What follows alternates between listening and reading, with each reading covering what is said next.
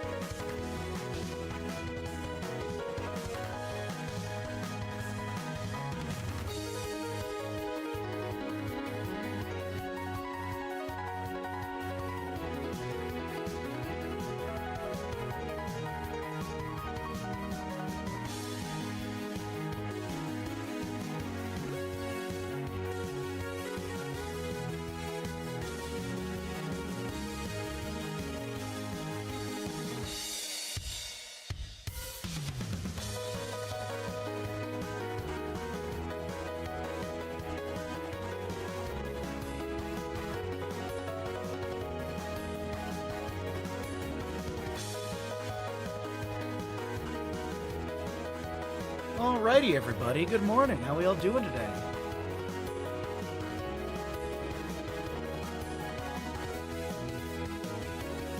Nika, congratulations on first. Our congratulations on last. It's big.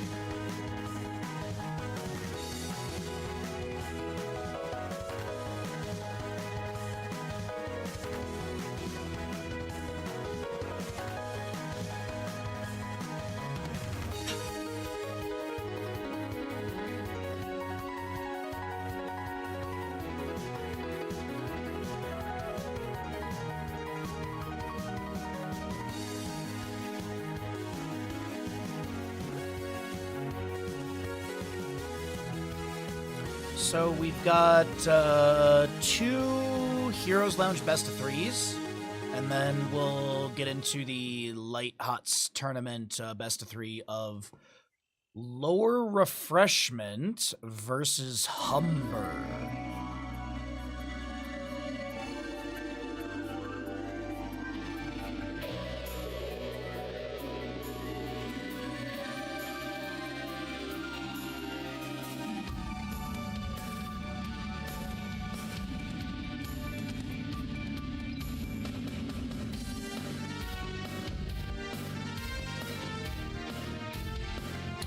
Yeah, what's up, Umber? Congratulations on second or whatever.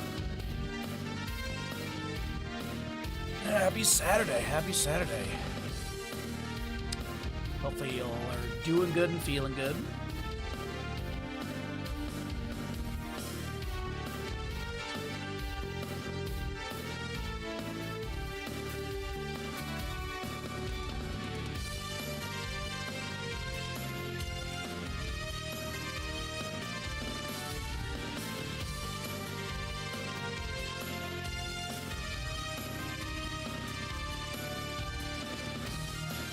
Almost human. That's always good.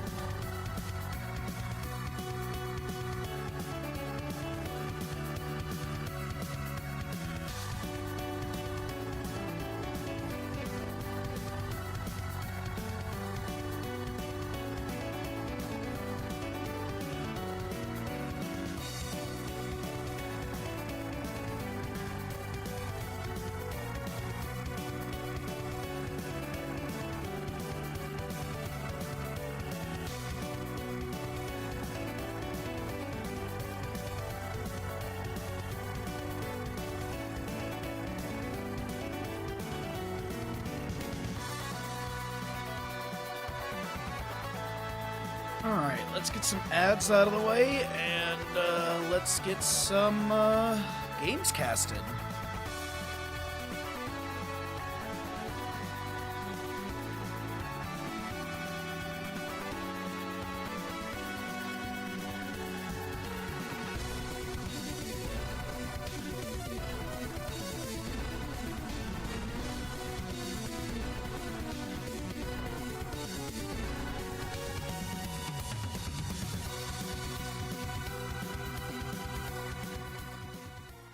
All right, good morning.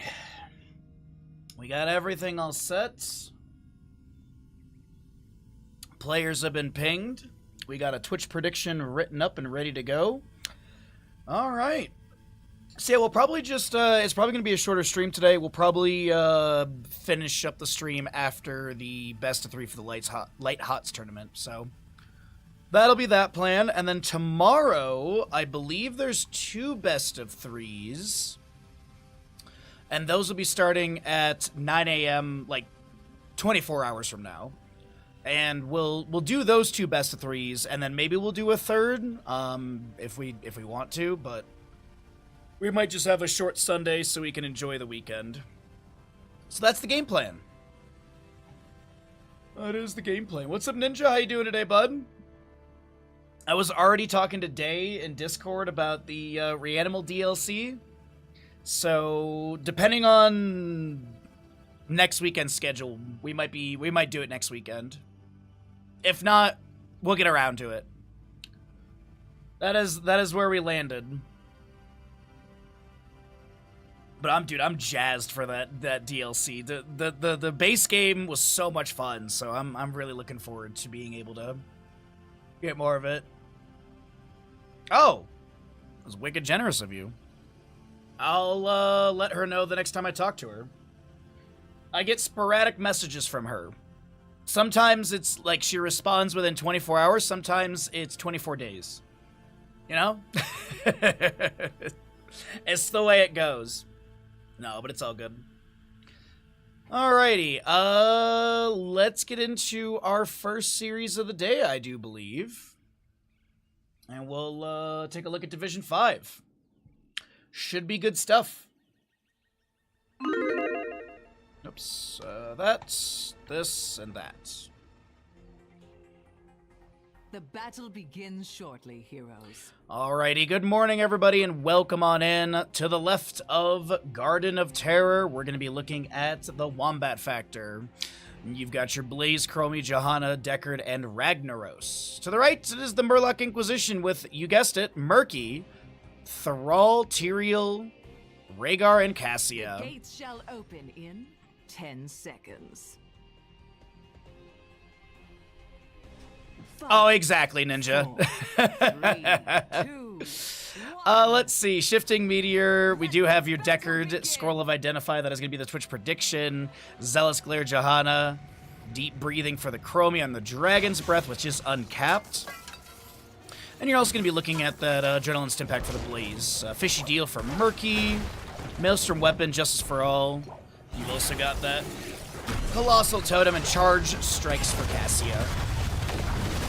Last wave out from the Ragnaros as we do have Cassia stepping up. Meteor does go down, but it's just going to be getting a few stacks, and that'll be that. So we got this Blaze, whose name is Brightwing, up in the top against Smokey the Murky. We do have Cassia Rhaegar shifting over to grab this Bruiser Camp for bottom lane. Tyrael might be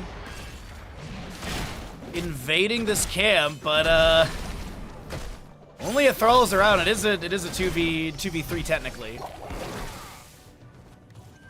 But harassment is all that is going to be achieved.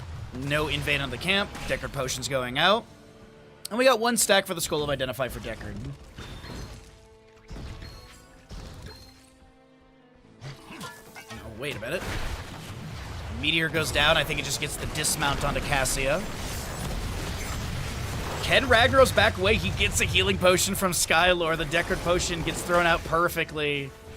And they will not be taken down. The well tap is going to also be utilized. We have the Murky heading into mid lane. 42 stacks currently on that baseline for the Murky. And that's a good condemn. into a handful of damage, but looks like Mixon and Pedro will not be taken down.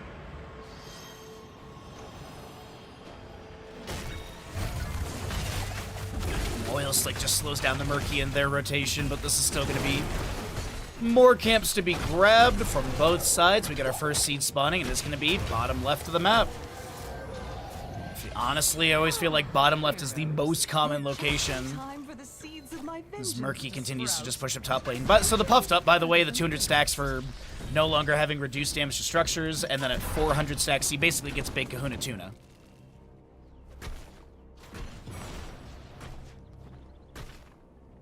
But does Blaze make something happen here? It is going to be Ragnaros able to get the Shifting Meteor down. Murky will bubble up. Not a whole lot of HP left on the Murky as Cassian does rotate in, but here comes the Chromie as well. A few Dragon Breaths will force the enemies off. A Shield Glare from Johanna for the dismount, as the first seed is still available in the bottom of the map. Speaking of the bottom of the map, Mixon on this Thrall is going to be working through the minion wave. That's Ruby for Deckard Cade at level 4. Chromie gonna get the channel. Thrall, Pharaoh Spirit will interrupt. He lands a nice big handful of damage afterwards. The Skylord is going to also be able to throw some potions down and be able to back away. This is gonna be Ragnaros popping Molten Core. We'll be able to delay out the objective channel from the enemies.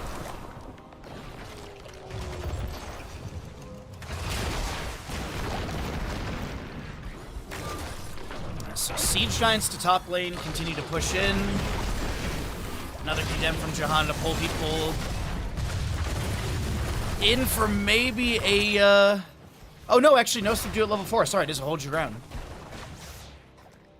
I was thinking they were trying to get some of the triggers for the slows. Murky just continues to side soak, up to 132 stacks. Deckard Cade will be interrupted by the Eldruin's Might. No level 7 yet for a Burning Halo. Another Condemned to pull the Cassian. The Shifting Meteor coming down from Ragnaros. The Time Trap on the left side will capture this Tyrael. Ragnaros is trying to get away from the incoming Cassian damage. Does use the Power Sulfuris to be able to heal up a little bit. Mixon gets the Chain Lightning for the kill. They will trade. Free Rider going down. It is 2 for 1 in favor of Murloc Inquisition. Tyrael still chasing into this Chromie.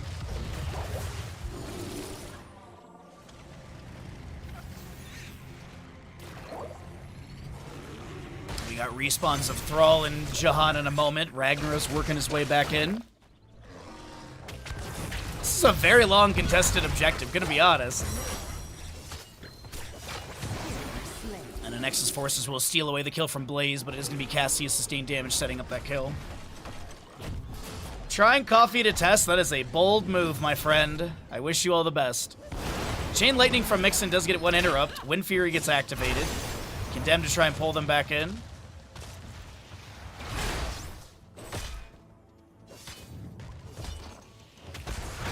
This will just be more Shifting Meteor stacks, up to 36 of the 75. Last wave applied to the Johanna. She pops Iron Skin. Maybe looking to step back in. Deckard Cade gonna get interrupted. Throws down an immediate potion. Murky's still just murking around, by the way. And then you're gonna see a level lead from not only just the heroic kills, but I'm gonna assume a little bit from mercenaries, but mostly minions is almost 3,000. And realistically, the longer this goes, the better it is for Murloc Inquisition. Finally, the channel will come through. Deckard does get it for his allies, but that is almost a level and a half lead as Murky's able to quickly grab this left camp bruisers. We do have a scrollless ceiling going down, the Eldruin's Might to teleport out, and Tyrael's fine.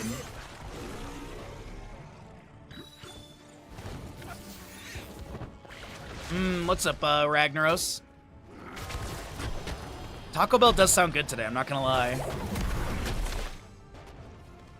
Not gonna lie, it has been in the back of my mind today.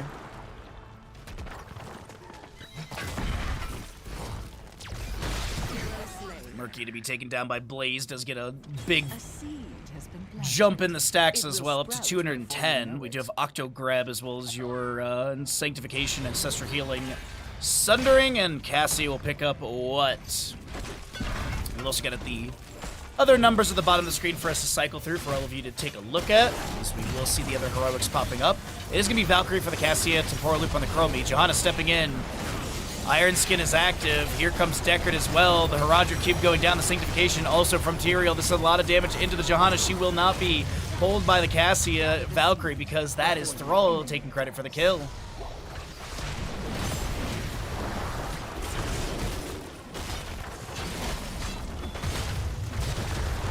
Ragnaros heads to the top right objective. Murky might have a delay onto this. I don't think he's going to be able to do too much here. He throws down the pufferfish. Blaze misses a jet propulsion. There is still siege in bottom lane happening, by the way. Murky is getting some delays. I don't know if they're going to be able to get one more into the Ragnaros here. Is there a slime? There is indeed. Murky will be taken down. I don't know if Thrall can make the rotation. Nah, he won't be able to. Chain Lightning will be a little late, so it's going to be 2 out of 3 seeds to the side of the Wombat Factor. And they still chase in. Blaze in this little corridor. Thrall will wrap around the corner. Wind Fury's active. Saphir Smash going out, picking up a stack. Valkyrie pulls nothing. Less shield from Johanna coming out a little bit late, and Blaze gets taken down by the Cassia.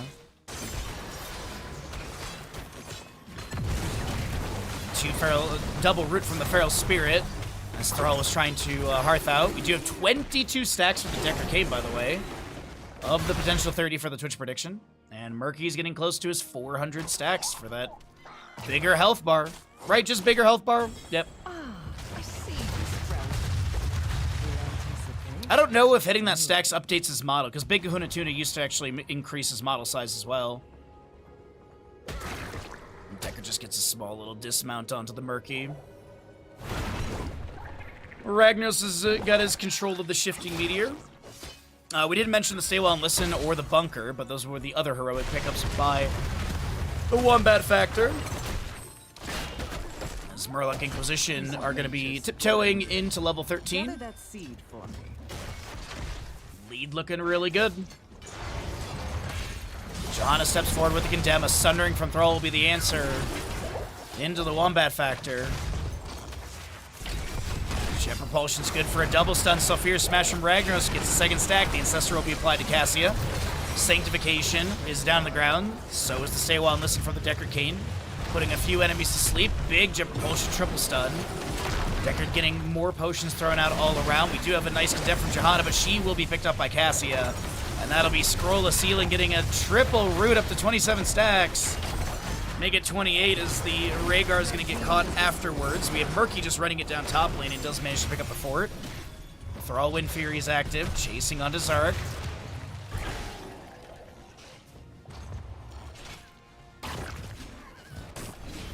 Murky siege in top lane continues. He's got the Inspired Minion Wave. Blaze ignites the Oil Slick. He did go for Fuel Leak, by the way. Will we see our Grill and Kill 13 for Blaze? Temporal Loop for the Murky. Really? They really were just like, okay, we gotta get rid of this dude.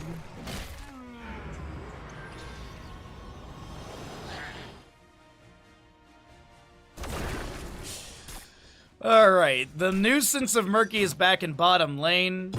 Or in mid lane. Speaking of bottom lane, we are going to be seeing this rotation down onto Ragnaros. We'll take a look and see if Ragnaros will be able to back away. The Eldrune's Might goes down. The Saphir Smash will fire out. It's up to 4 stacks. Molten Core does get an activation, and Saphir's Swing does have a knockback factor on it, but Mixon's down here as well. And keep in mind, when Ragnaros exits right about there, he will be stunned for 1 second, but the allies are coming through. The Sanctification coming down from Tyrael. The Ragnaros will be stunned for a second, but no kill into him as the Stay a While and Listen captures 4. Blaze in top lane up against the Murky. One more auto will take down the fish, and Blaze can walk this Siege Giant into the fort, or at least assist clearing out the minion waves, so that way Siege Giants can possibly get damaged into the fort. But it could be 2 out of 3 for both teams, as Murloc Inquisition will be going for top left objective. Siege Giants and minion wave getting damage onto the fort now. Thanks for the lurk, Ash Mantle. Appreciate it, bud. Johanna condemned. Tyrael Aldruns might teleport forward. And will be able to get that interrupt with the Holy Ground as well. Scroll of Ceiling captures 2. Deckard Cain stacks have been completed. Sulfur Smash going out. Ancestral was used, and some of it mitigated by the Emerald of Deckard's level 7, but still, Johanna will be taken down. This is going to be Shifting Meteor moving around from Ragnaros. The Temporal Loop into the Tyrael on the bottom left of our screen as Chromie's trying to back away to the fort. That is the Scroll of Ceiling, getting 3 more stacks, but Deckard will be taken down. Ragnaros to fall, and it will be Murky continuing to push bottom lane.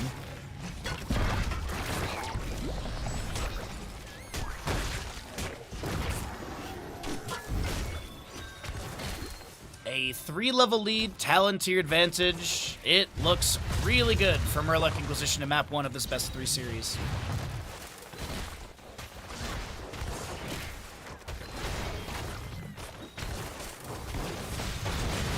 Mid fort will be taken down. Just kidding. Not enough of a minion wave. Murky continues to head to bottom lane. And this will be the incoming minion wave. Johanna's going to do her best to clear this out, but she ends up getting rooted. A Scroll of Ceiling from Deckard zones the enemies back. Temporal Loop applied to the Cassia. I believe there was a cleanse from Rhaegar, but the Sanctification also utilized by... No, that was Sanctification. She was in the Sanctification for just the window she needed to be, as Purge is still off cooldown. Jet Propulsion lands on a Murky. Does look like his model size did slightly increase visually.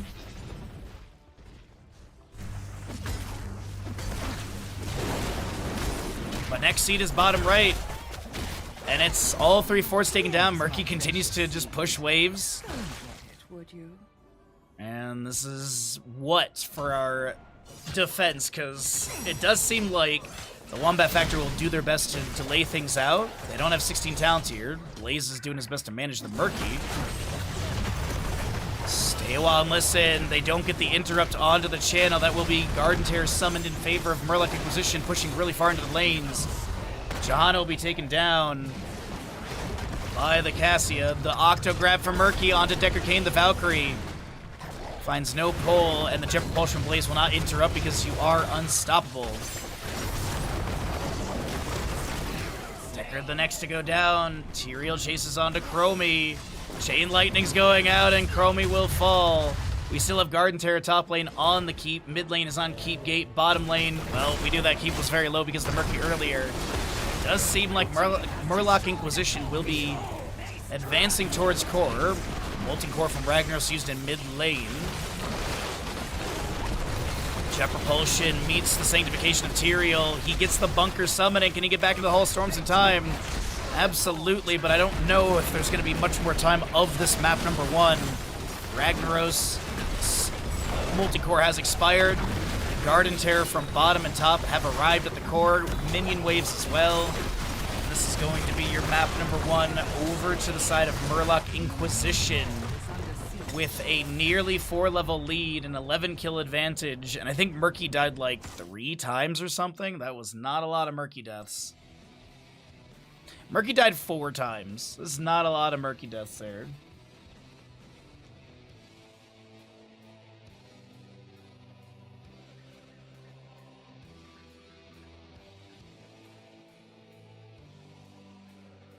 I don't know what it is, but I don't know if I slept weird or something, but my like mid-back and my left leg is just weird today.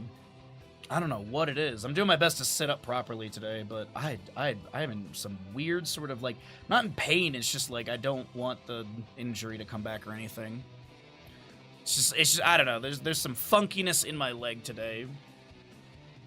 So I'll put myself horizontal on the ground for a little bit after stream, I think. It's called age. Well, no, I had that spine injury 2 years ago. I had a herniated L5S1 disc, and I literally could not walk or anything. No, this is stuff from that. Yeah, not sciatica. I honestly think I just slept weird and I inflamed it or something, because I can definitely feel the something over there. No, this is from the L5. It's a forever injury. I have I believe the medical term is neuropathy, which is the like the feeling that I have like going behind my knee and stuff like that, and like feeling some of the old pains from the injury, is usually neuropathy. Because sciatica is a specific nerve being pushed on, if I'm not mistaken. And when I had the herniated disc, that was when the whole nerve and everything on my left side was being pushed on.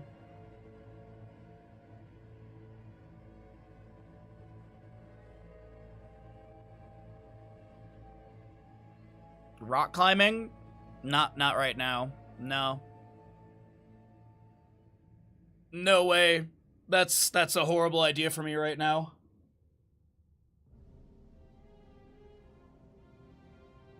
The idea of compressing my body like that is not a jam. I mean, I literally like I had a slight, what's the word for it? Inflammation from just getting up on my buddy's boat wrong.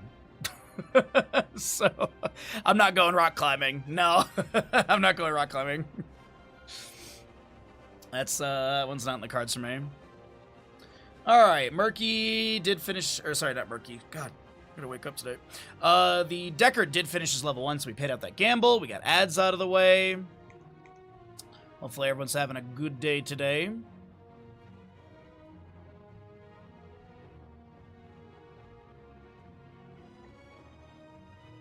Alright, did we swap sides? No. Alright, good.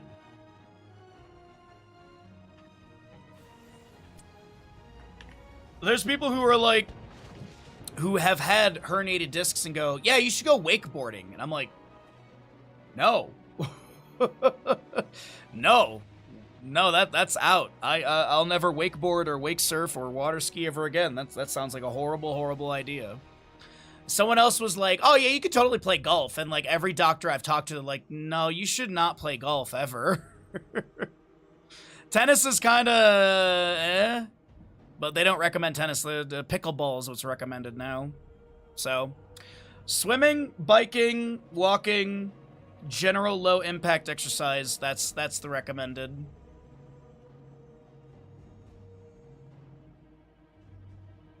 Have you tried getting beat up by an MMA fighter? A friend of a friend fixed it all with that. Oh, really? No, I'm good. I do know an MMA fighter up here. I do know one.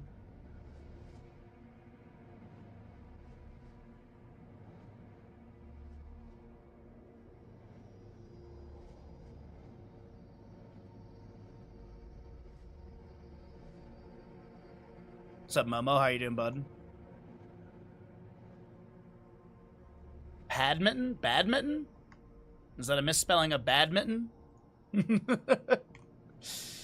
I can go, I can do kayaking, but I need to have, like, a good kayak. I can't use, like, the generic, like, $100 Kmart kayaks, because the way the seat sits. But I borrowed my neighbor's, like, $300 kayak. It was actually way more than that. But, I used that, and that was, I was fine with that. But it has, like, lumbar support and stuff. Yeah, badminton's fine. Yeah, badminton. Not the Olympic level, though. Have you seen, like, Olympic level badminton? That stuff is insane. That is wild to watch.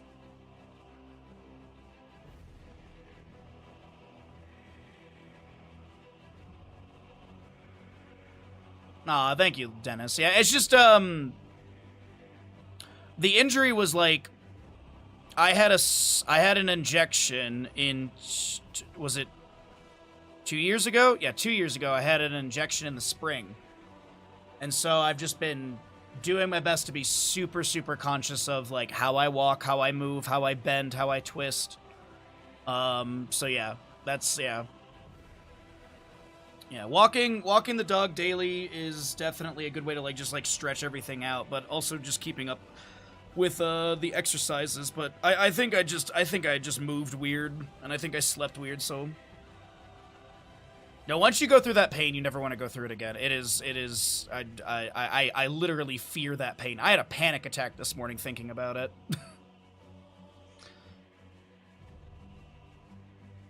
At amateur, it's already wild, let alone people who actually know how to play. Yeah. Yep.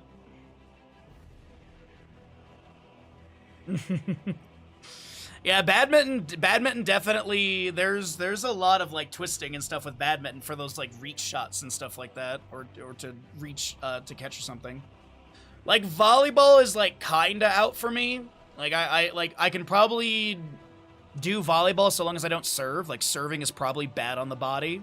That whole, like, reaching up really quickly and slapping, that seems like a bad rotation thing. But, like generally, like, bouncing the ball around, that should be fine. But my best thing is, in the winter, snowboarding. But that's because my body, like, I'm used to snowboarding. I've done it for my whole life, basically. So, like, snowboarding makes sense because even though there's twisting motions and stuff, a lot of initiation in snowboarding everything starts with your feet in snowboarding. Everything does. When it comes to what you're doing in maneuvers. There are other things where there's more twisting of the body, but I just avoid that. Swimming is recommended. Swimming is definitely recommended, but the lake is very cold. It's actually not too bad right now. I could go swimming on Monday. Could go down to the beach, but the lake here is very, very cold.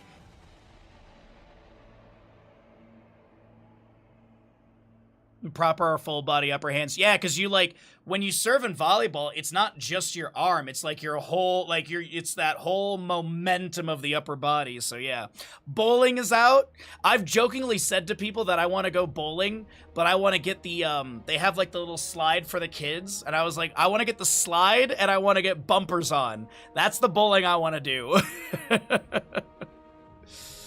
So yeah. Alright, shall we get into Towers of Doom, everybody? Let's get into the next map. Thanks for listening to me ramble about stuff.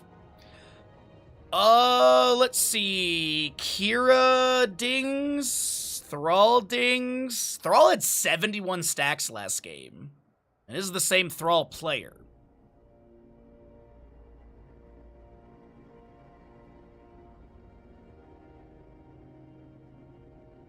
Now, let's do that.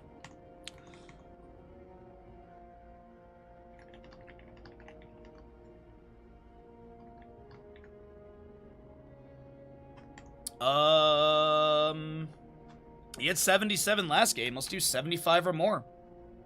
74 or less. It is a total 100 stacks for this quest, but let's do somewhere in the middle. Or somewhere high.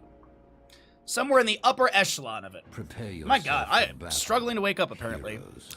Let's get into it, though. Left of the map, in the blue, map number 2, it's gonna be the Wombat Factor. You've got your Diva, Kira's, Tychus, Varian, and Stukov. Right side of the map is Murloc Inquisition. We've got your Cassia, Rhaegar, Thrall, Murky, and May. And we've got that Maelstrom weapon for Thrall level 1. That is going to be your Twitch prediction. How many stacks will you get by the end of the game? 75 or more, 74 or less. Get your gambles in. 5, Fishy Deal, Murky, 4, Heat Transfer, May. Also looking at that Colossal Totem for Rhaegar. Tychus press the advantage. Kira does go into the Fatal Wounds at level 1, so she looks like she's going to start with Trait here. Liquid Cooling for the Diva, Fetid Touch Stukov, and your Overpower Varian. Immediate Carnage. And there's a Lurking Arm down from Stukov as well. Mixon just trying to get the bonks. Is there a Cassia Lightning Fury indeed to take down the Kira? The Feral Spirit does go out. And does get a small root. Murky in the top lane up against the Diva. Looks like Diva sustained damage will force Murky out of the lane. We do have a Blizzard down from May. Icing, I think, maybe trying to catch the Varian backing away or something, but that will be a double kill early on for Murloc Inquisition. I believe that was a Purge from Rhaegar utilized into this... Yep, into the Stukov to back away. Purge is an 80% slow, by the way.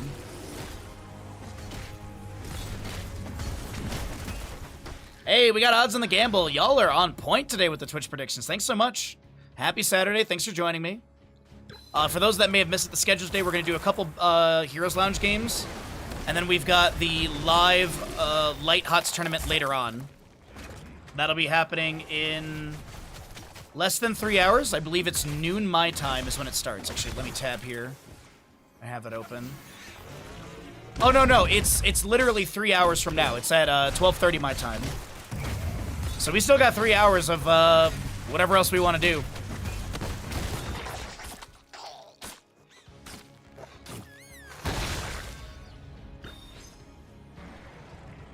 Bottom lane wave is going to crash onto the gate. A little lightning fury goes out from Cassia trying to poke onto this Tychus.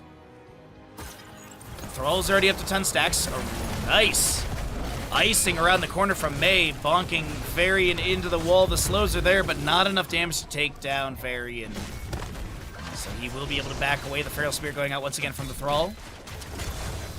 We do have 3 sappers working their way in. They're going to charge into the gate, and that'll be gate taken down. Still 1 tower remaining. Minion wave getting a good hefty amount of damage into that. Icing from Mei. Trying to hit onto Kira. That will be a grapple hook at max range connecting. And Kira will be able to get up to 24 of those fatal wound stacks baseline. In the rhythm for Tychus as well at level 4. We've got that upstage for Kira. Maybe Healmonger at 7.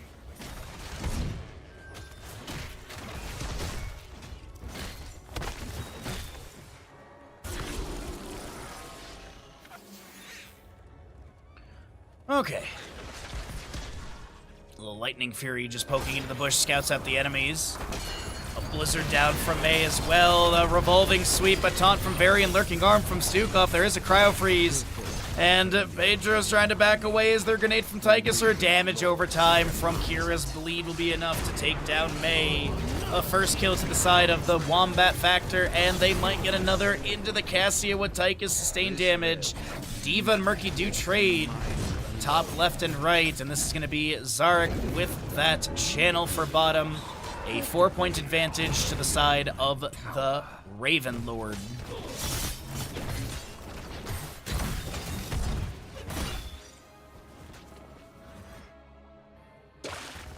So we got Sapper Camp to the left started. Murky's going to get taken down. I think he was just going to scout out that camp, but immediately just gets bodied. I don't even think he had time or even the cooldown for Bubble there. But of course, he's already respawned. Short cooldown. Egg respawn in mid lane. Buffer goes out, and this will be Varian unable to clear anything, or cleared out, so there's going to be more baseline puffed up stacks for the Murky. Looks like it's single objective coming up in the bottom of the map next. Murky top lane also losing a little bit of that gate. Oh no, it is double objective, excuse me.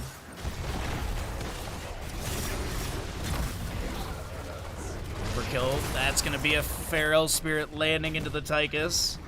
Yo, what's up, Tree Arms? How does one get involved with the tournaments? So this is Heroes Lounge, which is a grassroots league. Kind of like a beer league, if you will. There's no prizing on the line or anything like that. It's just, you know, there's a season. There's like 8 weeks for the season. If you make it to the top 4, top 6, I forget which it is, you then go into like a playoff bracket, and then, you know, you can win the season. NGS is the North American version of that. If you play in NA, both of those Discords have like a looking for team channel sort of thing, so that's a good way to get involved with that. When it comes to like the larger tournaments, those you typically join with an entire team onto like tournament or something like that. But right now there's no tournaments to sign, no tournaments with prizing to sign up for. I think Kaldor's going to do something soon with Heroes Lounge for Division 1. But that's specifically Division 1. Hopefully that answers your question. If not, I can answer more after the game.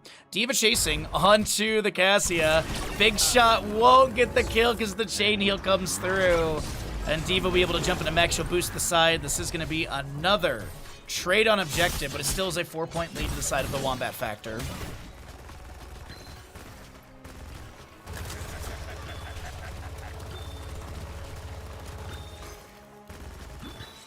Tychus up to 32 stacks for his, level 4.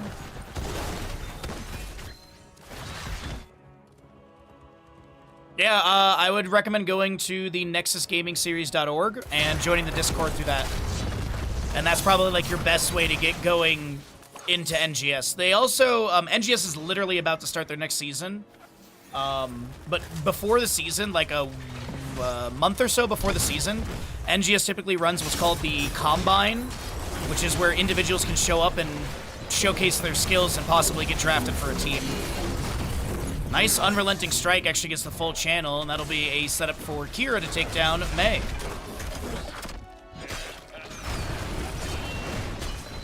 So it is Micro Missiles, Unrelenting Strikes. Murky gets taken down by D.Va, Pilot, Odin, which is being used currently.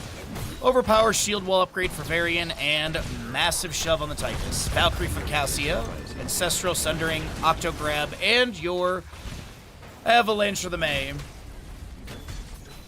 What's up, Hakuna Frittata? How you doing, bud? Oh, me too, Ninja. I have zero desire to ever do hitless. Hitless anything sounds not my jam. Sundering from Thrall, though, does get to push people around. This will be Cassia. Continue to pressure with Lightning Furies. There was a grapple hook from Kira to allow her to back away. More Lightning Furies poke out. Cassia going to be able to avoid the revolving sweep of that Kira. And the Murky up to 188 stacks. Sorry, Bandit's on his paws today. Ancestral goes out from this Rhaegar. We do have the Kira getting the channel once again. An 8-point lead is formed. As that'll be D.Va, Mech, and Pilot taken down. Unrelenting Strikes gets a slam stun into the Cassie, and she will fall. Nixon, this Thrall tried to back away, will be able to do so. And 1, 2, 3 Sappers making this bottom lane bell tower. Varian starting out. No? Okay. I thought they were going to go for that Sapper camp there as well, but Murky continues to soak up the lane. Yeah, what's up, Cav? How you doing today, bud? Congratulations on being the Marble Grande Grand Prix winner. How does it feel?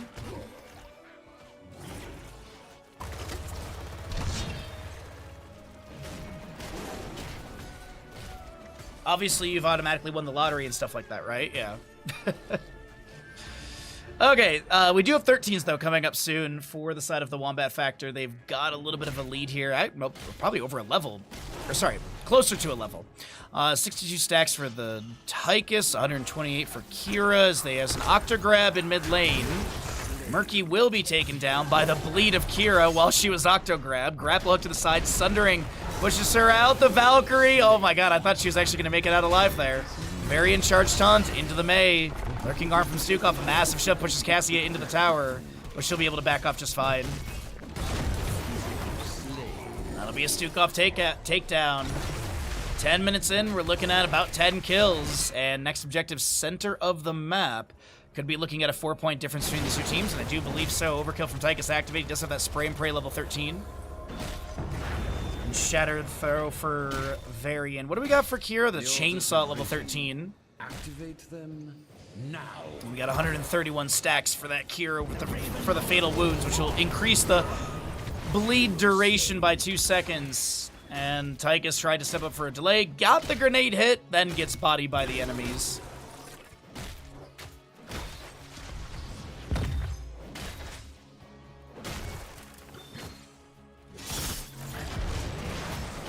Feral Spirit into the Kira. She'll activate Unrelenting Strikes, and there's no interrupt onto her.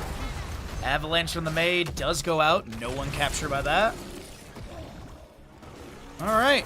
Some traded abilities and heroics, but at the end, it's still that 4-point lead. Triple objective coming up next.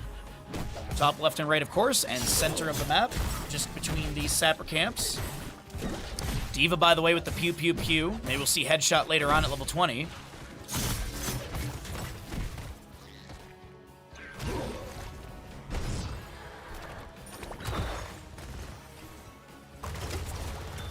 Oh boy. All right. We're looking at just setup right now. Sappers in bottom will be cleared out. Murky in mid lane might die. I don't think so. Weighted pustule. Virulent reaction onto the Murky. He's low. Will D.Va be able to sort of catch him? Little body block. There's the bubble up with the micro missiles as the answer to that, and the pufferfish gets cleared away. Nice micro from D.Va. Kira Fatal Wounds has been completed in this bottom skirmish. Murky's respawned, and we're back in the map with our fishy boy. D.Va grabs mid lane wave. I don't think this will be enough for 16. There's going to be the Unrelenting Strike from Kira interrupted. Massive shove will push Thrall to the side. Valkyrie and Sundering go out. The Ancestral. Was that an Ancestral on Murky? Did I really just see Ancestral on Murky? I did see an Ancestral on a Murky there. And then he immediately died to the Diva Mech explosion. Oh, that's too funny. Murky gets right side. Diva's trying to get left. I don't know if she's gonna be delayed by the bubble, the fish or not. And Feral Spirit interrupts the Varian. Oh, Wombat Factor getting this would be really nice. They'll pull ahead by 8 points. They might be able to get the kill on the Thrall as well. Mixin lands a massive triple Feral Spirit and then backs off.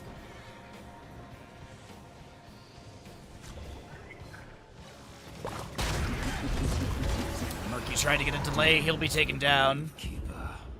Sorry, skimming your messages about hitless stuff. Bring down the Gravekeeper's core. Like, even Soul level 1 in Dark Souls games isn't even appealing to me. Couldn't imagine doing hitless in any Souls games.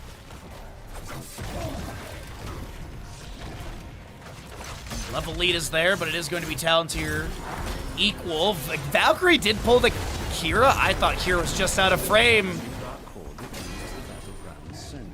Nika, thanks for the clip.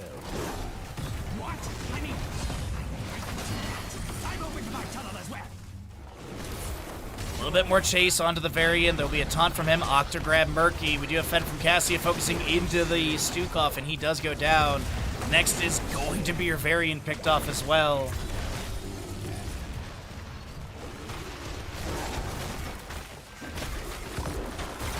Wow. May goes in with the icing. There's a little bit of a slow, and Tychus is just going to activate that overkill. Does have the armor-piercing rounds as well at 16.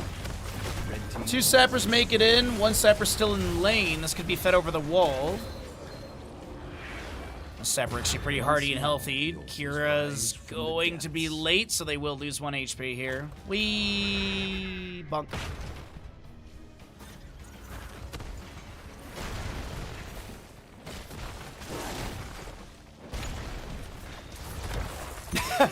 Alien. That was good, dude. That was really good, bud. All right. 18 to 18.5. The experience lead is for Murloc Inquisition. Odin has been summoned. Valkyrie pulls Odin back in. Murky on the right getting the channel. No interrupt onto him. 5 shots will fire out. Unrelenting strikes from Kira will connect onto a couple enemies, and that does get the stun. There was an avalanche that created a little bit of space as well. 18 to 16 currently in core HP. Taunt for Varian lands into the Thrall. Mixon trying to back away. Is there enough of a heal from Rhaegar that he gets the chain heal out? And the bleed damage won't take down Thrall, but it might be able to pick off the Cassia here. Absolutely, with the assistance of Diva Micro Missiles. Murky trying to steal the channel on the top left of your screen, but he gets interrupted by a Varian taunt.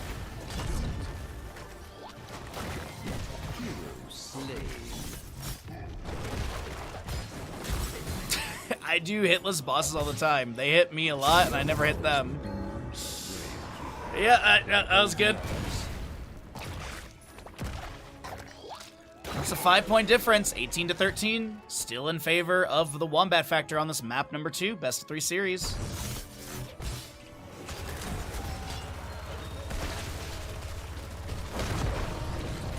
Octo grab.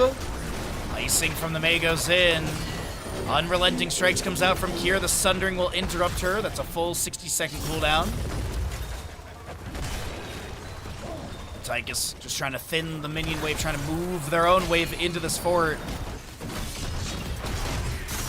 Kira gets a nice carnage. There will be a taunt from Varian into this Thrall. We do have a cleanse out on the Mixon as well from this Rhaegar, and they will be able to back up just fine. They still have tower shots. There's going to be Banner down to eat some of those tower shots. We don't have a minion wave, so they need to back off. Murky's done with puffed up baseline. 52 stacks, by the way, for your Thrall. 108 for the Tychus. He has effectively doubled his minigun duration. 306 stacks for the Kira.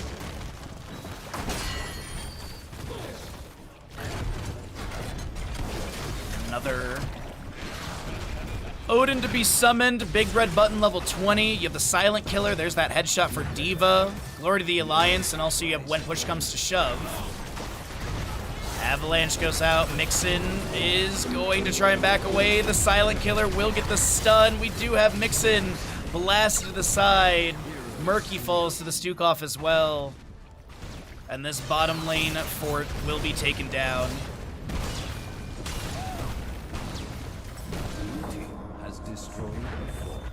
Alright.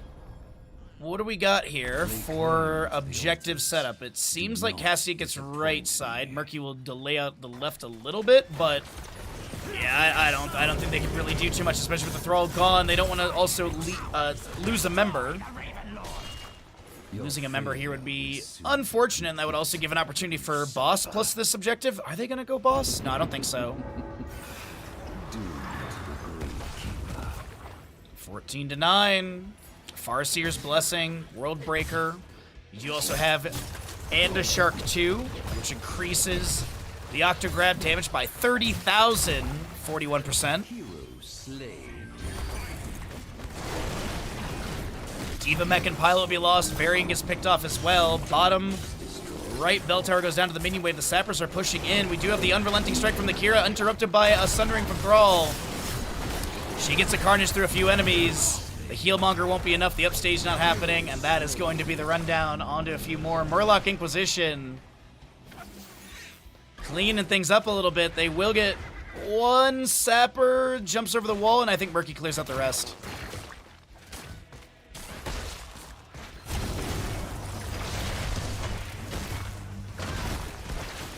Absolutely amazing turn of tables there. We do have a single objective in the center of the map coming up next. Odin from Tychus was summoned, trying to dissuade the enemy from this bottom lane bell tower conversion, but that's not happening.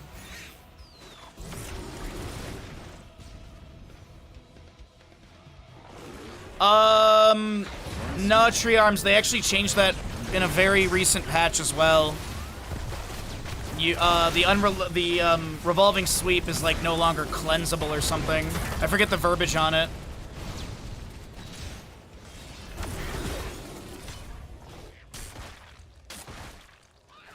Actually, does it say in her base kit? Let's see. It doesn't say. I'll find it after this game. Valkyrie goes out. We do have single objective in the center of the map, 4-4 in shots potentially. 14-8 in HP. We do have the Octograb from Murky with that giant Shark 2. Unrelenting Strike from Kira with the Silent Killer hits. She gets a reset. She could activate it literally once again. And that'll be Murky, Rhaegar, Cassia all falling. Mixin trying to back away. There's the Unrelenting Strike, but Pedro was able to get away with an icing.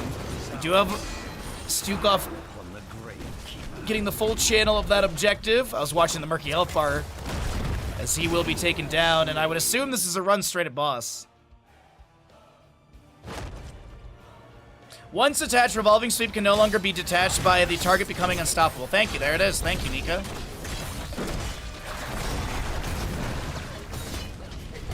I saw a clip of a Butcher chasing a Kira that was attached to him.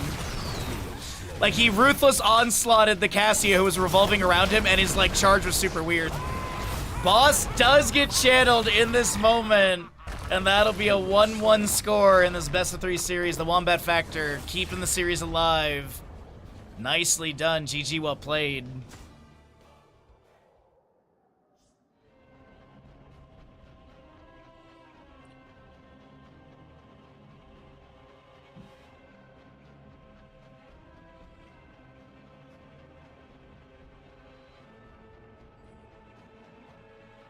Yo, what's up, Snake? How you doing, bud?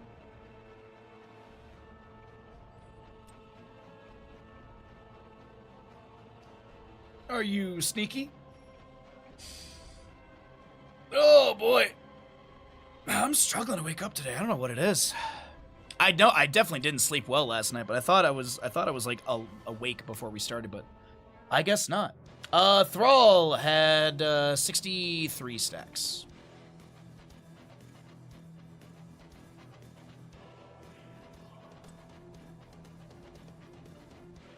All right. 1-1 in the series. Let's take a look and see where we're going to be heading into for the next map. Infernal Shrines.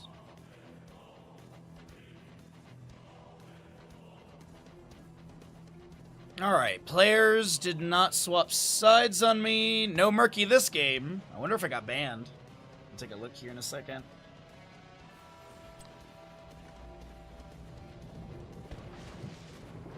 No, it didn't.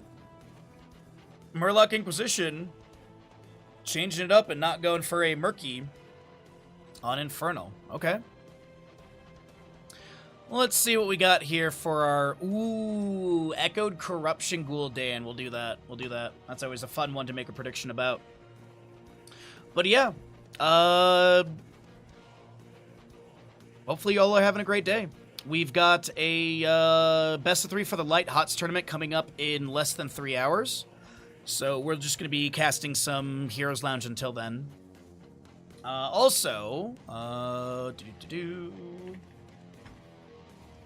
For Tree Arms, if you're curious, that's the link for the Nexus Gaming series if you'd like. Been a bit since you tuned in, but happy to see you still streaming the best MOBA out there. Yeah. I have not gone anywhere. Still doing the thing. I'm just waiting for Blizzard to recognize game. Just waiting for them to send me that email for BlizzCon any day now. Any day now. It's like BlizzCon's like it's like 35 days away or something. I internally am that Star Fox alert Cab just did. I'm 100% that alert. And I got some weird like pains in my leg today. So I don't know what's going on with it. I have no idea. Like, I honestly think I, like, slept weird. I was feeling fine yesterday, and then this morning I woke up, and it's just, I don't know. I have no idea why. But we're managing. Does anyone have any strong thoughts about the Abathur changes? I haven't seen enough to really have an opinion. I haven't, like... Everyone on Reddit is like, it is so broken, it's so impossible, and it is not in a single Heroes Lounge game. Well, there was like one. There was literally one that we casted, and it was pretty much the exact same Abathur you previously saw. So it is wild to me how the internet is banded together to talk about how awful she is, or how awful he is. And yet I don't see it in any of the grassroots games, which is mind-boggling to me. It's not like it's like getting permabanned either. It's not like it's permabanned. It's not like it's removed because Heroes Lounge has rules about stuff like that. Like NGS has rules like that. But literally no one in a Heroes Lounge is playing it. I'm literally sifting through games right now, and I'm not seeing a single Abathur.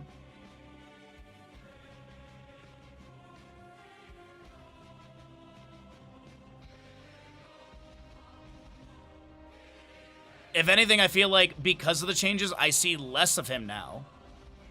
I feel like there's, like, no one wants to play Abathur. It's weird. Yeah, I'm literally, I've just gone through 20 different games. Not a single Abathur. Nothing. Nothing. Nothing. This is the series we're literally casting. Nothing. Nope. Yeah, it's crazy to me.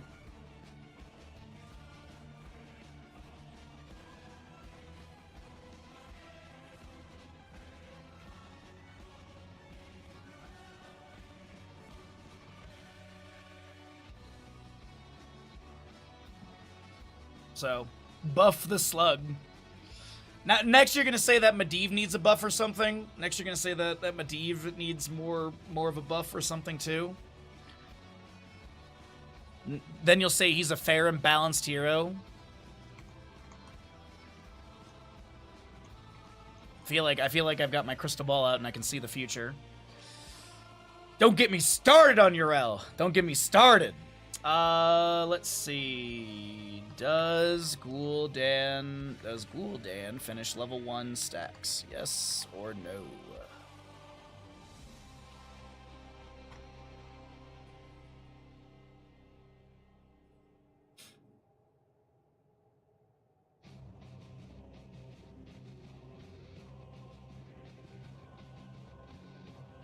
I don't know.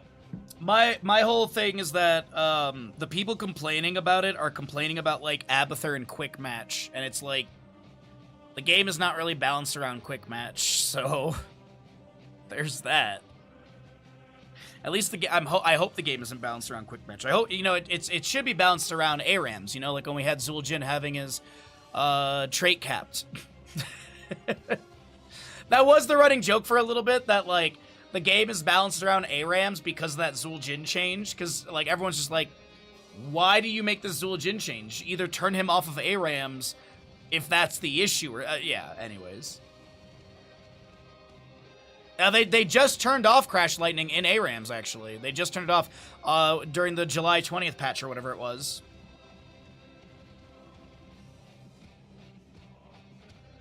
Slapper's a debate. Well, it changed from the PTR version to the live version. That's the big thing too, is that like I think everyone read the PTR patch notes, and then when it went live, they didn't look at the live patch notes. They were like, it's obviously just like the PTR. Why would I read the patch notes that are live? It's not like there's orange text ever.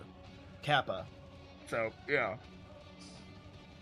But in PTR, it was busted and broken to hell, and then when it went live, it was adjusted, so...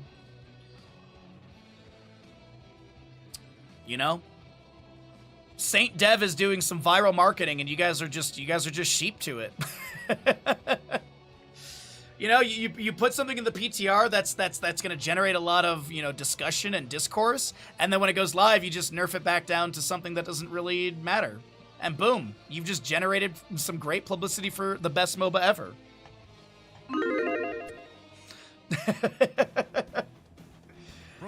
All right, everyone, let's get into it. Here we are into map number 3 of our first best of 3 of the day. We have the Wombat Factor here in Division 5 in the blue with the Mei, Deckard, D.Va, Ragnaros, and Chromie. Hey, Ninja, I joke, but I'm also serious. Yeah. Murloc Inquisition. You've got ETC, Dahaka, Ariel, Gul'dan, and Alarak. In 10 seconds. Slapper should have knockback. Yeah, and Abathur should have, like... Estus that he can use, and then we should also give him, like, One Punch Man ability. Let's just rework Abathur to just, be broken. He should have knockback, which works on structures. Yes, yeah, let's push structures around the map. Y'all are funny. All right, let's get into it. Map number 3, we've got our Twitch prediction. Will Gul'dan finish Echoed Corruption by the end of the game? 85 stacks needed. You do have Alarak picking up the overwhelming power level 1. Also Dahaka with his Enduring Swarm. He's going to get that Spell Arm and a 0.5 second duration increase on the Dark Swarm. Rock ETC and Searing Light for the Ariel. We're looking at your Blizzard upgrade for the Mei with the Ice Storm. Scrollless Ceiling for Deckard Cain, Liquid Cooling D.Va, Shifting Meteor, and the uncapped Dragon's Breath for Chromie. And it's going to be a 0.5% damage increase per stack. So 20 stacks would be 10%. Some math we can do on stream.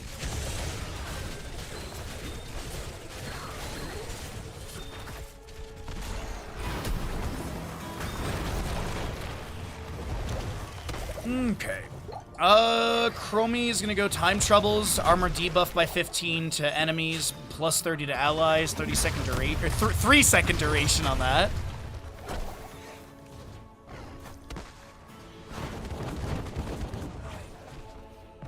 And it'll be your Frozen Punisher for top lane first.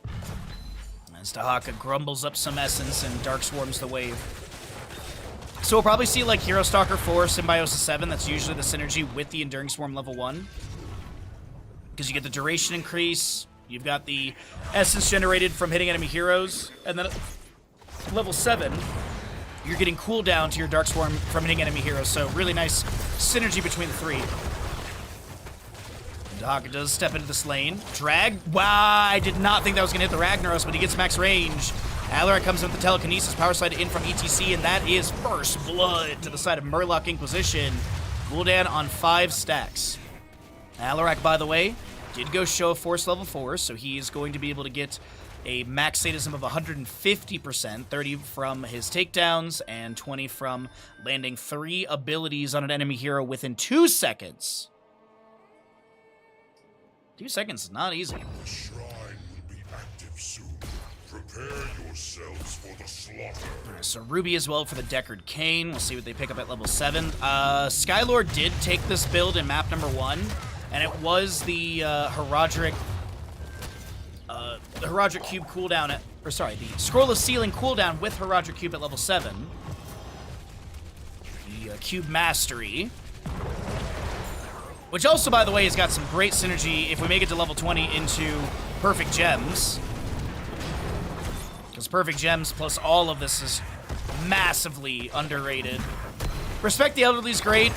I absolutely agree, but the amount of roots that you can possibly get and also extra healing you can throw down with Perfect Gems, definitely underrated. But either way, let's get into our first objective. Ragnaros pops Molten Core a little early. He's going to throw in some meteors into the wave, trying to weaken that Fallen Shaman. Do have some Sandblast up from Chromie Power Side from ETC lands, and May should pop the Cryo Freeze. And she'll get the icing to the outside of this engagement. Ragnaros Molten Core is going to be expiring pretty soon. Yep. And it's 14-3. Yeah, I said it's early because usually, at least in my experience in the past, you typically want to pop Molten Core around like 20-25 Skeleton Defenders, and then you can pretty much just get the rest with Molten Core. But it seemed like they wanted to utilize it for the wave to also poke around the objective. This is going to be ETC taken down. No level 7 for the side of the Wombat Factor, but they get this kill and they should be able to confirm the objective. I would not be surprised if D.Va leaves this objective and goes to soak other lanes once we get close to the completion, and that's a D.Va Mecha Explosion with Nuclear Option level 4 to be able to take down Alarak and the Ariel. Yeah, that was a good amount of overkill. 58 overkill on the Alarak, actually, as Ariel did use a big full bar of energy to heal up Alarak right before the explosion, but 58 overkill.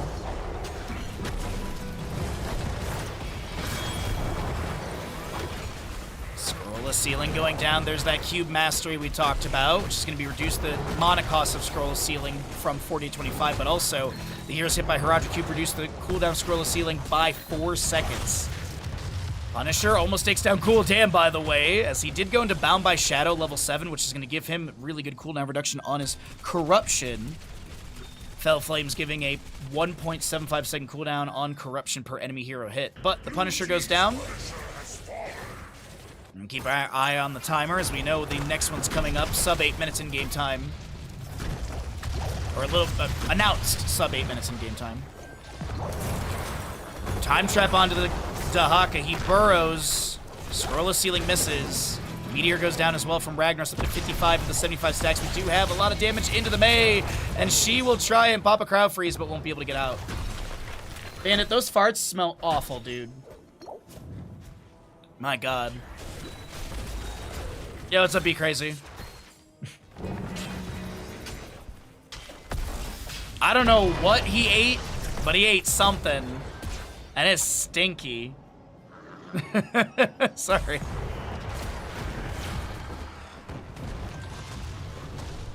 Heroic-wise, to the right is going to be your Horrify, Isolation, Mosh Pit, Counter-Strike. Ariel is... I could see Resurrection, but it's going to be Crystal Aegis, okay.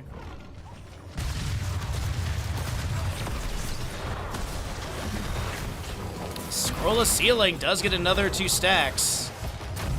This also will be Saphir Smash to follow up. Chromie trying to chase in with a little bit of Dragon's Breath, but no takedown into Alarak or ETC. They were getting quite low there.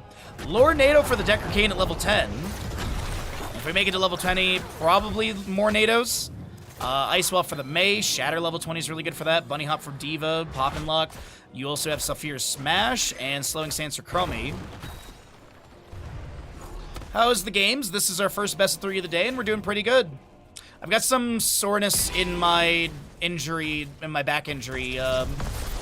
location, so I'm just trying to make sure I'm sitting good today. But I just think it's like a slight inflammation. I don't think it's re-injured. Knock on wood. Alarak combo. Dahaka drag is good. We do have a lot of potions down on the ground. Lornado will be utilized to push back the enemies. And that'll be all we see in this engagement.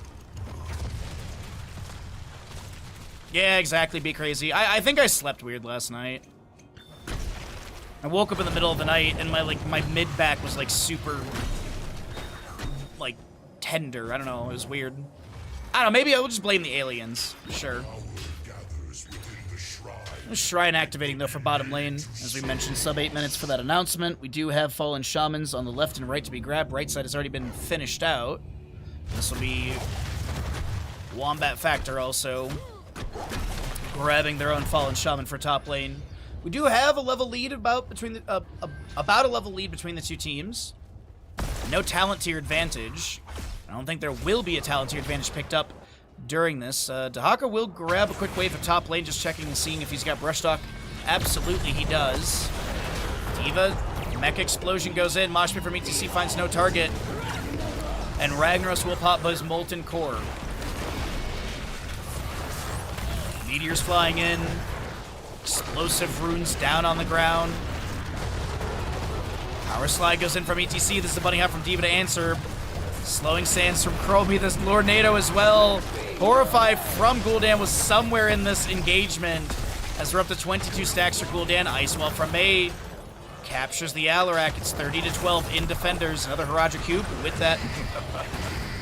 Ruby level 4 for some more floor juice. They're trying to get the Alarak out. He's got 114 sadism, but that is going to be a Crystal Aegis, and he actually is going to be okay for now.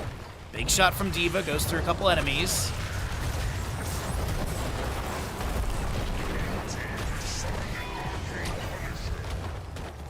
Yo, what's up, Zach?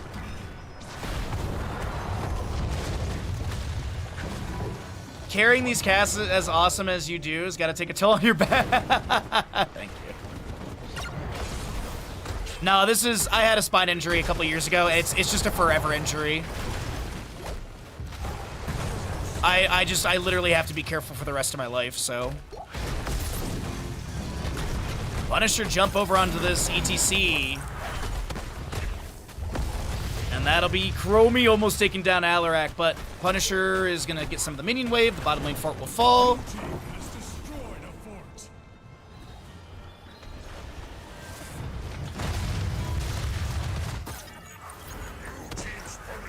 I'm hoping to be in way better physical shape than I am now at the age of 40, honestly.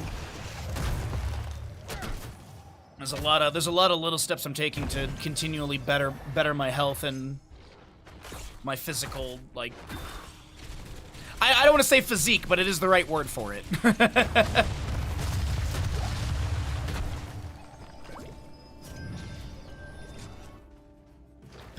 Alright, well, either way, Punisher went down. Next one's going to be previewed on the minimap. And we'll see that around the 13 minutes in game time. Let's see, mid lane, though, fort gates have been damaged a little bit. Still have some defensive measures there. Another Meteor just chasing after the ETC. We have 3 stacks of the 8 for that Saphir Smash. 55 for the Chromie, by the way. And 14 of the potential 30 for Deckard. He actually needs 1 more stack to be able to get the armor debuff. There is 2 armor debuff sections. One of them 10 for 4 seconds. The upgrade is, or the milestone, second reward, is 15 for 6 seconds.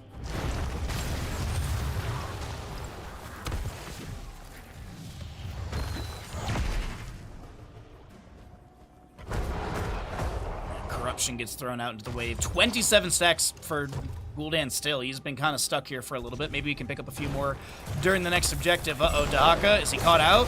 He burrows after the time trap. Activates some essence, trying to use this... trying to tap the bushes for that movement speed increase.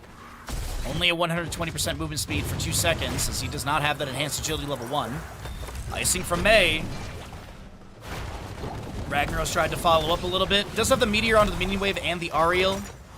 She's able to avoid the scroll of ceiling of Deckard. Does get a self-cast heal, but then Mixon's gonna go ahead and just tap well. Exactly, Dings. Exactly.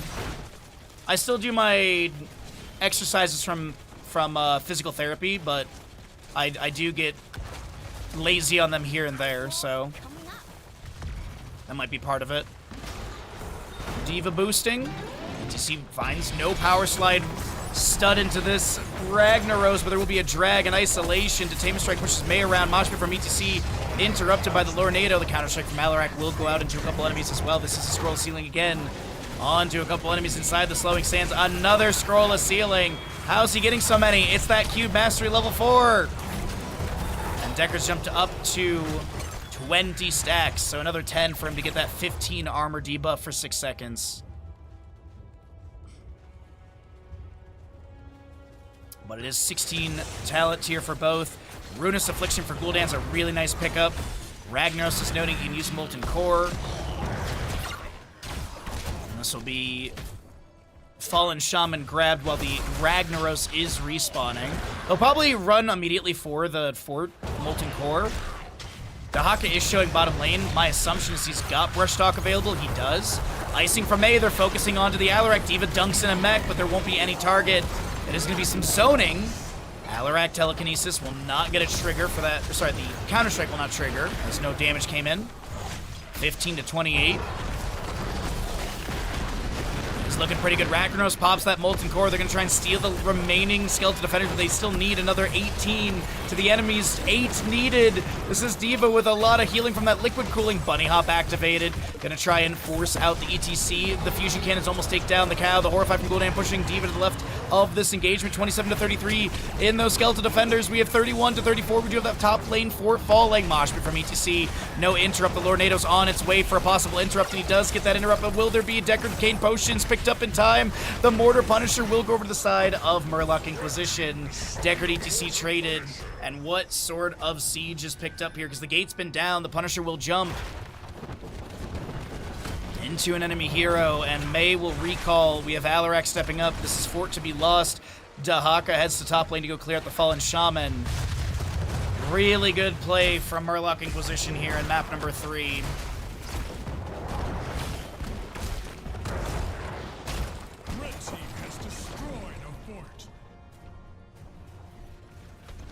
Punisher jump onto the gate. Diva with that defense matrix level 16 with the diverting power. Uh-oh, Alarak. He's going to get a little bit of healing after that Crystallegus, but he still gets taken down. Diva will lose her mech. She does go pew, pew, pew at level 13. On the previous map, we did see this Diva player, Brightwing, going for a headshot at level 20. Also, safety in numbers for the Deckard Cane. Invade onto the right. Yep. Sulfur Smash, 3 stacks still. Echoed Corruption for Gul'dan on 46 of the 85 needed.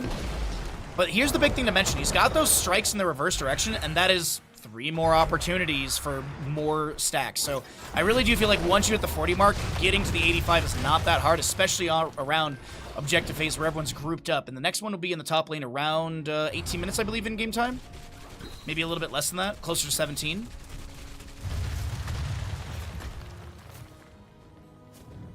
As we wait for level 20s to be picked up, but it is nearly a level lead. It's like 18.5 to 19 and a quarter about. We can at least check out some of the other stats here really, really quickly while we're waiting for those 20s to pop up. Invade onto this Fallen Shaman. Diva is pushing the wave. Oh, that's focus your efforts elsewhere. Alarak is going to scout out the Slowing Sands. ETC power slides in. Moshpit. Interrupted by Sulfur Smash, caught by the ice wall. May tries to get a foot on the point, as we do have Lornado coming through as well. The Diva Mecha Explosion. ETC does not get the channel on this camp, and that'll be a successful seal, but a lot of heroics burned from the Wombat Factor. Sulfur Smash, Bunny Hop, Lornado, Ice Wall, Moshpit, and Horrify, I believe, the only things utilized there. Let me double check this really quickly. Yeah, that's about right.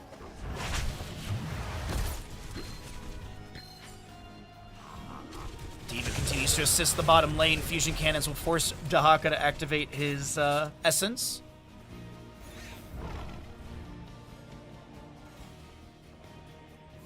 Alright, music's gonna shift here, and what do we got? Shield of Hope, Haunt Gul'dan.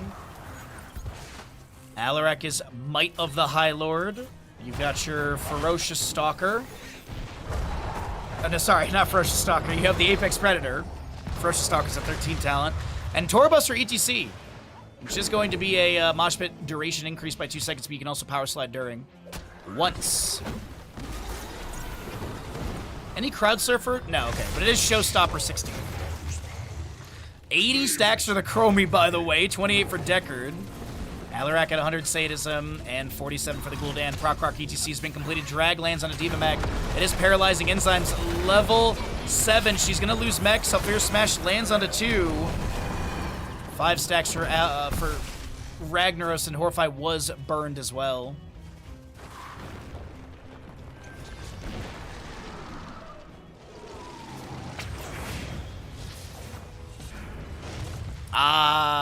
Love to see some perfect gems. Reduce the cooldown of all gems to 5 seconds. The cooldown for Rajaku by 6 seconds, which is going to make it a 6-second cooldown. Shatter for the Mei, Heroic Difficulty, Unraveling, and you do have your Albedative Armor for the Diva. Bottom forward is going to be lost. Ariel's still respawning for 2 seconds. Alarak managing the minion wave. This could be a fatal push. Wombat Factor could be winning off this. The stacks for Ragnaros, if he gets the 8 stacks, he gets a second charge of Sulfur Smash, the Mythic.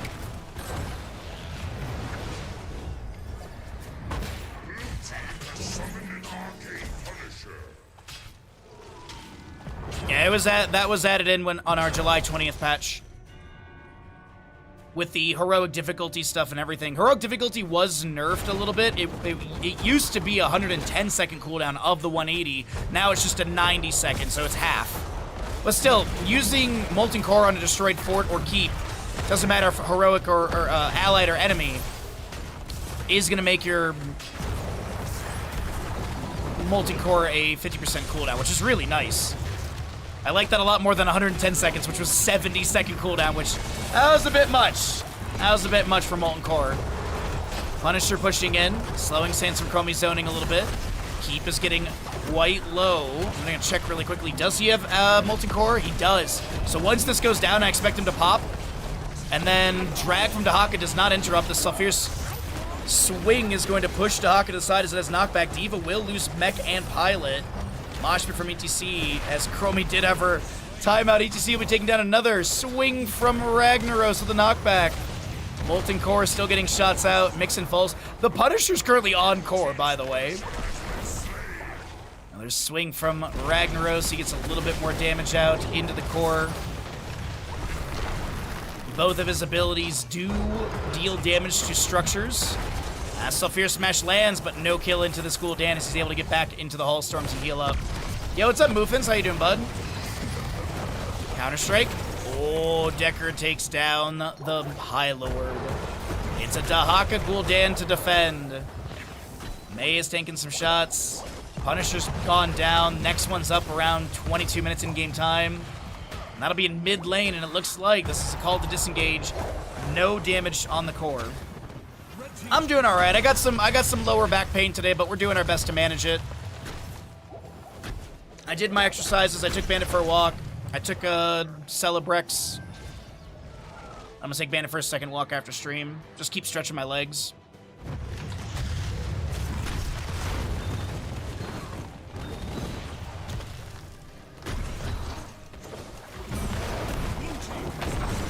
Hopefully it's just a one-day thing. Or maybe, you know what? Maybe we're gonna get some rain. That's why. Maybe that's why we're getting rain. You know, the barometric the atmospheric pressure is changing. Hope it clears up. Yeah. It was fine yesterday. It was hurting a couple days before because of the weird boating thing. But as I said, I think I slept weird. I think I just got to be smart about how I move today. Ragnaros gets a second charge. He just literally steps up for the Sulfur Smash second charge. So he's got 2 charges. From my understanding, there's no like cooldown, so you can if you have 2 charges, you can slam them both. I do believe. It doesn't. It's not like the Artanis orbital bombardment, which has a cooldown between charge uses. Telekinesis goes out. Ragnaros is trying to reposition away from all this D.Va bunny hop. ETC gets stunned, but she will not continue to further threaten ETC. The map, though, is pushing in really well. The mid lane fort's been taken down, as I said, around 22 minutes in game time for the next objective, and there it is.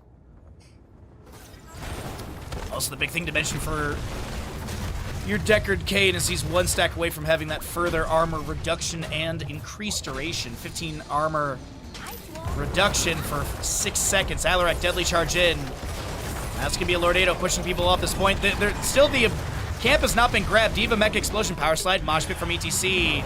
Is there going to be a tour bus? Yes, there is. Sulfur Smash. Second charge is going to be used. The shifting meteor with the Molten Bomb almost gets the kill. Decker's going to step into the enemies, and there's a lot of potions, but still. Wait a minute. That's minus 50 spell armor. Can Chromie get the kill? Oh my god, I thought Gul'dan was... He gets sniped by Ragnaros popping Molten Core in mid lane. As we do have catapults on core through top, they're going to get some damage on the core before the minion wave clears them out. This is another Chromie kill with the assistance of Ragnaros. And it is a 13% off the core. Objective has not been activated yet. TC trying to zigzag and get out of this alive, and I do think he is... Oof, that was a big rune bomb.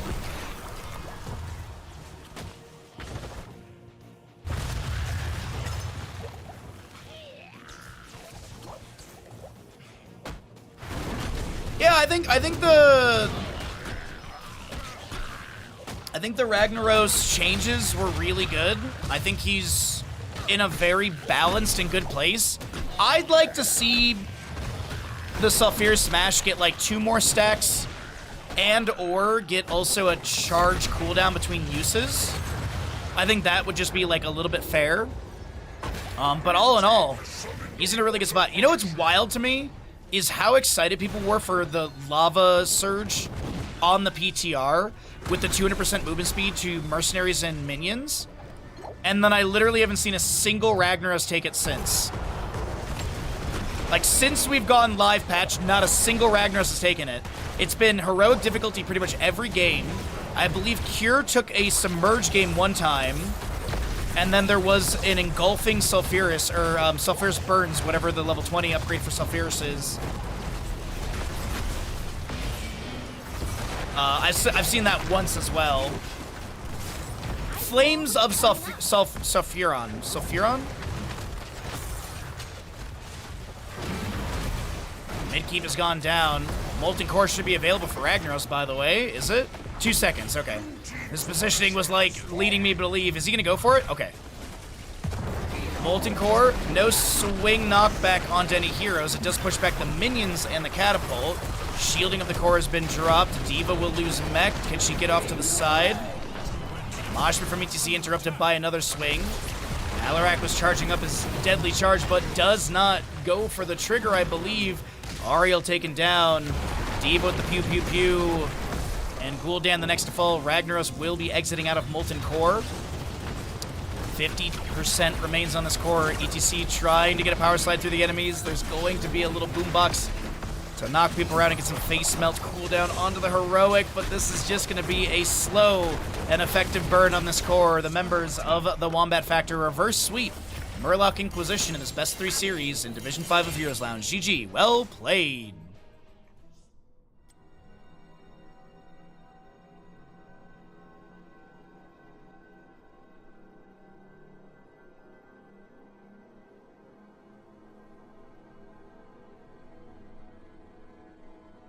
Double tapping with Sulfur Smash does feel unfair. Yeah, the other argument too is that typically, most of the games that I've seen Ragnaros finish Sulfur Smash like post level 20. So it is late game on the average I see, but I feel like 2 more charges needed to be like 10 stacks for the Mythic, and then I think like a charge cooldown. By the way, Gul'dan, nice damage. But did you finish your level? Oh my God! Get out of town, chat.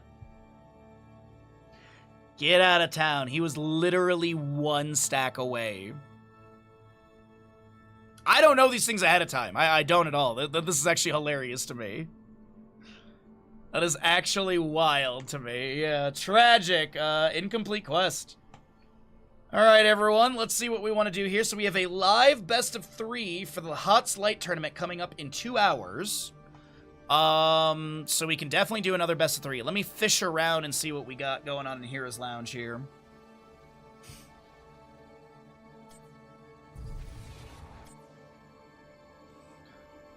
By the way, we did finish Final Fantasy VIII. I enjoyed the game. I didn't care for the last section. The whole running around the castle to get your abilities back, I wasn't really a fan of. And I didn't like the final boss fight. It was aggravating. But all in all, the game was fun. I had a good time. I thought the story was interesting. I thought the story was very interesting. I don't really see why the game gets as much hate as it does. I mean, there's some bad factors, but I think there's a bad factor in every Final Fantasy game. You know, there's always something that's like, oh, I don't want to do this. There's always something. So, but yeah, no, it was good. It was really good. And then we immediately hit our sub goal for Stellar Blade. So we're gonna be starting Stellar Blade on Wednesday. And then I am talking to Day right now to figure out if we can organize some Reanimal DLC gameplay together. Because Reanimal was really fun, and I would very much like to see the DLC sooner than later. I'm good at avoiding spoilers, so like I'm not concerned at all about like seeing the spoilers or something. No such season exists. Heroes Lounge website, what's going on, bud?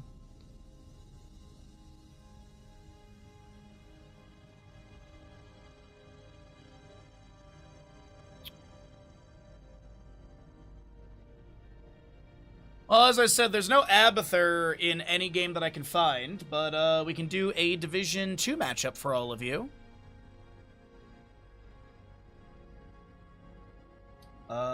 Yes, because I did Sonatent versus Quack Team from Division 2. So let's update our stream title. Let's let the players know we're going to cast their game, and then we'll chat a little bit, we'll run some ads, and then we'll get going to the next series. We did watch Project Hail Mary last night. It was very good. It was very, very, very, very good. I cried a few more times than I anticipated during that movie. It was beautiful. Let's see, Aeltis.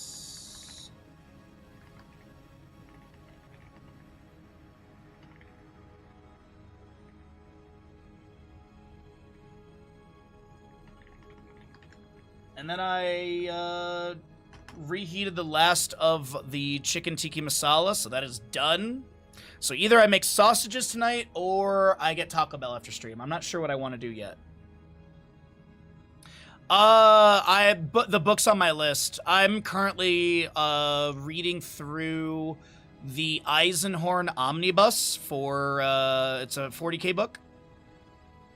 And then there was another person recommended the Caiaphas Cain series, and my local library has that, so I was thinking about getting that from them. But Project Hail Mary is on my list. I might grab it for like my October trip to Michigan or something like that.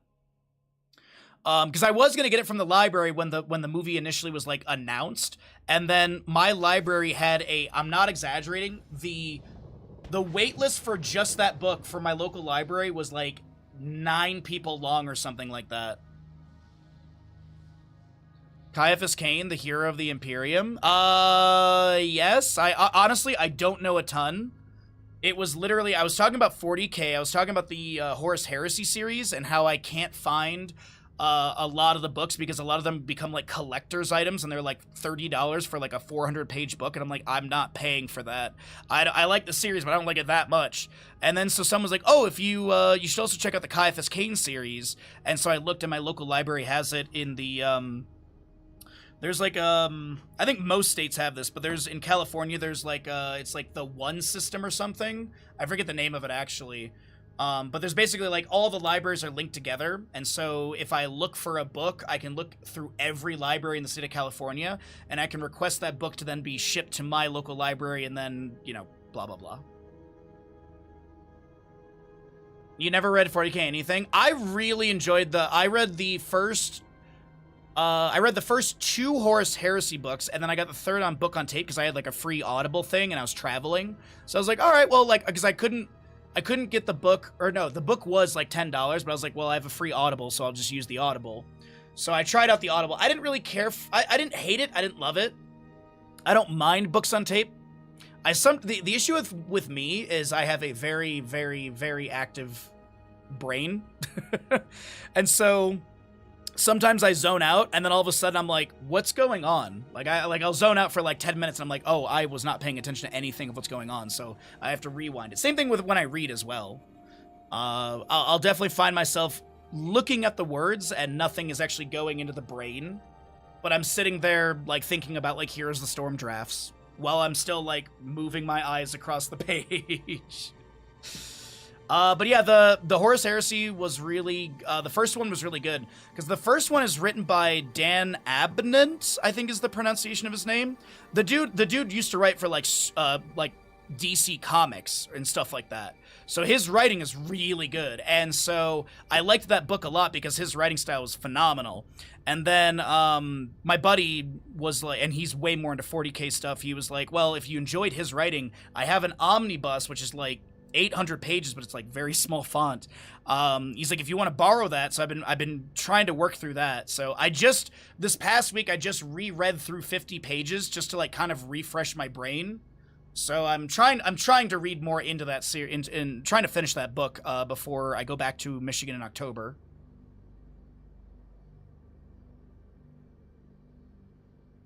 Let's see. The Caiaphas Cain books are definitely a little more lighthearted, and the Horus Heresy books are big, confusing mess sometimes. Yeah, I haven't been too confused in the Horus Heresy stuff, but I think anything that I haven't understood from the 40K universe, I've just asked chat, and chat's kind of explained it to me, so that's why I'm still kind of... I understand what's going on in the Horus Heresy series, but I definitely have been told that there's like 40 books in the series, and I've been told that there's some stinker books out there. I've been told that there's some books that are a bit rough to read, in the sense of they're just like, what is going on? Because the Horus Heresy is like 6 different writers rotating or something like that. Either way. So, yeah, that's what I'm reading right now. But, yeah, I want to read that Project Hail Mary book. I really want to read the Project Hail Mary book. Last year when I went to Michigan, someone had recommended the book of The Knock at a Cabin Door. I like both. I like the book, and I like the M. Night Shyamalan adaptation. I also think Dave Bautista hard carried that movie. I really do think that Dave Bautista hard carried that movie. He's so good in it. War of the Beast, you can get it for like $1. Now I'm waiting for the I'm waiting for all of chat's fan fictions for this year's Yule log stream. Last year we had one fan fiction that Kaimo Tripson wrote, and it was beautiful. It was amazing. And so I believe he's already writing another one. So we'll have a sub goal. We'll have a sub goal during the subathon, late September, for the Yule log stream, like we always do. And yeah, so be sure to be working on your fan fictions. I have a couple rules: no real people. I know how much you guys want to ship me and Bernie Sanders together, but please don't. No AI. No AI, and keep it to a reasonable length. Keep it to a reasonable length. I don't want to be reading a 500-page fan fiction. Literally, I'm not exaggerating things. Kaimo Tripson wrote a fan fiction about me and Falstad on Towers of Doom. And he did it like Chuck Tingle. If you've ever seen Chuck Tingle, it was inspired by that. Hold on, here. I think I have it in the other room, literally right to grab.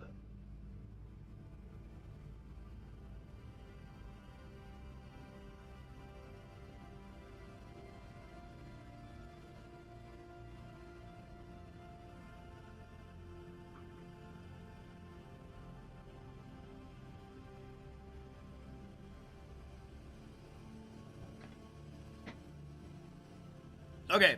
Yep. I got it right here. It's immediately on top of my bookshelf. So this is what Kaimo sent me. He literally bound it. It's a binder, but he literally put it in a binder. Printed it, shipped it to me. It arrived the day after that I was supposed to read. And he shipped it like 2 weeks early. But this is what he... This is the graphic that was made. No AI was used. Pounded in the storm by a handsome feathered ally after he saves me from a fiery wizard blast. That is yes. And like, yeah, it's literally like big printed everything. Yes, it's amazing. So I read this on stream last year during the Yule-log stream. So if you'd like to do something like that, you don't have to go through all that work if you don't want to. You can literally just you could just send me a PDF. You don't have to go through that level. Literally, Kaimo had an artist. I think his wife was the artist. He wrote it. He had a editor, which I think was Thunder, if I'm not mistaken. And then I think his brother, who's dyslexic, read it and was like, yep, as a dyslexic guy, this is not bad, because I have pretty bad dyslexia. I have word dyslexia, so the words will shift around, and it looks like, so I'll read a word, and then I'll reread it, and it's like, that's not the same word, but yeah. Yeah. I'm not even exaggerating when I say that that is a work of art, belongs to Smith. I cherish this thing. I cherish this book sent to me by Kaimo Tripson. The amount of work that he went through to make this, just amazing.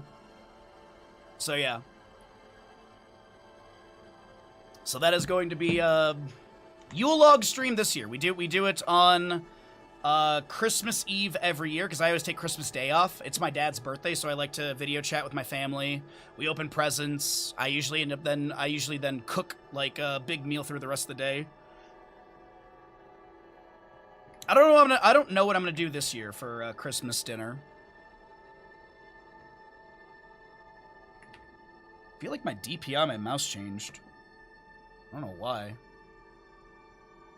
There's no... Oh, I see. I think that's it right there. Yeah, there we go. There is a DPI change on this button, on this mouse. I forgot. It's just a single button. Okay, so team names need to go and get scaled. That is not the right DPI. Is that? Oh, I see. Okay, I need to be on yellow. So always late should be on the left side. And we'll see the giant is coming on the right side. We're gonna go to Tomb of the Spider Queen for map 1 of this series. Oh, we're already set up? Oh, I am. I'm silly boy. All right. Otherwise, how's everyone's day? Hopefully all doing well, lurking, chatting, enjoying the best MOBA ever made. It's Saturday, so I doubt Blizzard's emailing me. That's Venmo. Yep. Oh, did you guys see, by the way? Did you see, I don't know if you saw on Discord, I got an AI sponsorship offer. I got an AI sponsorship offer. I'm not taking it. I'm very not an AI guy. Where did I save it? There it is. So, $37.76 would be the max payout. And OOC, the playable anime sponsorship. Play 1 hour of OOC, the playable anime. AI entertainment platform with channel skins activated. OOC is a playable anime, a platform where users write, choose, and watch their own stories unfolded through real-time AI-generated anime illustrations. It's not a simple AI chat, but an interactive storytelling experience where the user becomes the protagonist of their own anime story. Campaign introduced, blah, blah, blah, blah, blah, blah. Gross. I know, right? Because I woke up this morning and I was like, oh, new sponsorship, and I clicked on it. And I was like, what is this for? And so I started reading. And then I saw AI, and I was like, psh, nah. Nah.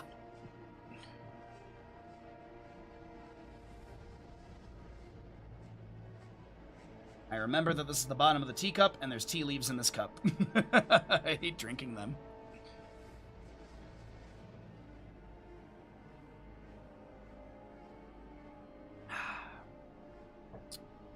But yes, what isn't AI and what is absolutely amazing is Kaimo Tripson's fan fiction that he wrote that we were just talking about. All right, so ads have been completed. Shall we get into the next best of 3? We've got 2 hours until the light HoTS tournament starts out. So we'll probably do this best of 3, and then depending on where we end, maybe we'll play an ARAM or we'll just chill and chat. We'll figure it out. What? Unfortunately?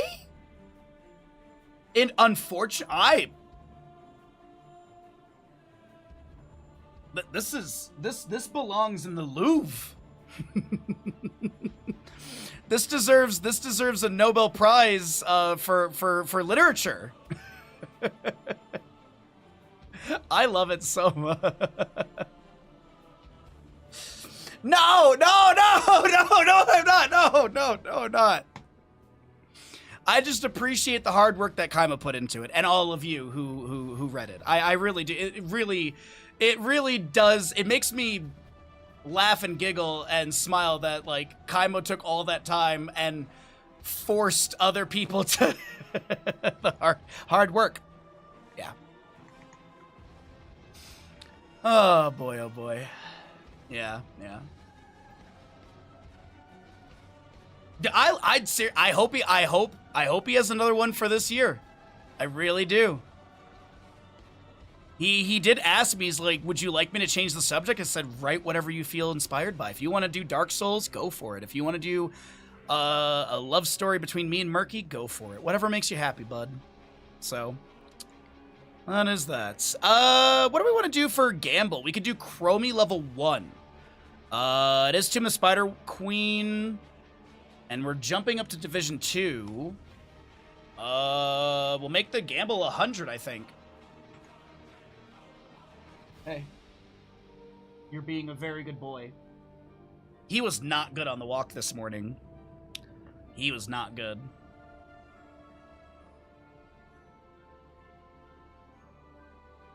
Coffee was not. Oh, I'm sorry, Umber.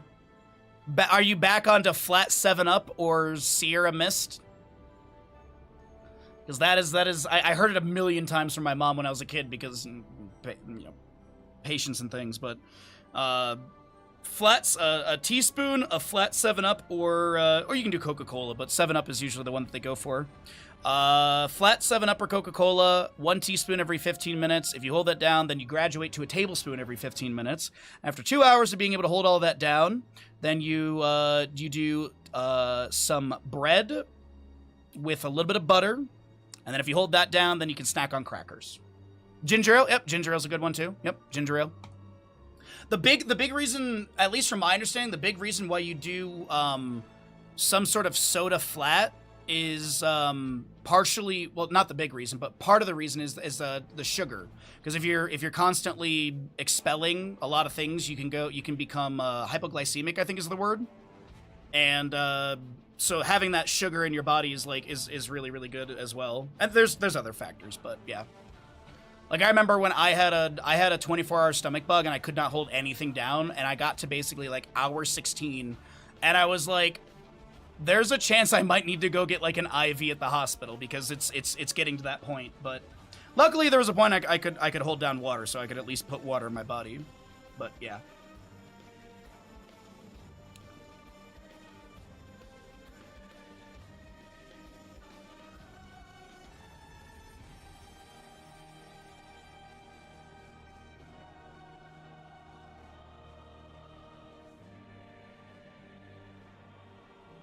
I forgot how to drink.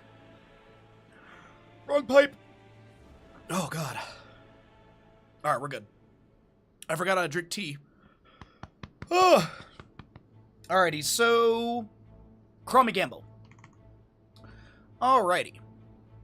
But yes, last note, as we're going to get into the Tomb of Spider Queen, map number 1 of our second best of 3. I'm going to have to Be able to get air in my lungs again. We watched Project Hail Mary last night. Very good. Big recommend. If you have Amazon Prime, it's free on that, so I do recommend you check it out. How many level 1 stacks for Chromie? 100. Oh. 100 or more, 99 or less. Alright.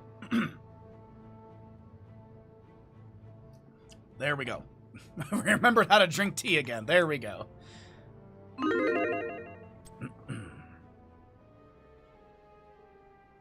Prepare yourselves. The battle begins shortly. Alrighty, everybody. Welcome back into the Heroes Lounge casting. We're here now in Division 2. We've climbed a little bit up the ladder, as Division 2 is the second highest division in Heroes Lounge. Always late in the blue will be your Raynor, Johanna, Anduin, Chromie, and Deathwing. The Giant is coming, in the red, will be Lucio, Muradin, Orphea, Sylvanas, and Dahaka. 3, 2, 1. At level 1, Chromie's going to go into Deep Breathing. You do have your 20 stacks for the cooldown reduction and mana cost reduction, but it's an uncapped quest ever since our late July patch. So we'll see, can she get 100 or more, 99 or less. Raynor was going to go Exterminator. Big thing to mention with that is going to be the permanent inspiration of the Minion Wave and Mercenaries. You also have that Well of Light and Dragon Soul Deathwing. Enhanced Agility, Unrelenting Torment. You do have your endpoint for the Orphea, Dwarf Balak, and a Celerando Lucio. Yo, what's up, Lucy? How you doing today, bud? You're just in time for map 1 of our second best of 3. And in about 2 hours, we're going to be getting into the Light HoTS tournament. There's a best of 3 for that tournament that we're going to be casting. So we got a few games for all of you today. It's a good, cozy Saturday. Thanks for joining me.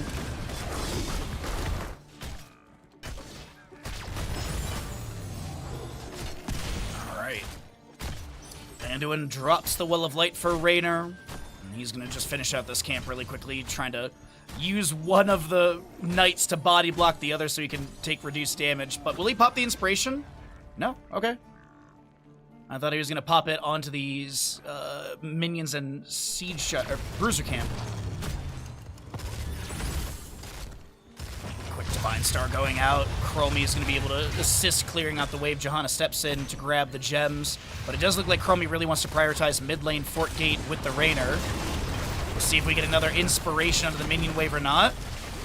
A couple of minions were, a couple of bruisers and minions were affected by the last inspiration, as you see the little blues pulsing underneath a couple of them. Time Trap from Chromie will find the Dahaka. It is going to be that Time Troubles for the minus 15 armor. Plus 30 to allies.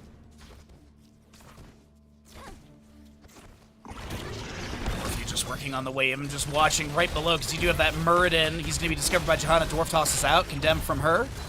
With the Iron Skin still active and Raynor just peppering through the wave. Deathwing in bottom lane is going to work on the minion wave. Gets a Incinerate Wing Flap into the bush, but it does not look like Sylvanas will be discovered.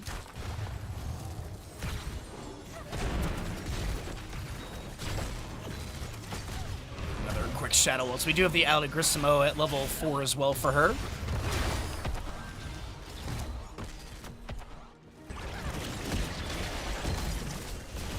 Stormbolt and a couple autos into Johanna. Muradin trying to work through his base stacks, but he gets pulled back by the Condemned as he's trying to Dwarf Toss away. Lucio will be able to get the gems picked up in his legally distinct Mega Man skin.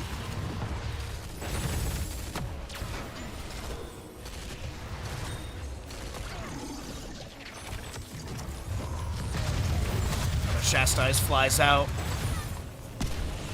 Johanna trying to get these 17 gems turned in. The drag from Dahaka misses. Orphea chomps through the wave quite quickly. Deathwing continues to soak bottom. He's sitting on 21 gems. And he is going to be able to get the turn in close, but it doesn't look like he will be able to get that turn in as Dahaka. I guess he actually just ran right by him. The onslaught in, the Incinerate Wing Flap. Raynor takes down Muradin. Nice odds on the gamble, everybody.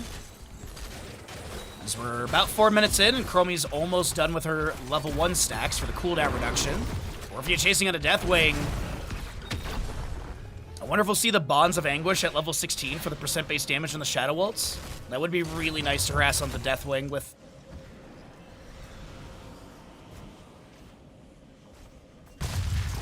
Doesn't look like Deathwing will be able to interrupt the turn, and we do have... I saw the drag. I know it's damage, but I was like, you don't expect to drag the Deathwing, do you? I think they were just trying to find that extra bit that might push Deathwing over for a kill. But 2-0 in kills for the side of Always Late. Red Web Weavers will descend in favor of the Giant is Coming. Dwarf Tosser Murden to the right. Raynor continues to pepper onto the wave. We do have level 7s with that Feeding Frenzy for the Dahaka. Stormbolt into Raynor, but he's by the fort gate. Murden steps up with a Thunderclap. He did go Thunderburn level 4. Chromie Artillery chunking and almost takes down the Lucio there. I believe he did amp things up as well. Sylvanas level 4. She did not go into the Haunting Arrows. I'm still trying to break the terminology of Black Arrows because I liked it quite a bit, but Haunting Arrows not going to be picked up. It is that unstable poison for faster wave clear. Did go Festering Wounds as well. You have that Temporal Loop going out from Chromie, and the Orpheus will be taken down. First kill in this engagement. Picked up by Chromie, but Johanna next to go down by Lucio's autos. Cataclysm in, Onslaught for a bite. Lucio and Murden break off to the side. Deathwing does have the turn in for the team. They need 17 gems. He's holding 29. We should take a look here really quickly. It is Deathwing for the turn in. There is Anduin with 11. I see some pings onto Bruiser camps on the left and the right side as well. Now we got 10 talents here soon. Let's go and cycle through the other numbers as Chromie's up to 30 stacks.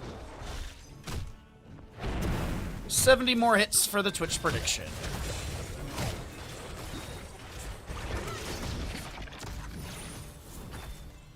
A little Divine Star from Anduin going out. Just trying to provide vision, maybe get some dismounts onto the enemies. Condemn. Almost pulls the Sylvanas in, but it's just going to be able to group up the minion wave. Orphea poking from the low side of this engagement around that turn-in pit. Anduin trying to get 14 gems turned in. They would need Toby's 4 or Nero's 6. They just need the extra little bit. And so yeah, 3 gems needed for the summoning. A lot of allies could be the one to get that last gem count in. We do have Bellowing Roar, Temporal Loop, Light Bomb, Bless Shield, and the Hyperion for Raynor. Murden Dwarf tossing to the side, and he'll be hit by a little bit of Chromie damage and pulled back by the Johanna Condemn for a moment. Eternal Feast, High 5, Avatar Wailing Arrow, as well as the Isolation for the Dahaka. Haunting Arrow goes out. This is going to be Orphea with the Shadow Waltz. We do have the Eternal Feast into the Johanna, the Leap of Faith Pulse for safety. Bless Shield was used, as it is on a 58-second cooldown. Did have a 5-second duration on that cooldown increase in the most recent patch as well. Cataclysm from Deathwing, is he going to end up in front of the gate? Okay, he does. Not really sure about that Cataclysm. I don't really think it's going to yield any siege amplification. But it's used. Hyperion also summoned by the Rainer's going to get some tomato shots into the fort. Incinerate from Deathwing is going to be able to ignite them a little bit. Does have that heat transfer level 4. More Haunting Wave from Sylvanas being thrown out. Just trying to get some marks from the enemies up to 116 stacks. And these Death Waves from the Web Weaver just clearing out fort gates. Another Condemn from Johanna. Time Trap from Chromie. Johanna did go Subdue level 4, and we'll see if she gets any triggers. That's a Light Bomb. I think that was self-cast on Anduin. And it is going to be Temporal Loop pulling Murden back. He will activate Avatar. We do have the dive from Lucio into Deathwing, and he goes down. That's a lot of gems. Can those gems be picked up? There was like 30 gems on Deathwing, and those are all gone. Oh, 30 gems are lost. That's a bit unfortunate, I gotta be honest. We do have the Red Web Weavers available for another turn-in, and it looks like that will be Johanna not getting the delay. She might die here. This was extremely risky as a step up. And that might be 10 gems lost. It is. Wow, that is super unfortunate.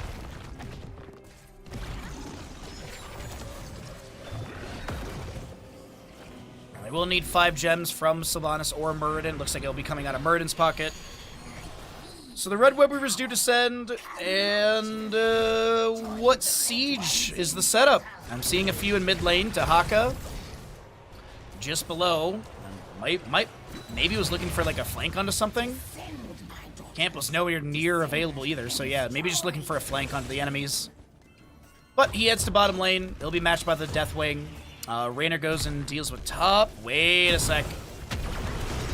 Orpheus Shadow Waltz, Cataclysm from Deathwing. Orpheus still trying to chase in the Eternal Feast for one more tick of damage. The Shadow Waltz misses, and Deathwing will tap well.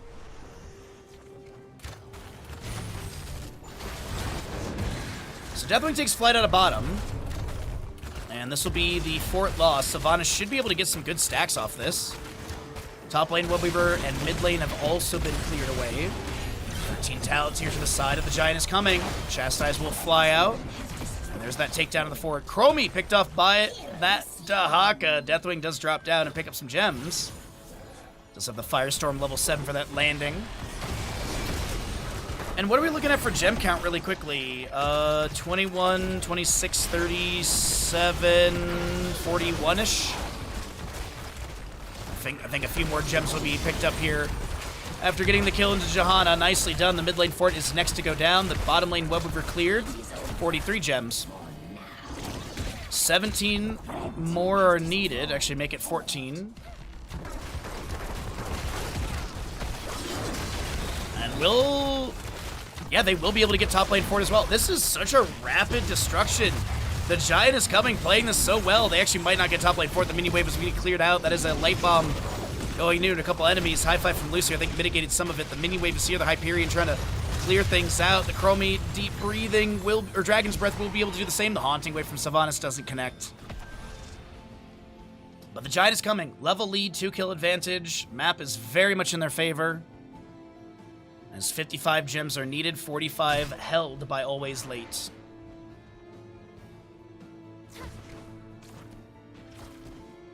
And by the way, Chromie, 48 stacks for her, 55 of the 2,000 for Deathwing, 32 for Muradin, so he needs still another 13 stacks to be able to get his Piercing Stormbolt and cooldown. 240 for the Sylvanas. She's 10 away from being able to have damage increase. 6 of 10 for Dahaka's Enhanced Agility.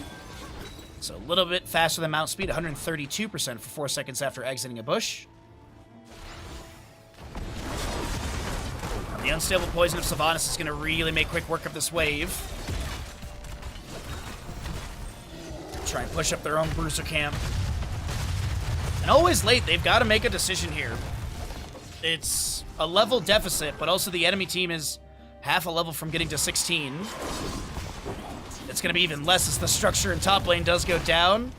Gems will be denied, or delayed. Johanna, Zealous Glare second charge interrupting the Muradin. He's got 27. 32 of the 60 are turned in. If Muradin can literally pick up one more gem, he'd have the turn in for his team. Stormbolt, Thunderclap, good couple autos, landing into the Johanna. The Haunting Wave will get the mark with that Festering Wounds level 7. Leap of Faith pulls the Iron Skin Johanna to safety. Dahaka. I believe he brush-talked in the Wailing Arrow. Does he have a drag? Doesn't look like it. And actually, Chromie takes down the Dahaka. Muradin will pick up his gems. Does he have a way to get out? Little Dwarf Toss, okay. Lucy has movement speed for the allies. Uh-oh, Chromie damage. Condemn from Johanna. Activation of the Avatar.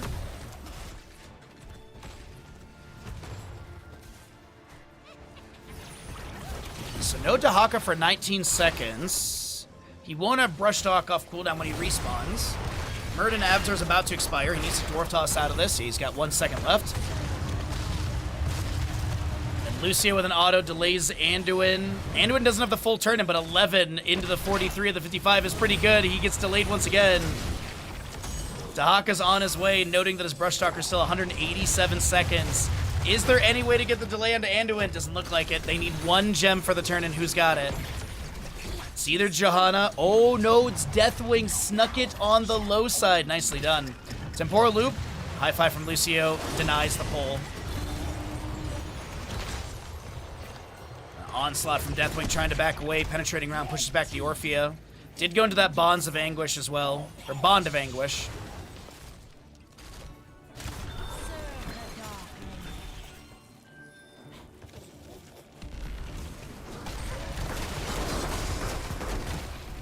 Top lane wave is being cleared out. Stormbolt from Murden connects into Anduin. He's going to try and step up, but Johanna is going to be able to get to the back line with that Blessed Shield, the Light Bomb as well, the Eternal Feast from Orphea. Iron Skin is active. Deathwing is going to try and onslaught in. The Bellowing War pushes enemies away from the engagement as this is Dahaka trying to get out of bottom lane. The drag misses onto a target. He sidesteps the Chastise. Well tap, I believe. Yep, there's mana over time. Temporal Loop will pull the Chromie back. Or sorry, we'll pull the Orphea back. I think Chromie and friends just wanted to back away. Yo, what's up, Forget What? How you doing today, bud?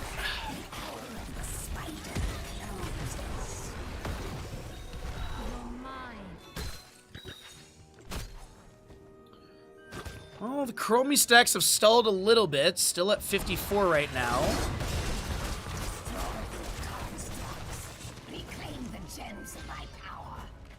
Unfortunately, the little one has hand, foot, and mouth. Well, I hope your child would have a hand, foot, and mouth. No. You can't beat me. I've got a better hand. I'm sorry to hear that, bud. I hope the kid feels better and gets better soon. That's a rough one. What's up, Vita? How you doing today, bud?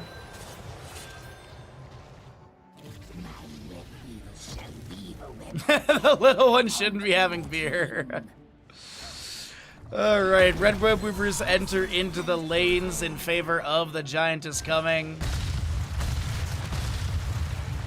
And this is on Keep Gate of top lane. Haunting away from Sylvanas. Temporal Loop is activated into Murden. He gets a high five from Lucio. Right next to him, the Eternal Feast from Orphea will go out, but that's all it does. Deathwing doing his best to manage bottom. It looks like Dahaka's pivoted into mid lane for that extra siege. Top lane Webweaver has been cleared away. Johanna stepping forward with a Light Bomb Blessed Shield. The Iron Skin's active. A lot of healing over time. Can they get the kill into this Johanna? Sylvanas has a lot of marks onto enemies, but no kill.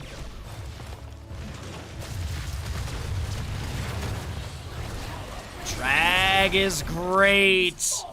And that'll be Johanna taken down. Is this a call for boss? I mean, it is currently a 2-level lead. Talent to your advantage at 20 to 18. And it looks like Contagion. You do have your Withering Barrage as well. Mountain King, Mixing Fire, and Orphea is Monster Within.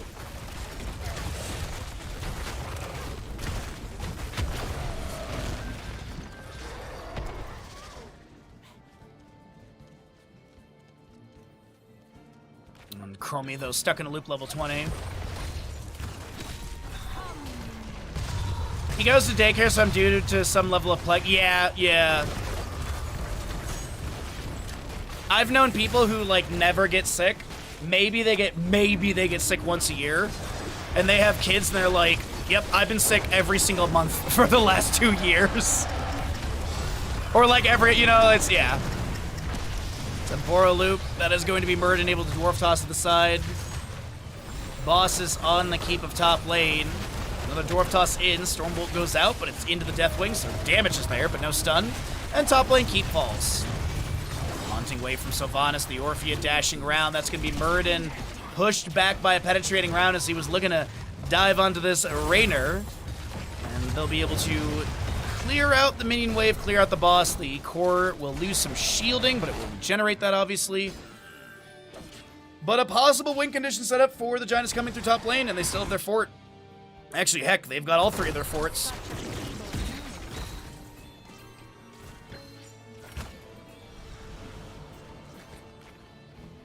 Oh, and we're back-to-back turning. Looks like they want to make sure that Sylvanas can tag this camp. And then Orphea will get the 20 needed turned in. Nicely done. Good camp timing. So they'll have this entering into lane. They might be able to get mid lane keep because they have a decent minion wave already. Catapult is there. The keep gate has been taken down from Dahaka's earlier siege. So priority to this lane is not a bad call. You also have the 20 talent to your advantage. Chromie does have her stuck in a loop, but yeah. And I think, oh wait, hold on. Stormbolt, drag. Oh, the isolation misses. The Mixing Fire makes Lucio go a little too far out. He's gonna try and get away with another high five or something, and the stuck in a loop won't trigger. No secondary pull into Lucio. I thought he actually burned all of his high fives there, but he still had one in the pocket up with the Dahaka. As I mentioned, a stacked up mid lane wave. Webweaver through top is still pushing up. Bottom lane Webweaver a bit far back where the rubble of the enemy fort was. Stormbolt, good leap of faith onto Toby with 77 HP. Cataclysm in from Deathwing. They're going to try and put some pressure onto the raid boss, but this is going to be a Bellin Roar that does push the enemies to the side. The Webweaver of mid lane is fell. Top lane. Oh! The Nexus forces take down Sylvanas. Was it a tower shot too many? It was indeed. Johanna with Iron Skin. No subdue picked up by her yet. 84 stacks for your Chromie, by the way, as that is a Orphea to be taken down. The bottom lane keep is falling, though, to this massive minion wave. So, yeah, you're getting some kills. Yeah, you're at level 20. But you have lost so much, and this is a tough hill to climb up. By the way, execute orders for the Rainer. Radiating Faith, Censure, Stuck in a Loop, and Deathwing is what?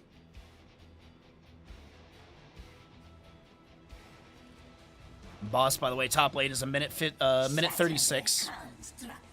So Siege Giants for bottom lane to be grabbed. 69 of the 60 gems held by Always Late. Chromie doing her best to clear out the way. That 90 stacks, by the way, for the Twitch prediction.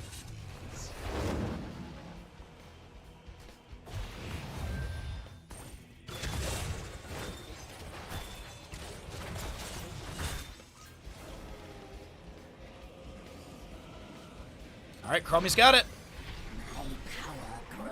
Now, Dahaka's going to be seen. Does he have a brush stock to get out of here? It looks like, yeah, he's good. Okay.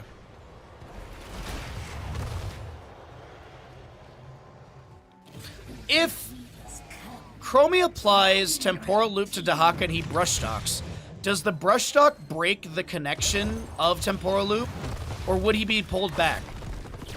Because Dahaka technically, like, goes off the map when he uses brush stock.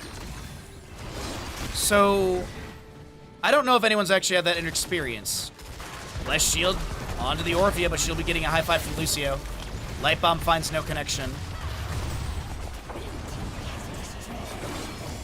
Yeah, I would assume it breaks as well, but Heroes of Storm is a weird game, so...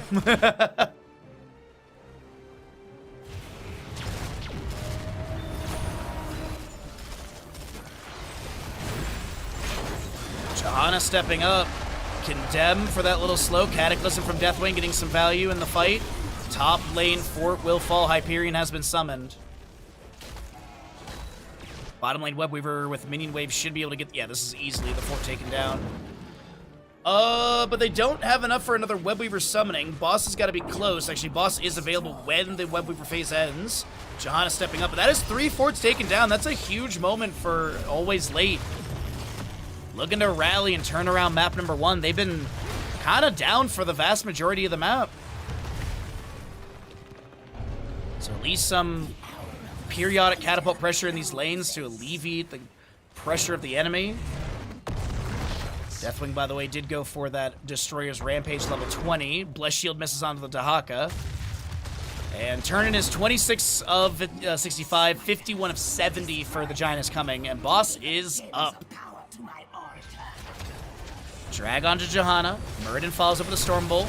He's up to 47 stacks, 375 for Sylvanas. And still 92 on that Chromie.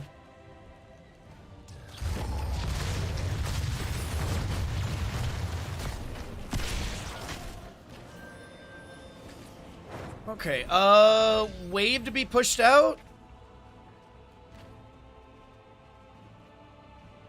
Yeah, Orphea, Sylvanas was shown top lane so they know the enemy's not on boss. Dahaka continues to soak bottom lane. We're just gonna check and see, does he have brush stock? He does.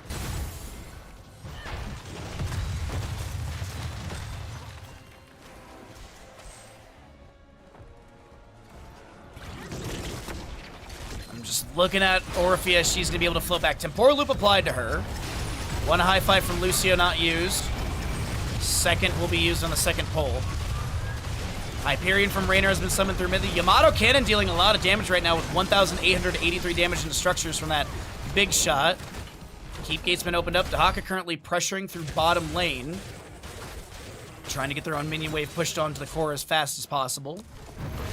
Box from Lucio tries to get a little dismount. Deathwing dropping down from the sky.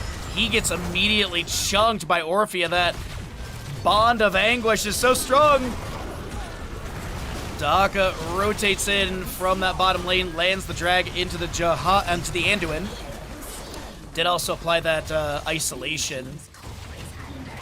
Johanna now trying to back away. The Shadow Waltz, the Sylvanas damage is there. Murden Dwarf tossing in. Bellowing War from Deathwing pushes a couple enemies to the side, but Lucio comes through with the high fives. Temporal Loop underneath these keep shots. Murden a little bit low, and he will be taken down by Chromie Auto. Deathwing needs to onslaught to back away, but this is Red Web Weavers available. Death timers are still kind of long. So they will go for the turn, and I do believe. Or not?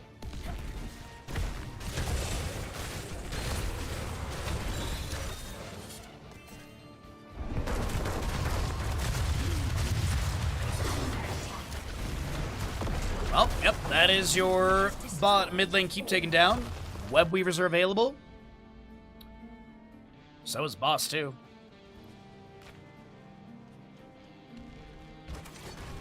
And 24 on the Murden Death Timer, 5 for the Johanna.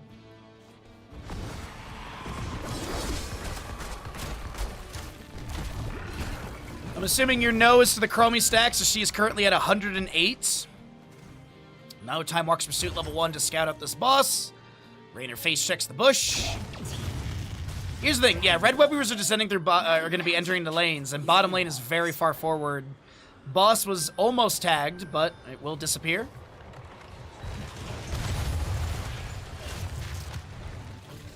So what do we have for this game plan right now? Johanna might step into the bush. Shield Glare reveals. Nicely done. Deathwing Molten Flame onto the Siege Giants.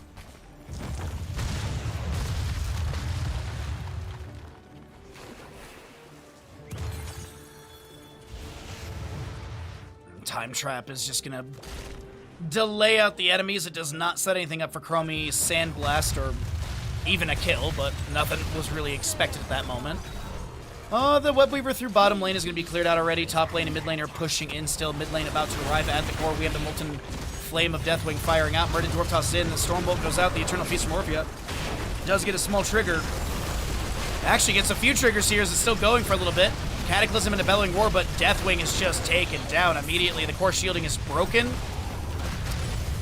Murden Dwarf tossing in. This is going to be a bit more pressure. As always, late. Will lose their Chromie and this Deathwing. Orphea getting the double kill for the team.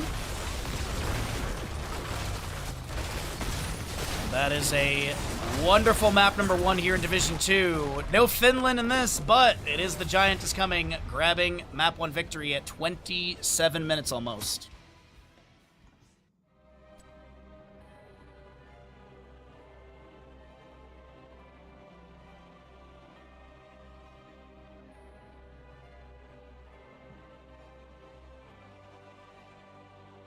Save up to 20% on Lego. Nice. I don't have money for Lego. 100 stacks or more?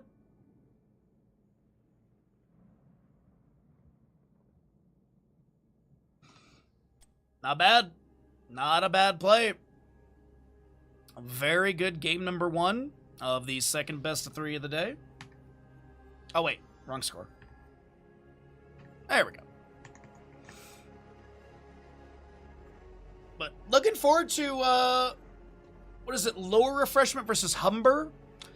That'll be our best of 5 series, or best of 3 series later on today. Thank you, Ash Mantle. Appreciate it, bud.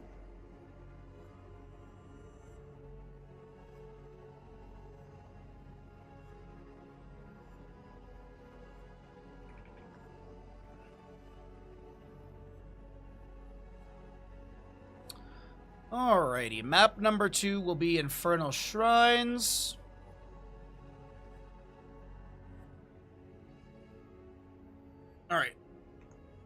That's all good. That's all set. There we go. We'll check the player sides. We'll get some redemptions going. Player sides are correct. Wonderful.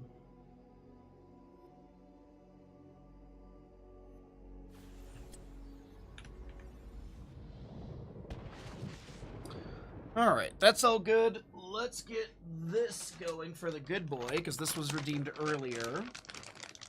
Yeah? Now, you are not well behaved on the walk this morning, but we have to practice more with you.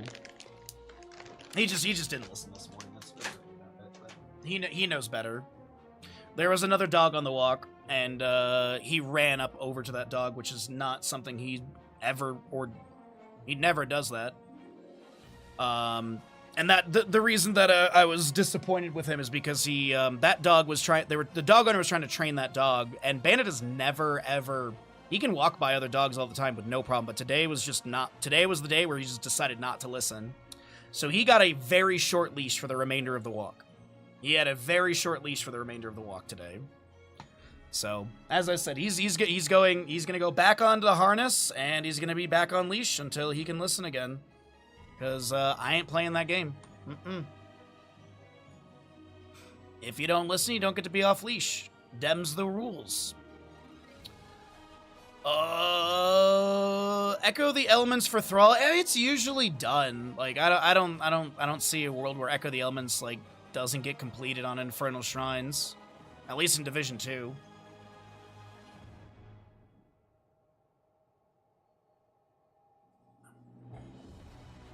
Frequent Flyer Falstead. Let's do Subdue Johanna. We haven't had many Subdue completions today. I think we've had like one Subdue completed. Does Johanna finish level 4 stacks? Yes, sub done. No sub undone. But yeah, that's the setup and stuff we got going on right now.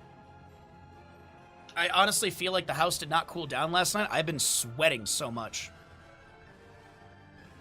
You have to read him Kaimo's fanfic as a bedtime story every night until he learns. Yeah, but he would like that. Everyone loves the Kaimo fanfic. Everyone loves it. Even Stark, even though he didn't sound like he was too in love with it, he secretly is just like, oh, it's the best literature ever created. Thousands of years of literature can never compare to Kaimo Tripson's fanfic.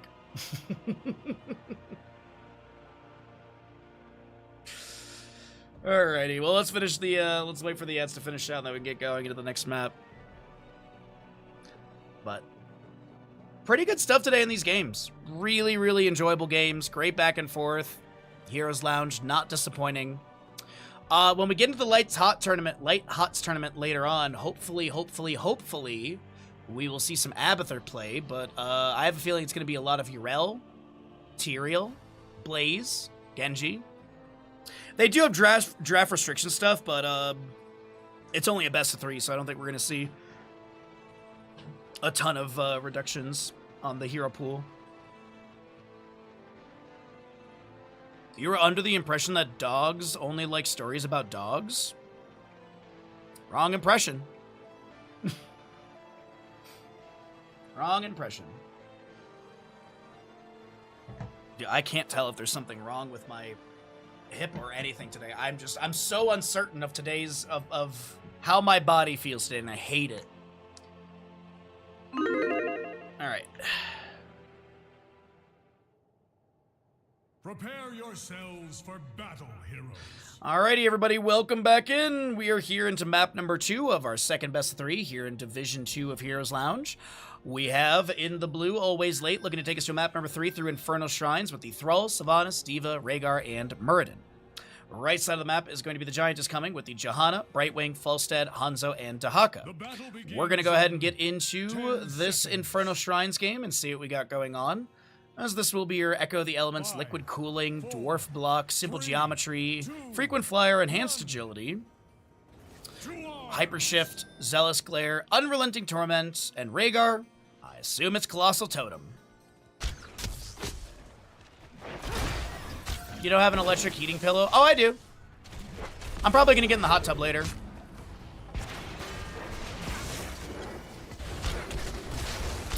Stormbolt into the Falstad does land.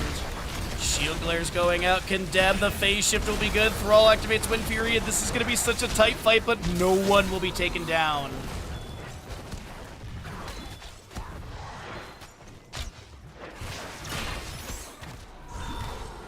D.Va boosting into the top lane.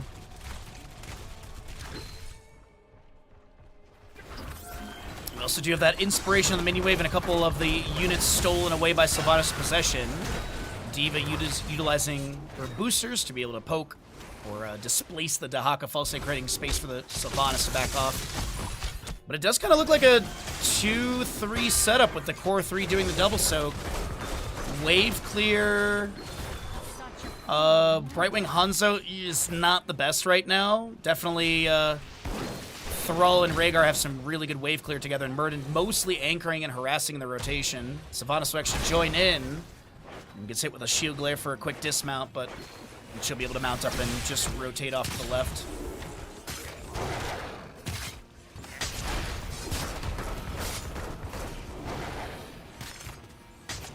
More Siege Giants or Impalers to be traded. We'll see if there's a contest over the bottom. Khazra camp. Mortar Punisher will be first in the middle of the map.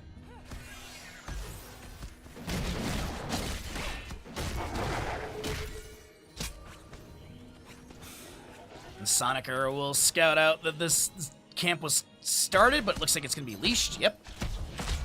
D.Va still up against the Falstad Dahaka top lane. Hanzo does have that explosive arrow level 4, which is great for this wave clear.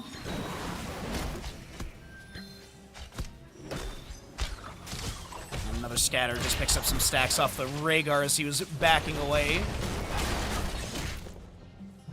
Jahan Iron Skill will be activated. She does go to your Subdue level 4, so we'll look and see if she can complete it by the end of the game.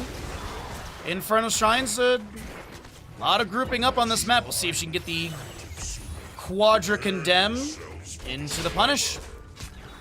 I think Thrall's mostly focusing onto the wave here. Feral Spirit, yeah.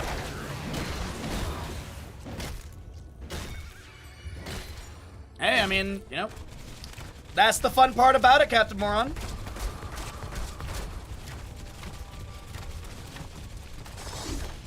Liquid Cooling from D.Va was activated. She does have Mecha Explosion available. And this is going to be Fallen Shamans traded. Murden maybe getting a quick wave of top.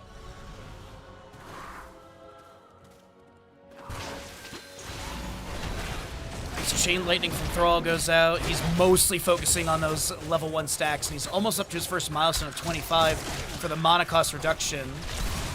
Objective has begun. Hammering some Falstad flying out. A lot of damage from Sylvanas into the enemies. She's marked up quite a few of them. Does have the Haunting Arrow level 4 for more amplified siege, as Dahaka, I think, was trying to get a drag.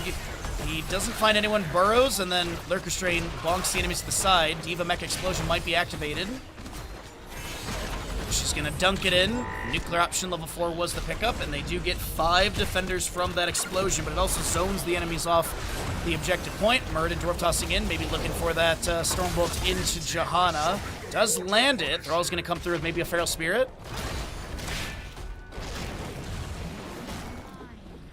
And Sylvanas tries to bolster the wave a little bit with a possession. There's the Haunting Arrow level 4 activation. We get 7 as well for both sides. It is Festering Wounds for the Sylvanas and also that Rolling Thunder on the Thrall. Not only do you have the percent-based damage and return to healing, but you also are going to be seeing an extra bounce for the crash, or for the Chain Lightning. Johanna stepping up right there was risky. Tried to get the sub done. She will get some heals and will be fine for the time being, but Falstad does go down in first blood. Will be the side of Always Late. Also got this first Punisher, get the gate down of mid lane. Next Punisher close to the 8 minutes in-game time.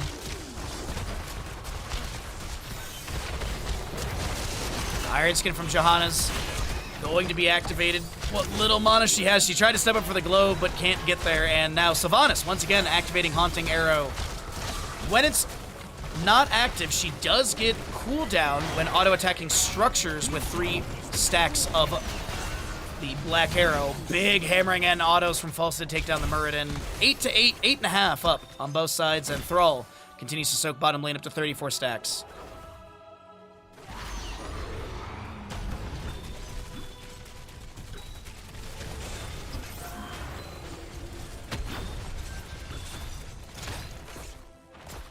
Dahaka lands a drag onto Diva, and that just slows down the wave clear, but liquid cooling will be activated afterwards. You see that healing over time.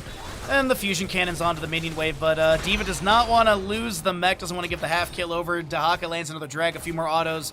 Will connect into the mech, but no takedown. Does she recall? Doesn't look like it. Arcane for the bottom lane. And Falstad is able to barrel roll away from Muradin's incoming pressure.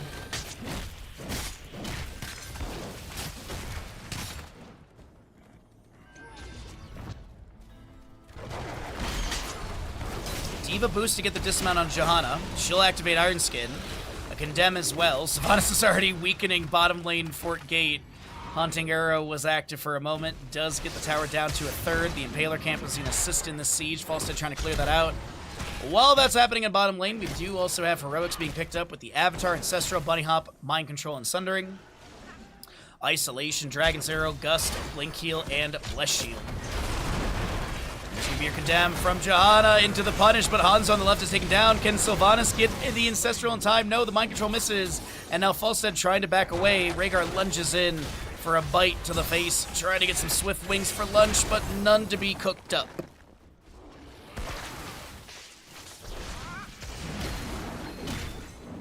We're also going to be getting the objective announcement. There it is.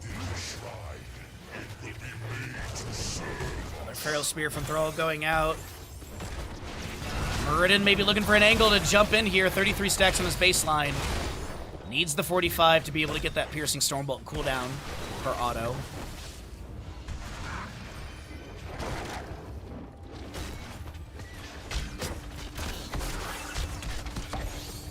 So Muradin wants his trait to kick in, trying to avoid some incoming damage. We also have Thrall hit with a Dragon's Arrow. Ancestral connects this time, also gets a Purge from Rhaegar. Diva boosting in, Bunny Hop activated, Johanna Iron Skin, Brightwing blinks to the side. Diva Mech Explosion, she can't activate it because she did get Polymorph. Now Muradin following up that Sundering into the Falstad, who gets the Great Gust and pushes back so many enemies. Falstad lives. What a great utilization of the Gust. But with that pressure, with that retreat from the side of the Giant is coming, we do have 22 of these stacks. Johanna's done with Subdue. Diva Mech Explosion. Dahaka accidentally drags it. He can't cancel that drag. And he will be taken down by Sylvanas. Alright, Believers will get paid at the end of the game. We have second Punisher Arcane for bottom lane. Hey, honestly, I don't blame you. When I watch Dota and League of Legends and I don't know anything about those games, I will literally bet on the better odds just for the fun of it.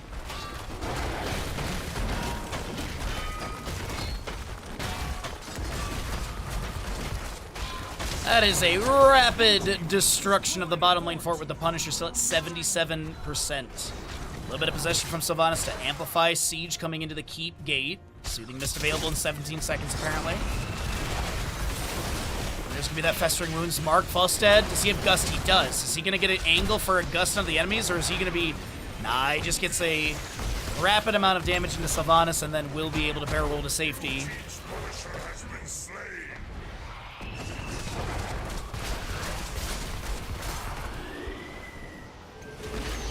Muradin hit with a Storm or Sonic Arrow, does get dismounted. A little bit of vision on him as well during this time. Shield Glare to possibly dismount. Rhaegar Thrall Sylvanas will grab this bottom lane camp. We have 55 stacks for the Thrall, by the way, so he's got that Chain Lightning extra charge. Has the extra bounce from the Rolling Thunder. Mind Control goes out. The Dragon's Arrow lands. Muradin Dwarf Toss to the side. We do have an Isolation connecting into the enemies. I do believe we have a Gust from Falstad pushing Sylvanas back, but she has the Haunting Wave teleport. The Ancestor comes through onto Sylvanas. We do have a big Soothing Mist from Brightwing, and Muradin will be taking down the Sylvanas is next to go. Phase shift to jump over to Johanna. So, mid lane Punisher has been shown. Will there be... No, they want to go for bottom lane. I do see that there's this camp and stuff pushing against the side of the Giant is coming. Good scatter. Forces Diva back. And Thrall will be able to roll away here for a moment.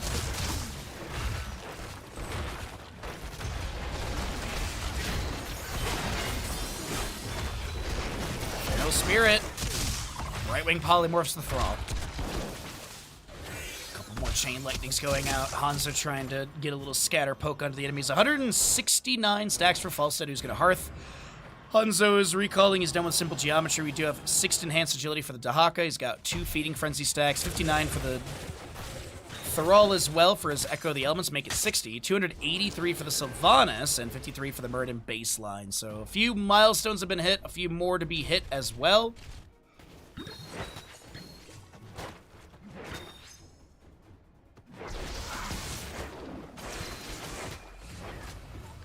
Thrall cannot be halfway at level 14. I mean, he's at 64 of 125. I don't know what to tell you, Fish.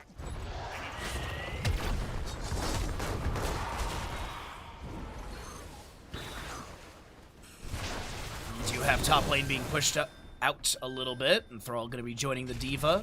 Level 16 is close for both teams. Objective announcement is, I believe, 8 seconds away.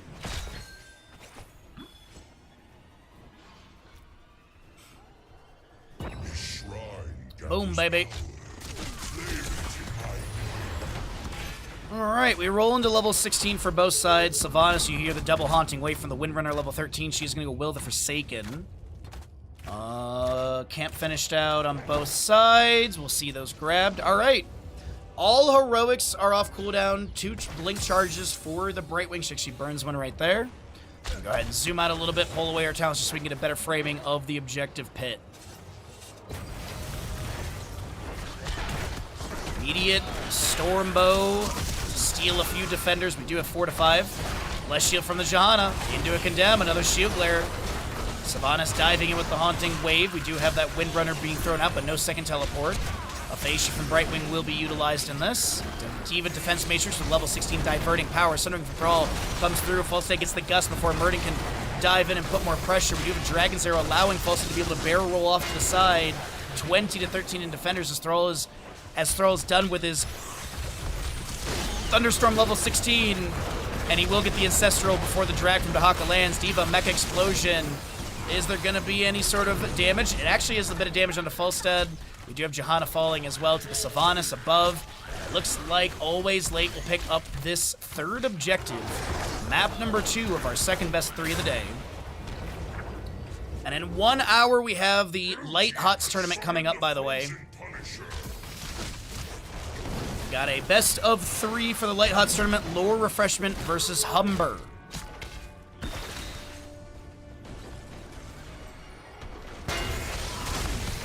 Punisher jumps into gate.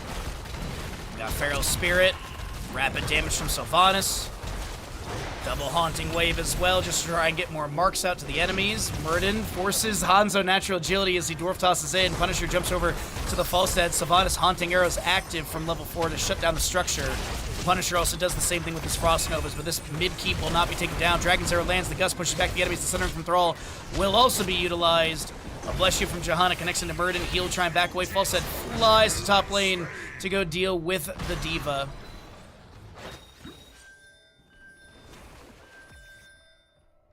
All right, the map continues as we wait for the next 20 seconds to see where the preview of the next Punisher is going to be. During that time, this will be Siege Camp grab for mid lane. Thrall is going to be getting more stacks here on his level 1. We'll see what he's at the end of this wave clear. I think he's going to be sitting around 90. Indeed he is. Steve in top lane, able to boost past the Dahaka.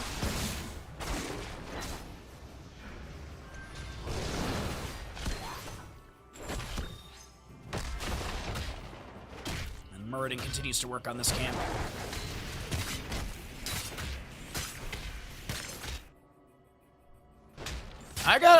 It's been really good back and forth. I honestly don't know who's going to come out on top of this.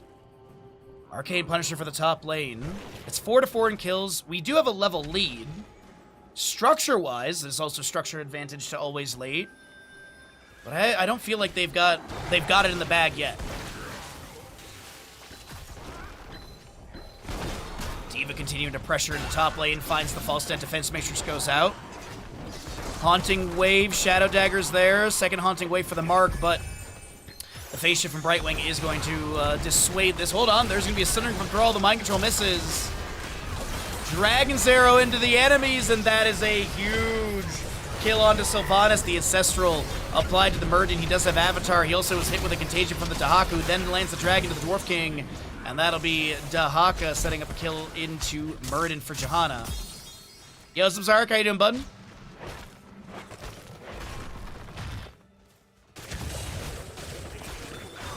I don't know if you saw it, but we did cast your series. You were the first series of the day.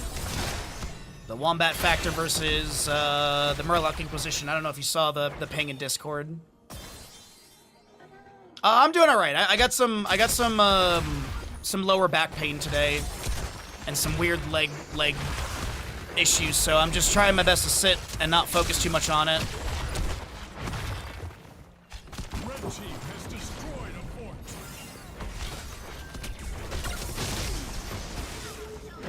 So D.Va will be able to get her mech back. We got 20 talents here for both sides.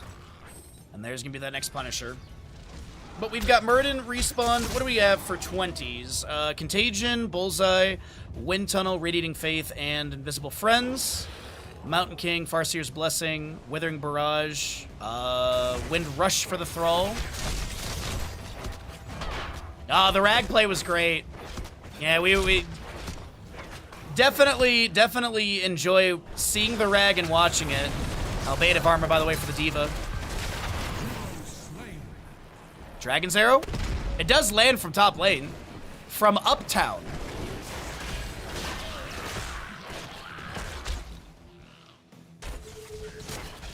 Sonic Arrow to the bush. D.Va continues to clear out this wave. 19 of the 40 skilled defenders, but we have Dahaka down for the next 31 seconds, and you might have Brush Stock, but yeah, you definitely can't contest this 4v5.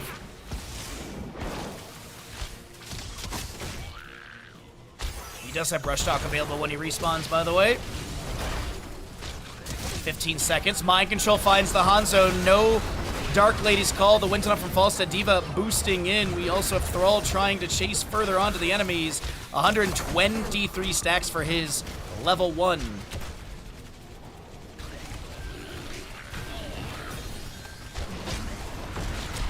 Dahaka can use Isolation in 1 second as he's going to be able to be in this engagement. Sylvanas is done with their baseline stacks.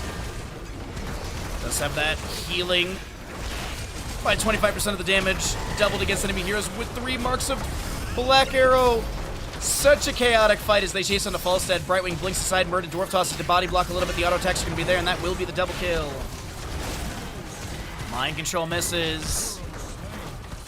D.Va trying to back away. That is going to be a chase onto the Hanzo. He does go down. Meanwhile, mid lane, by the way, the catapult nearly takes down this keep. Dahaka will be able to clear that out, but this is Sylvanas also pushing up the top lane wave with Thrall. He's done with his level 1. His wave clear is very, very strong. So many Chain Lightning bounces.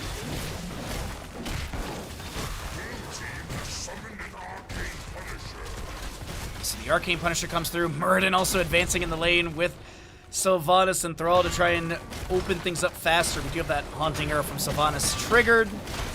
Locking down the keep. Punisher's going to arrive here, and the keep's going to be at like 25% health. A lot of Death Timers are about to finish up, though. We have Brightwing Falstad back, Jahan up in 2, Hanzo up in 8. Nice Dahaka burrow. Mind Control comes out a little early, but the Wind Tunnel doesn't create the space for Brightwing gets the phase shift.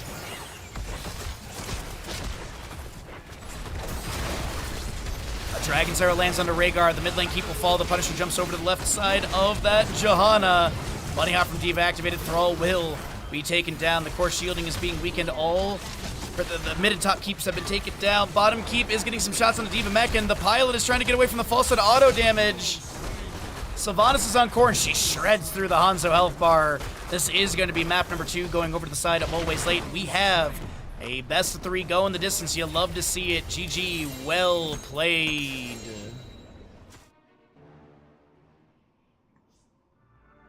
Man, oh man.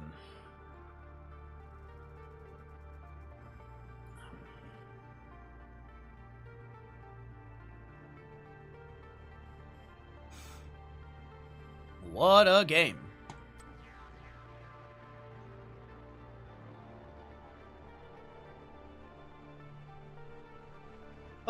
right, so we got ourselves a map 3, which is perfect because we have 1 hour until the upcoming tournament, best of 3 for the Light HoTS tournament. So we can chill out here for a little bit, and then we can do that map number 3 after we run some ads and chat a little bit. All right, yeah. I feel like I'm in a little bit of a fog today or something. I don't know. Something's off today.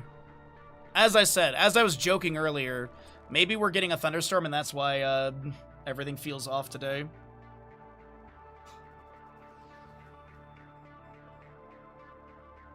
I went to install marbles to get Twitch drops. My Steam account is linked to Elgato. They still let you have access to that. It's like when I got an email from the engineering company I used to work for. I left that engineering company, what, 5-6 years ago at this point? And I got an email about my password being reset. And that my new account login is the company abbreviation plus the last 4 of my social, which kind of makes me nervous that it's been 5-6 years and they're giving me an account with my social like that. Like, company having my social security information, not surprising, you know, but the fact that the IT is using it, that's sketch to me.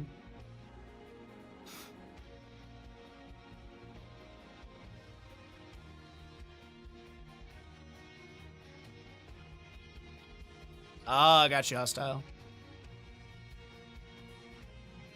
Oh, I remember the early days of the Elgato Discord with Kat being our boss or whatever, or, you know, like the manager or whatever, and the Marble stream days in that lobby office or the lobby stream room. You got an email from your old company with about a potential class action you could benefit from? Hell yeah, dude. I've been told that anytime you get any of that stuff in the mail, you just fill it out and send it. That's literally like my there's an office manager, and she's like, I get those all the time in the mail, and I literally just fill them out, and sometimes we get money.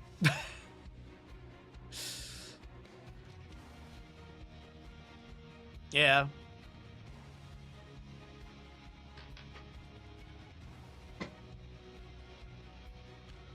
Those were the good old days. Then the server became very. You had to do a lot of legwork. I'm about to bust. And a server that you're supposed to just be a moderator. Yeah, the shift in Elgato was. Are you okay, buddy? Jesus. What's up, Random? How you doing, bud? Just gonna chill out here for a second as we get ready for our map number 3. Very magician-like. I like to think it's very much like Fantasia. You remember the Fantasia, like the early, like the first Fantasia movie where I think the last thing is the Mickey Mouse broom thing, right? I think that's from that Fantasia. Or is that Fantasia 2000? Because I know there are 2. And I know one's not as good as the other. Fantasia. I watched them not long ago.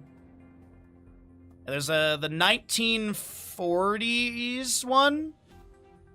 Yeah, 1940s is the one that I'm thinking of. Because there is Fantasia 2000 in 1999. Oh, no. That was Fantasia 2000. That was Fantasia 2000 with Mickey Mouse with the sorcerer hat. Because I can see it on the box art right now. The one with the magic broom is the first one? Really? But Mickey's not on that one. On the cover. Let's take a look here. Oh, he is. Are they in both? Did they just, did they like put it back in? Segments. Let's see. 1,000 artists and technicians. Blah, blah, blah. Blah, blah, blah. Blah, blah, blah, blah, blah, blah, blah.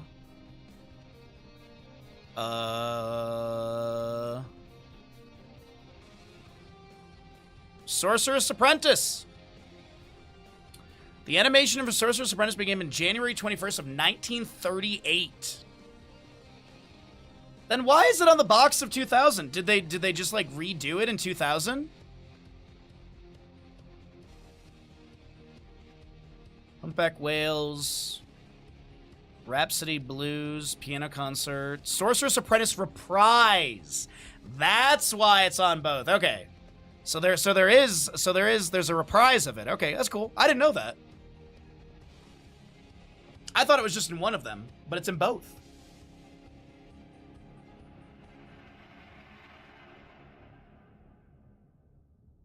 You suggested having full-time community mods and how to approve community experts without responsibilities.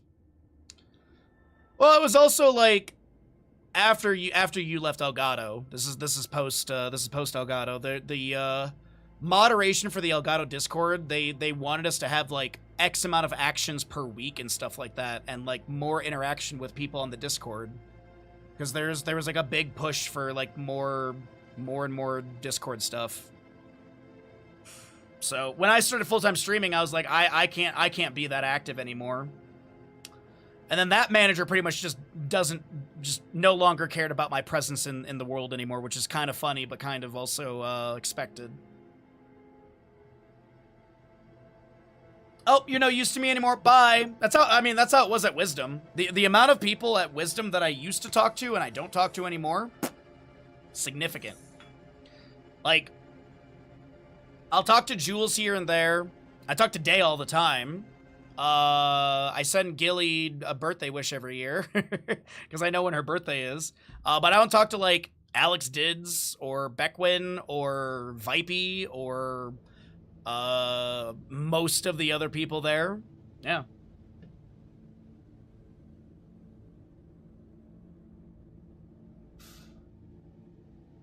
Well, they also, I think, didn't like Lido, who basically like created for the Corsair Discord, Lido created like a bunch of bot stuff, and then he was like let go or something, and then they were like, the bot is like so bad now. It's like, yeah, you got rid of the one guy who basically did all the work for your bot, and then they made a new one and it was just really bad because Lido made everything very easy. I'm gonna go grab a cup of tea and I'll be right back. I'm gonna get some tea and we'll run some ads and we'll get ready for the next map. Oh, yeah. Hi, Bandit. What you doing, buddy?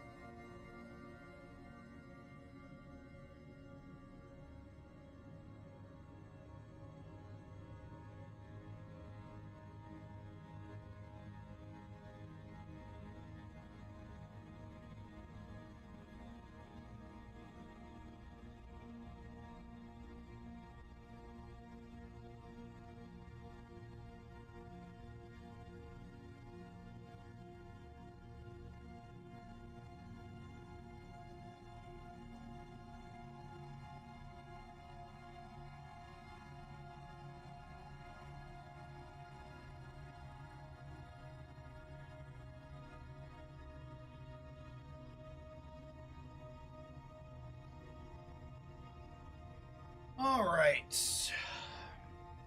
The Rise and Fall.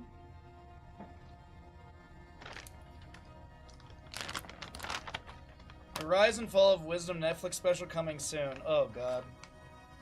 They built an esports arena. End.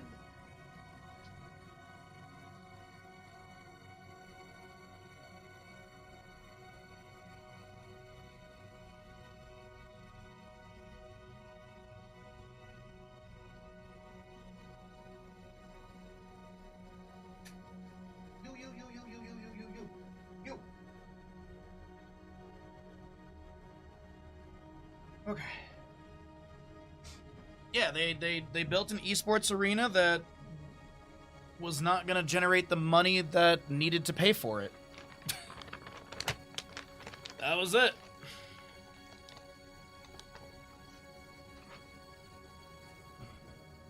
Yeah, anyways. My sadness. But you know what? I got to work that Germany LAN event, and I'll get hired for BlizzCon this year, right? They were days away from Blizzard sending me that email.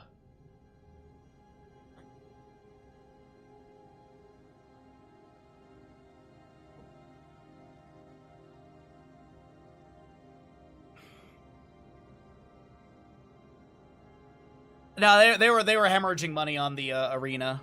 They were hemorrhaging money on it. That was really like they couldn't generate enough hype around it and build up people coming to it. So yeah. And then also the like food area and stuff like that was dead all the time. Yeah. So even if they didn't have rent money, which I did not hear anything about no rent, but who knows with the inner workings. They still had all the construction costs and everything, and all, you know, building out that little shop area as well, and having a food thing. Yep. Yeah, malls.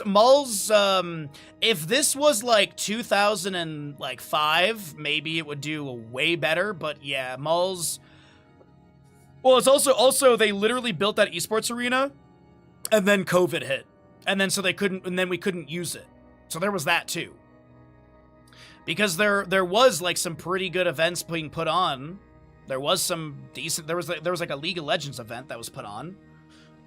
There was that fighting game event, but yeah, COVID really messed it up. But they also did bite off more than they can chew. I do believe that. They definitely did bite off way more than they can chew. What's our next map?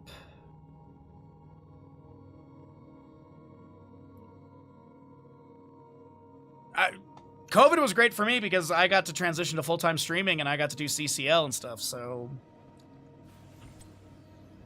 COVID was a great time for me. I personally loved it all. I didn't have to talk to anyone. I got to, like, I would take Bandit for walks and there'd be nobody outside. It was great. Actually, the worst part about it was literally we got a giant snowstorm. We hadn't gotten snow for like months that season. And then we got this gigantic snowstorm and then all the mountains shut down.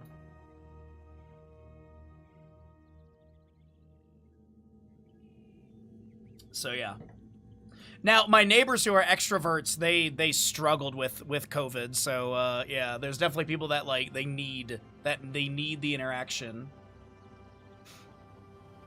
So, all right, shall we get into the next map, everybody? Let's find out what we got for our gamble here.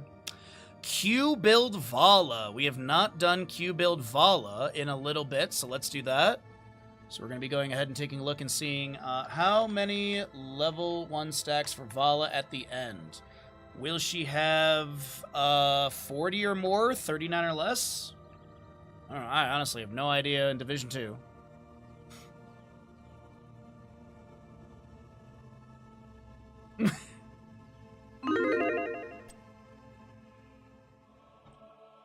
I mean, that is kind of morbid, hostile. Anyways. Oh, I forgot to update the score, my bad. Left side, we've got Always Late, Mephisto, Tychus, Diva, Anduin, and Johanna. Right side is the Giant is coming with the Rhaegar, Junkrat, Vala, and... Wait. Diva, sorry. Varian, Dahaka, Vala, Junkrat, and Rhaegar for the Giant is coming.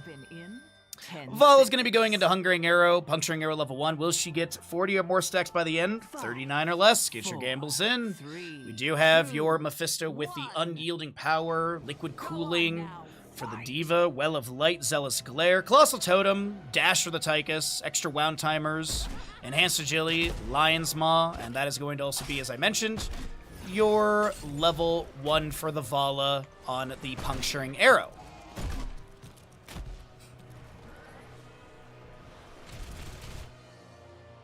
Alright, so we got some odds on the gamble out the gate. You guys are amazing. I appreciate you so very much.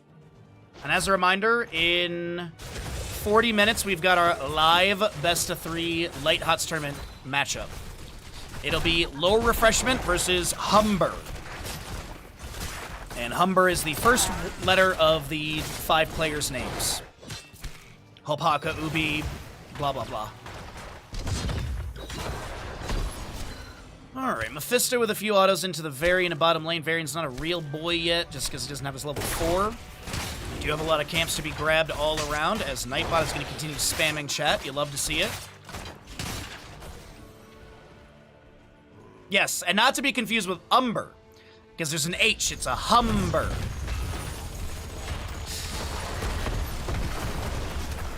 Tahaka steps into the bush to flank into this. You do have the chastise from Anduin landing into him.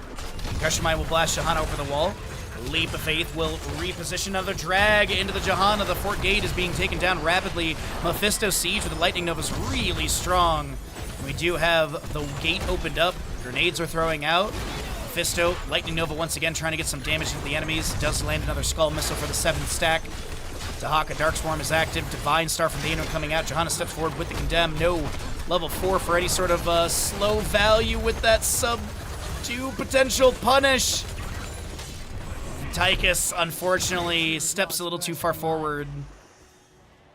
And he'll be taken down. You pronounce the H like herb? Seeds of my vengeance to sprout. Which of you will have interest? Yeah, like Herbert. Red team has destroyed a fort. Oh, man. Alright, it is going to be a level lead still, though, to the Giant is Coming, even though there is a lot of siege in the bottom lane. There was the kill, there was also counter wave clear in other lanes, or soak, if you will.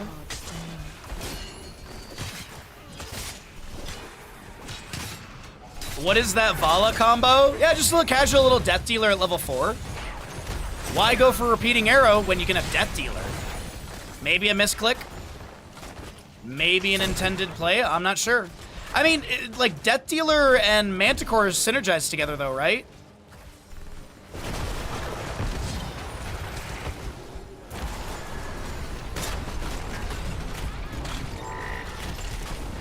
Mecha Explosion. We do a Varian charging in. Gets the taunt into Johanna.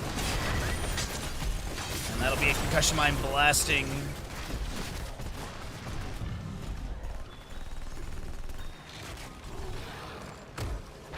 He wanted to go Q build, so he misclicked. Oh, okay, so we have it confirmed in chat. It is a misclick then. I appreciate the insight. Thank you very much, my friend. Happy Saturday, and thanks for joining us. Rhaegar lunges. But the Tychus overkill will be active.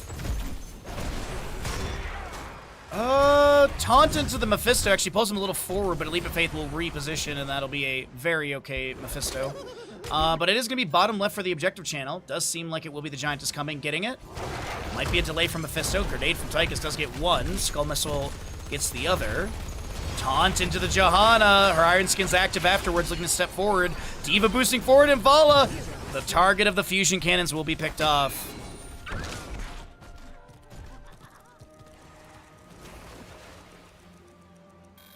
It is going to be Hot Pursuit at level 7, though, for the Vala. Okay.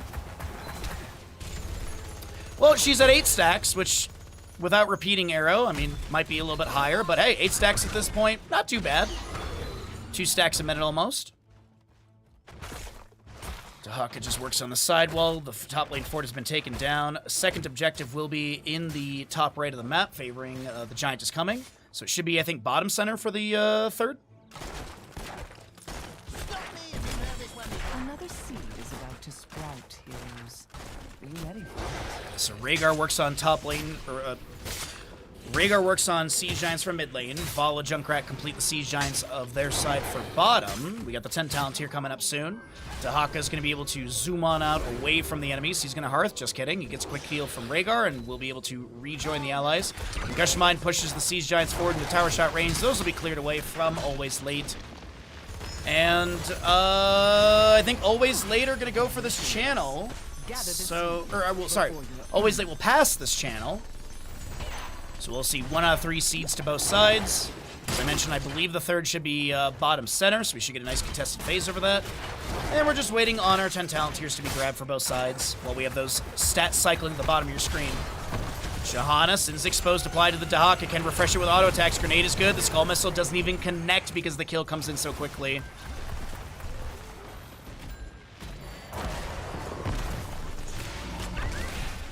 That'll be Johanna stepping forward. Condemn is out as well. Mephisto. A few more Lightning Novas and Skull Missiles applied to the enemies. And the structure as well. Bless you from Johanna. Light Bomb consumes soul for the Mephisto. I was not expecting at level 10. Bless Shield and Light Bomb have been picked up. We do also have Draken Laser Drill and Bunny Hop for Diva. Maybe setting up for a flank. There is a Steel Trap in the bush that'll discover Johanna. Tychus dashes forward. That's a lot of damage into the Rhaegar. He self-casts the Ancestral Condemn from Johanna. We do have a Chastise from Anduin. Piercing Light, I think, got a stack right there. And Vala, Rain of Vengeance, does get a stun onto 2. A second Rain of Vengeance. Riptire says goodnight to sweet Anduin, and Junkrat picks up the double for his team. Can they make it a triple? Absolutely! It's a triple kill to the side of the Giant is coming, and they'll get 2 out of 3 of the objective seeds. Tychus may be looking to delay once. No quarterback. I'd like to see him just back off, and absolutely he will.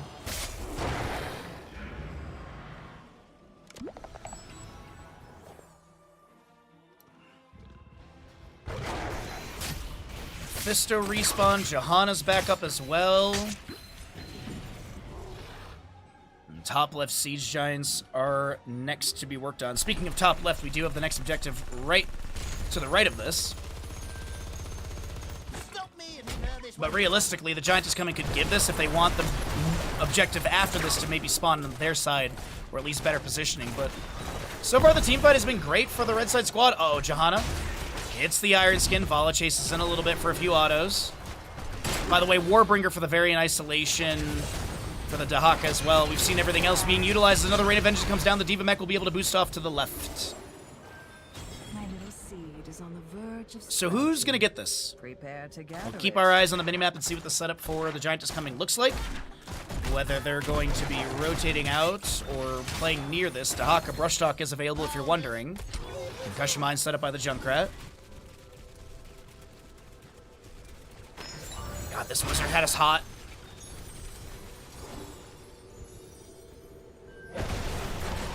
Heroic-wise, everything's ready. 1 charge of Rain of Vengeance for the Vala. Seed is ready for gathering. Dahaka continues to push bottom.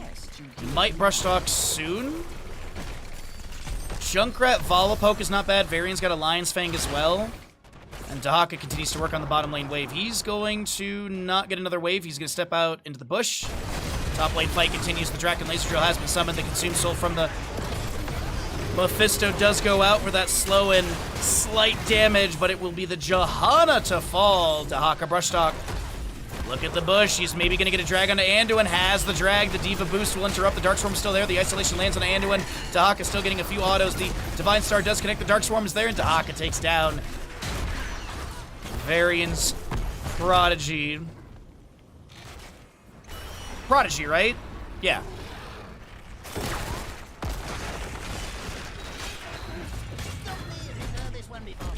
Who is this Dahaka? I don't know, man. They're playing really good. I don't know. Some really talented Dahaka player, that's all I can say. I mean, look at this experience generation, 8,637. And Diva's beating them by... No, just kidding. So we have the Garden Terror summoned. Mid lane fort will be taken down. Mephisto's gonna try and clear bottom, but he's gotta be careful because there's a pivot to bottom lane. Vala's gonna tank a couple tower shots. The overgrowth plant is there. Skull Missile from Mephisto goes out. Trying to get that last 6 stacks.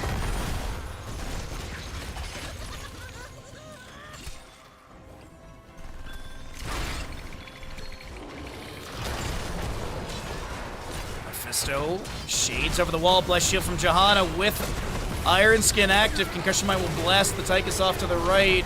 A Leap of Faith pulls the Johanna to safety, and she will not be taken down.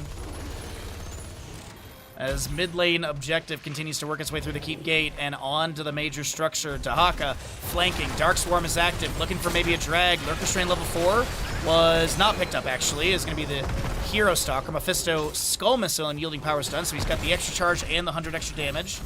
Did go into the Abhorred Skull level 13.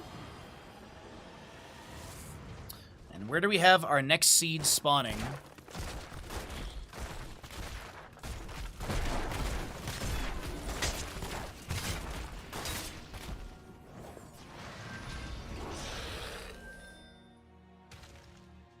Okay, 4-kill advantage heroic-wise. We got Bless Shield on cooldown left side.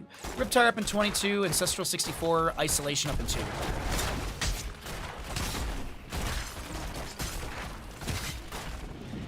Great back and forth in this map 3. We picked some. We've had some really good series so far today. And we still have another best of 3 coming up for the light HoTS tournaments, which will have some restrictions on the draft style. We'll talk about that during the tournament, but it's going to be fun. Low Refreshment versus Humber. But the 16 talents here. Giant is coming. We'll be able to invade this camp as well. D.Va's going to work on mid lane wave, just trying to safely soak. It does kind of seem like Always Late is grouping up a little bit. You know what to do, heroes. And I was going to say, Consume Soul is being used. I heard the global announcement from Mephisto, so I think he's just using Consume Soul to literally get vision of the enemy. For how weak Consume Soul is, I'm really surprised that it's a 2-minute cooldown. I could see this being like 90 or 100 seconds. And 643 damage at level 15 isn't too bad, don't get me wrong, but I feel like it could be a little bit lower. There is the Hysteria at level 13 you could be taking, but then you're missing out on the Abhorred Skull plus the Unyielding Power synergy. So. Alright, 1 out of 3 seeds to both sides. Level 16 will be picked up by D.Va in the top lane as she clears out the remaining camps and minion wave. Level 16, probably armor-piercing rounds. You're going to be seeing the lightning reaction as well from Mephisto. Glyph of Faith is a big pickup. Holy Renewal is a good way to heal for Johanna. D.Va did go into the target locked, and she will go Diverting Power at 16 as well. Chastise from Anduin thrown out. Taunt from Varian triggers onto the Johanna. That's a lot of Junkrat damage. Leap of Faith, as we call it, is a Kaimo Cleanse. The D.Va Mech Explosion will get some damage onto the enemies with that nuclear option. But no health bars to be taken down and no kill to be achieved. Next seed, top center of the map. And we have 20 stacks for Avala, by the way. Collect the seed and don't threaten. Concussion Mine set up in a gatekeeping position. Bush Trap on the left. Mephisto jumps over the wall. Lot of damage, as you can see, those skull missiles chunking into the Vala. Dahaka lands the drag, interrupted by the D.Va boost in. The spread volley coming through. There's going to be the Riptire summoned by the Junkrat, looking to maybe chase onto the Anduin. Can they get the takedown onto Varian Sun? Absolutely.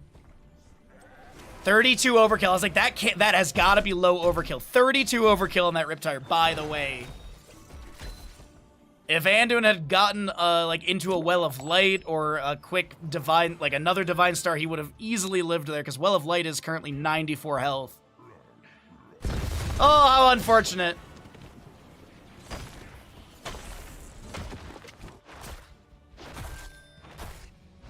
No empty calories on the overkill.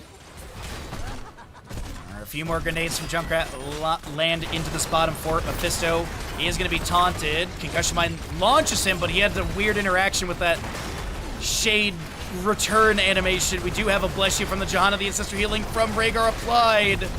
Believe onto the Vala, and they continue to chase onto the Johanna with a few more auto attacks. Dahaka does not have a drag target. That is going to be your Consume Soul. It does some damage. Drag. Nice dash from Tychus. It is elongated tongue level 16 for that 20% range increase. And the next seed is bottom left of the map. This could be Garden Tear summoned by the Giant is Coming, or they look to just grab camps and grab 20 talent here, as they are leading by 2 levels and 7 kills.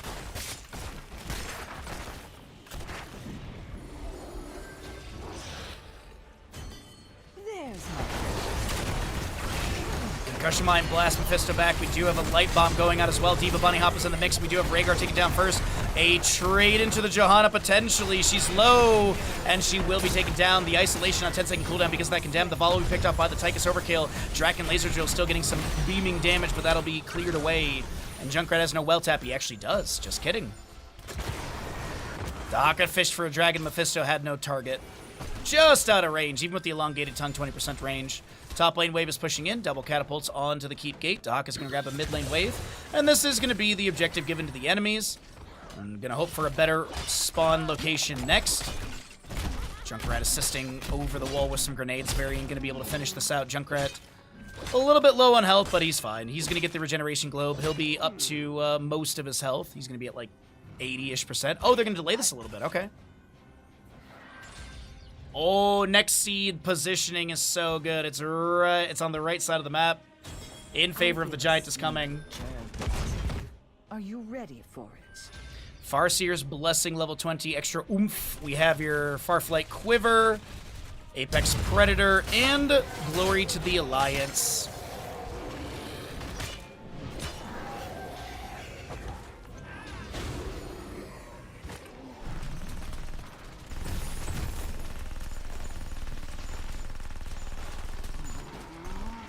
Okay, sorry. Trying to adjust that fan underneath my desk for Bandit here. Charge taunt. Johanna gets the Iron Skin afterwards. Vala vaulted forward, trying to get a little extra damage. Dahaka brush talks in, gets a drag. Consume soul from the Mephisto. Oh, Jesus. Johanna just kind of disappeared, and we have Garden Terror summoning in lanes for the side of the Giant is coming. Bottom lane's pretty far back. Mid lane is by the rubble of the end of the old fort. Garden Terrors will lose health when they auto-attack or take damage, obviously. So just trying to push up these waves without the Garden Terror having to do anything is really nice. Overgrowth Plant will be summoned in mid. Draken Laser Drill summoned by the Tychus as well. Riptire from Junkrat trying to clear things out. The Mecha Explosion from Diva connects into the Rhaegar. Mephisto Lightning, Shaded Mephisto and Lightning Nova out into the enemies and also clearing out this Garden Terror, but the top lane wave is really beefy onto this keep.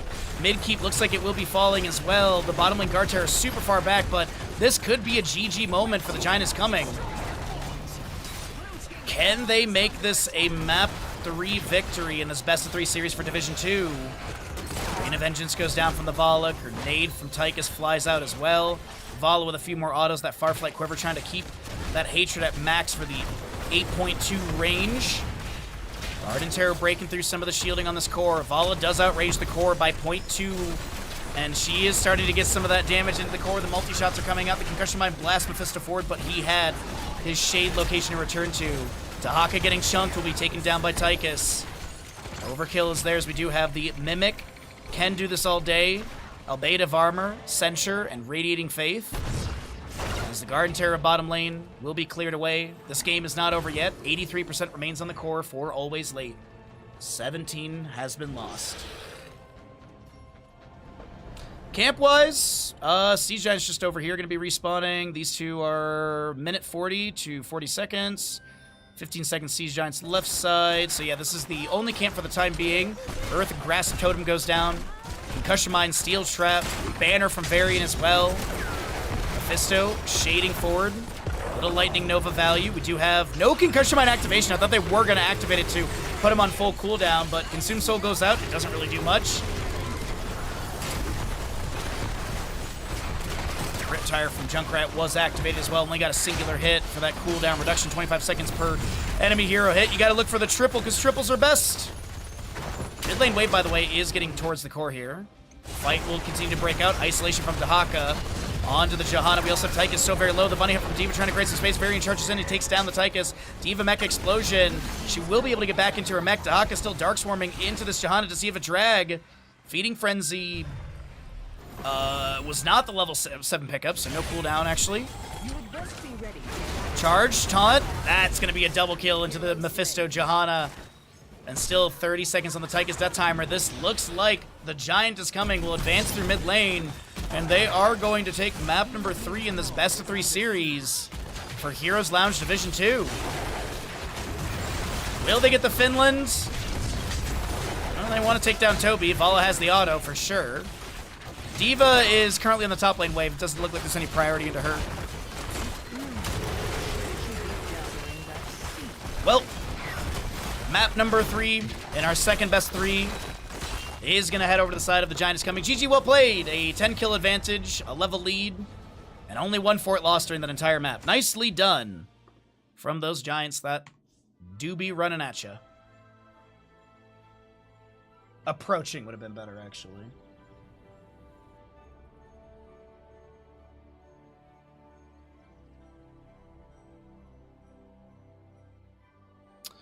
So 31 stacks with Avala. She had 39 or less. And let's get set up for our next best of 3, everybody. Wizard. All right, let's get set up for the next best of 3. So let's see here. So we'll hit a snooze button. Let's get the stream title updated as well. While we set everything up for this, how are your days? Any fun stuff going on for any of you? Any good food for dinner? I still haven't decided what I want to do for dinner today. It's either get Taco Bell after stream, and then probably like skip dinner or do like rice or something, like something small. Or I make sausages. I'm not sure what I really want to do. All right, we're gonna round for this prize pool because there's a current exchange rates change. So we'll have Lower Refreshment versus Humber. Oh, and this is actually playoffs.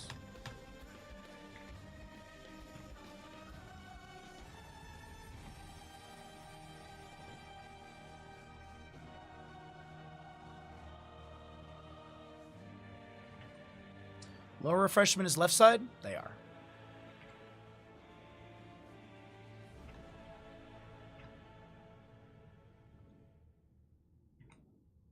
Alright, then Humber, and then we'll have to reduce the scale on these, since Lower Refreshment is going to be scaled down.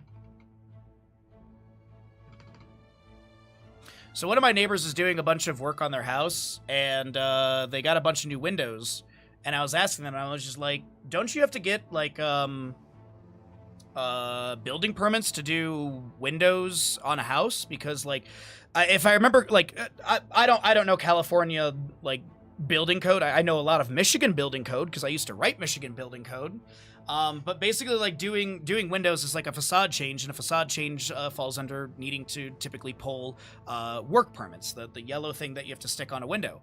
And, I was asking him, like, are you pulling the permit? He's like, no, I'm just going to risk it. But the thing is, they got caught building a shed and without a permit. So then they came and literally demoed the shed. So then he rebuilt it in a different yard out of view. And I told him, I'm like, dude, I can literally see it from the road.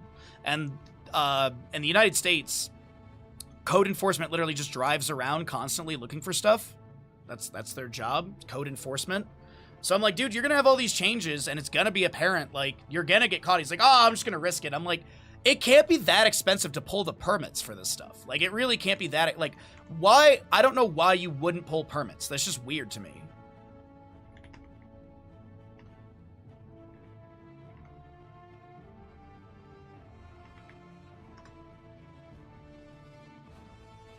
Let's see here.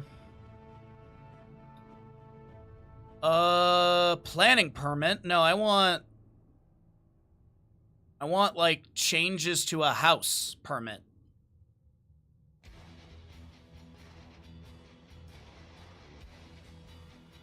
The surprising thing, Dings, is they're really not like that, but maybe they are, I guess. Maybe it's just for the thrill. What a thrill. With darkness inside me in the night. Fees. The building permit fee is calculated at 2% of the project valuation, minimum of $271. The valuation shall be determined at the discretion of the building official utilization. Like, if you're already spending, and keep in mind, this guy makes nurse anesthetist money, okay? So there's that. Okay, just to put you in that tax bracket idea. Like, he doesn't get second quotes for things. Like, he got a quote for a patio and a new fence with steel posts to be done. And he's like, yeah, it's $20,000. And I'm like, are you going to get any competitive quotes? He goes, no, why would I? Because you spent 3 times the amount I did on a tree to get cut down? Because you didn't go get other quotes? Maybe that's why? He spent like $5,000 on basically the same service level that I got for $2,000.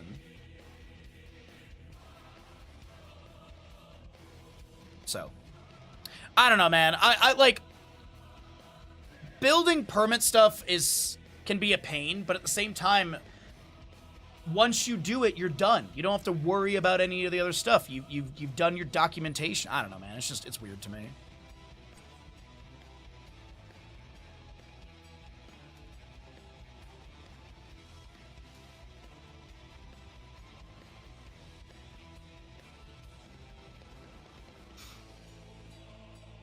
They might be too lazy to do it. No, they're like actively avoiding it. I don't know. I really don't know. I literally asked him yesterday because I walked over there after movie night because I saw his garage was open. So I was like, oh, I'll go over there because he has a dog that Bandit loves. So I was like, oh, I'll let them run around a little bit. And I was asking him about it, and he's just like, yeah, I'm just gonna roll the dice on it. I'm like, why? Why do it? What is $270 additional dollars for you? I mean, I know it's 2% of the cost value, but still. It's not like the cost value is that much. It's not an insane amount. But either way, I digress. Let's see. So we've got all this is good to go.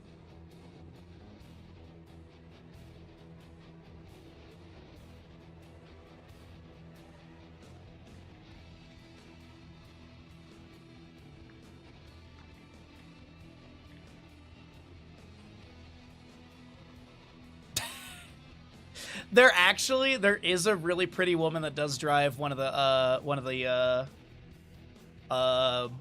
what's it called?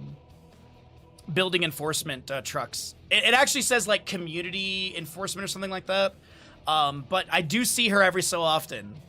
When I'm walking Bandit, there is a pretty woman that does. There absolutely is. But they're not the ones that come and deal with the stuff.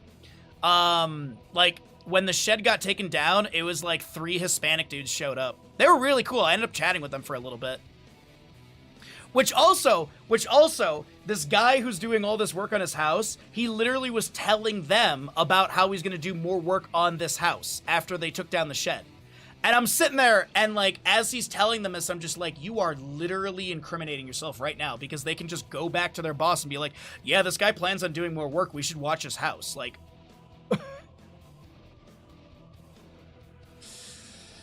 so, yeah. Well, the thing, too, from my understanding, is if you don't pull permits, they undo the work you did, and I think you pay a fine as well. So you, like, it's a lose-lose situation.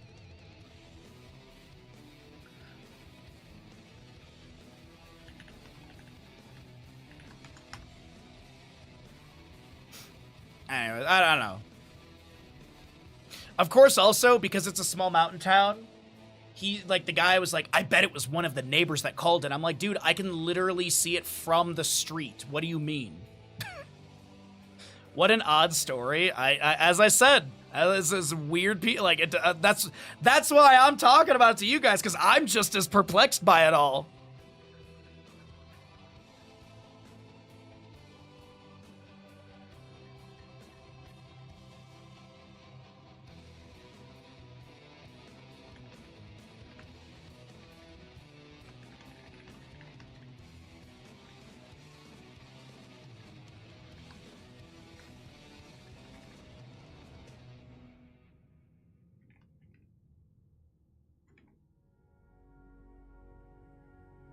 Sorry, we're just talking about time zone stuff. Noisen was like, oh, this is going to be a better start time for you. I was like, I honestly don't mind the 5, 6 a.m. days. I actually really don't mind those days.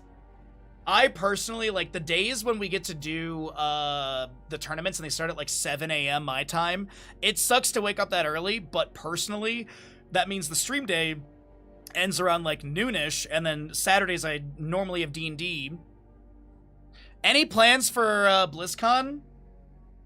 Just waiting for that email. Pray. IDK. Are you going? But yeah, I seriously, I don't mind those days. I couldn't play last weekend and this weekend because last weekend was when my sister was in town. Yeah, that was last weekend, right? That was Saturday. No, it was the weekend before. Dude, I'm losing track of days. I am legitimately losing track of days. No, that was the weekend before because it was still in July. Because today I'm supposed to go meet up with some friends. We're going to go have a drink at a bar and catch up. There's, well, he doesn't drink. His wife does drink, so her and I are going to go chat. We're going to talk about neighborhood drama and stuff.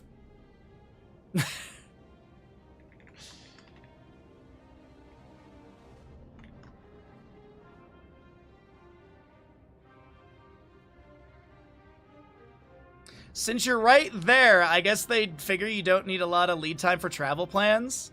Yeah, that's totally it. Well, like, in all reality, in all seriousness, California is a very big state. California's a very big state. I'm in basically, like, the middle of California. There's an argument of where Northern California starts, but basically, I'm kind of in the middle of the state. Because it's about 9 hours for me to go up to Oregon, or it's about 9 hours to get down to, like, LA and stuff. And actually, it's even further. So I'm not kind of middle, I'm maybe a little bit more north, but still. It's still, like, if I were to drive down to BlizzCon, it'd be a 9-hour drive. I don't want to do that in my 15-year-old Subaru that makes a lot of weird noises. If Blizzard wants to fly me there, I'm happy about it. But if they're like, hey, we only have gas money, it's like, all right, well, I'll go to the shop and make sure everything I've got good oil in the car and everything. I think I do need to schedule an oil change. I don't drive my car very often because I work from home, and also you can get around town very easily on there's like bike paths that pretty much go around the entire lake. There's walking paths, so like and typically if I go somewhere like to go meet up with people, I usually bring Bandit with me because a lot of like there's a brewery that's there's the Hangar, which isn't really a brewery, but they have like a lot of outdoor space, so it's really nice to go with Bandit there. A lot of bars are dog friendly, but that's the only one that I take him to, just because it's outdoors. But yeah, I walk a lot of places. It's good exercise. So, and I don't have to deal with the any of the chaotic parking and stuff. So right now, by the way, we are just waiting for players to get in the lobby. The game is scheduled to start in 8 minutes. The best of 3 series is scheduled to start in 8 minutes, so we're just waiting for the players to get in here. We'll be heading to Dragonshire for map number 1, and yeah. So we can just sit here and yap at all of you for the time being. Oh, I wanted to look and see, Yes! Yes!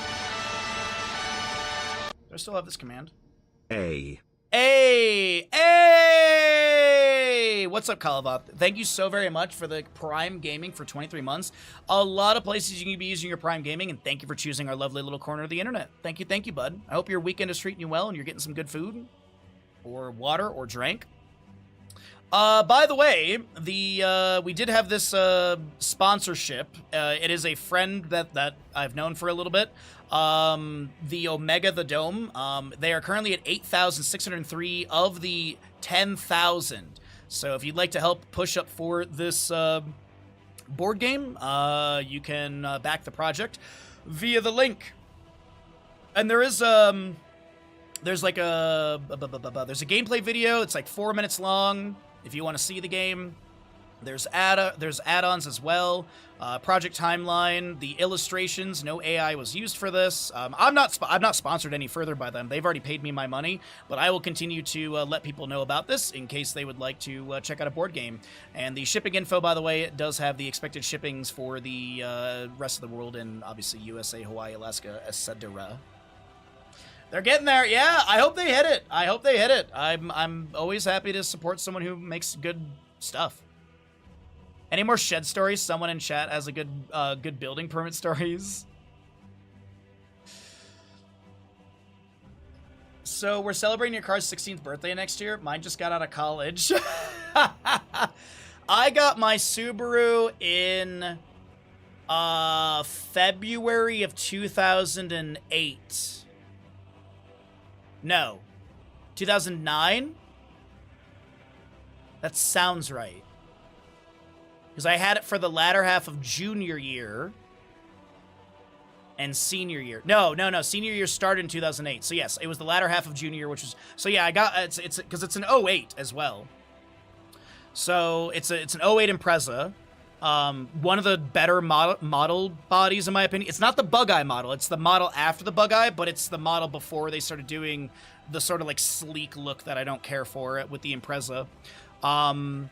And we were walking through a dealership parking lot, and I was wearing my instructor coat, and my instructor coat had my first and last name, and it has AASI level 2.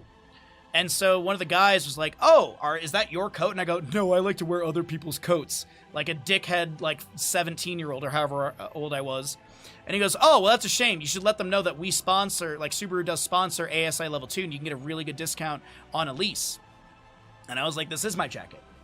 So my dad, who worked in automotive, immediately was like, "Oh, well, I work in automotive. I can get a discount too." My discount was like 3 times the discount my dad was getting.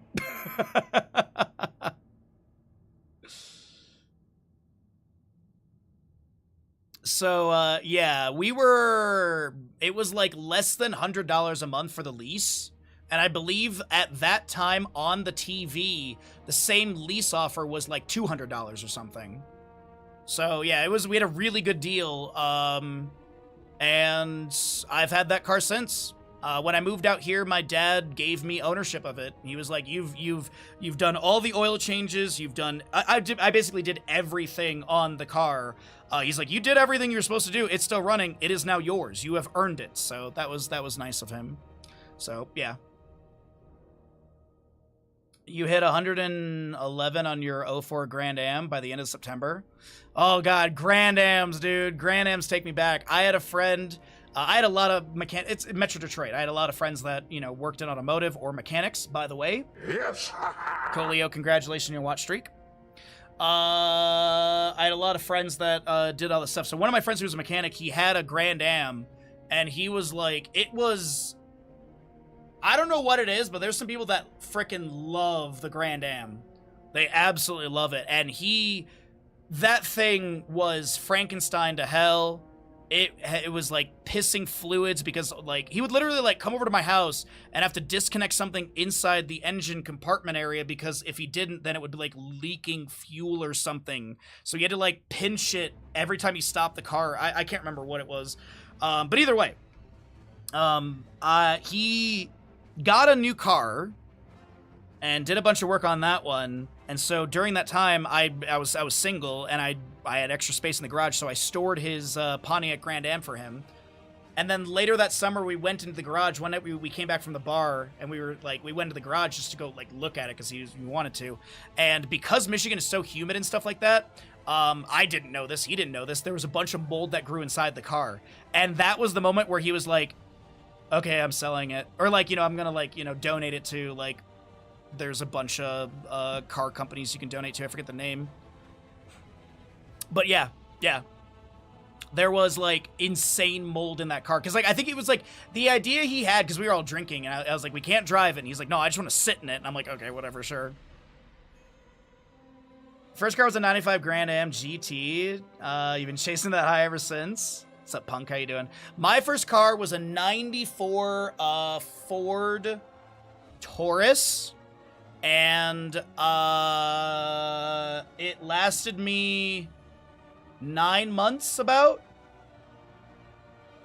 9 months. I'm a December birthday, so I got my car in December. A month after I got it, the oil pan A bolt came loose in the oil pan and shredded 3 1-inch holes, or 2.5 centimeter, into the oil pan and shot oil all over the engine, and so I needed a new engine, so we got a new engine for it.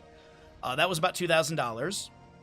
And then when the summer finally rolled around, the car kept literally shutting off, so we got a flow test on the radiator. The radiator was 98% plugged. So we were under the impression that the car had like a front-end collision and they just like got junkyard parts or something. And then I slammed it in the fall, on a rainy day. I was going 45 miles, the speed limit of a road, Southfield Road. I was going 45 miles an hour on a wet road, and a Mercedes compactor, ironic name, pulled out in the road and stopped. Instead of getting into the suicide lane, the center lane, they just stopped in the oncoming traffic, and I slammed on my brakes and I just kept going. I tried to angle it so my passenger bumper would hit their front bumper, so we just had minimized damage, and then they pulled forward and I went straight into the driver's side wheel of their car. I'm trying to see if I have photos of it. I swear I had photos of it because my camera was in my car with me. Maybe like crash? But yeah, that was my, I'm pretty sure it was a 94 Taurus.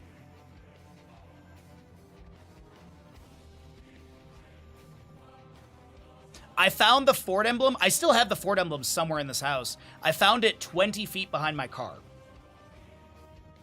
I'm a European. I ride the bus. I would trade all of my geriatric senators for a walkable city or more transportation.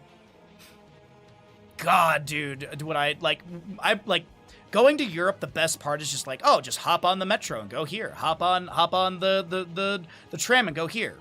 Germans are they get so upset when their trains are like 5 minutes late. Meanwhile, I was in Chicago one time, and quite literally, the bus was an hour late, and you just wait for it. I know that there are bigger delays, but like when I was in Germany, like people in Germany were like, oh, sometimes the train's like 2 minutes late. I'm like, that's great. That's not bad at all. But yeah, I'm currently skimming through my folder of photos to see if I can find the crash photo. I don't think I have it though. I don't think I do. I think I have a memory of it, but I don't think I actually have photos.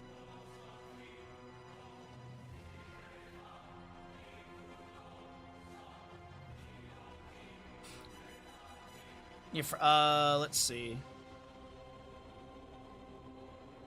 My Taurus had 6 legal seats. You could fit 3 in the front, 3 in the back. There was like the center buckle for the person in the center.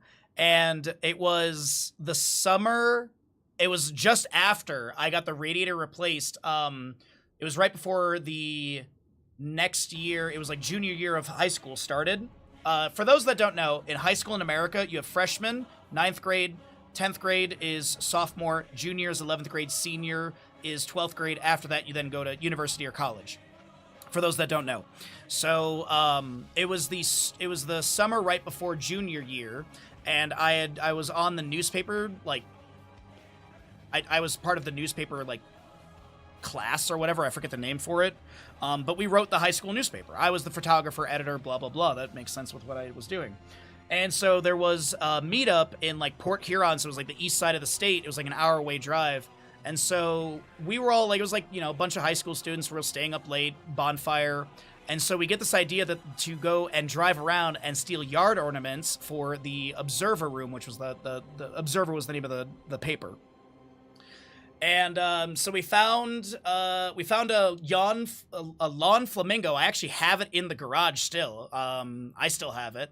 And we steal it. We're driving away. And as we're driving on the main road, a cop pulls up behind me, and one of the guys, his name's Billy, one of the guys in the car in the back, he just goes, the lights go on, and Billy just goes, floor it! As if like I'm gonna outrun the cop in my Ford Taurus with 6 people in it. So I pull off to the side of the road. I had a broken taillight. And so the cop leans in, and he does the creepiest thing. He goes, 2 boys and 4 girls, that's some pretty good odds. And then he looks at who's my ex-girlfriend next to me, but we were cool, we were friends. He looks at her and he goes, "Do you have a seatbelt?" And she goes, "Yeah."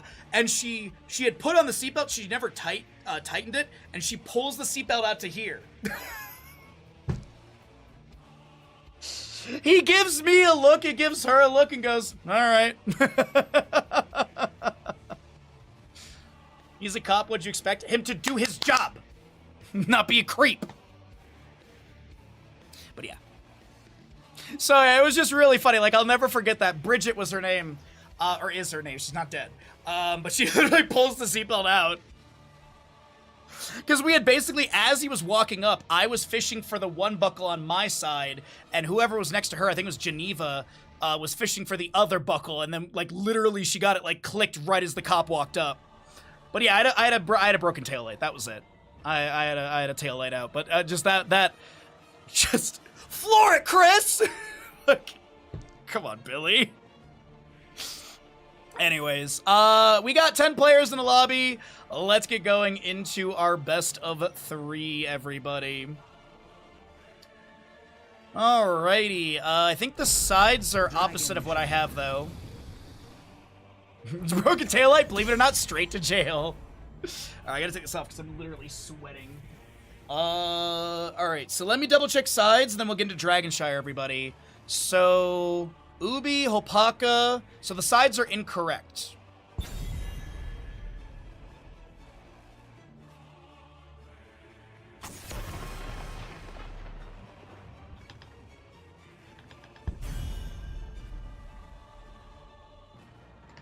Alright. Don't worry, I'll get us into game in a second here, chat. Don't worry.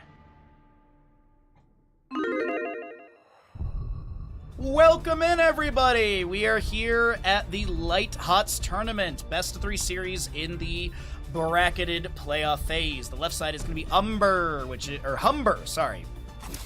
We were making jokes about this earlier, now I'm saying it wrong, but it's Humber on the left-hand side, and Low Refreshment will be on the right. Now, this tournament does have a unique draft style, so heroes that are banned can only be banned once, but they can be played. So Yrel cannot be banned in map number 2 or 3, but she could be played in map 2 or 3.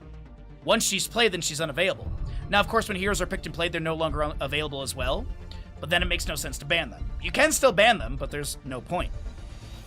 So that is basically the general rule set for this. Dragonshire will be map number 1. This is best of 3, single elimination bracket, exclamation bracket if you want to know more about the bracketed stage. We only have 1 best of 3 today. Tomorrow we'll have 2 best of 3 starting at our normal stream time of 9 a.m. West Coast USA.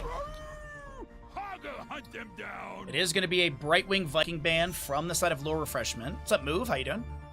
Yrel and Anduin will be banned out as well. And Hogger first picked with the Blaze as well. The first Hogger Blaze for Humber to start. We do have Johanna will be your start out for Low Refreshment for Dragonshire. What do they want to roll with the Johanna? Do they want to pick up any early sustained damage? Do they want to pick up an early solo lane? Or do they go for like a healer and then damaged healer, or healer then solo lane? Ooh, the false dead grab is not bad. Sustained damage is good. Percent-based damage at level 13 is definitely an opportunity or an avenue to go into. As you do have that Hogger Blaze, the assumption is that there will still be a main tank, and this is double bruiser. Maybe running like a 1-3-1 sort of setup. So like Hogger top, Blaze bottom, then the tank, healer, and assassin kind of pivot between top and bottom as needed. I could definitely see that as an avenue.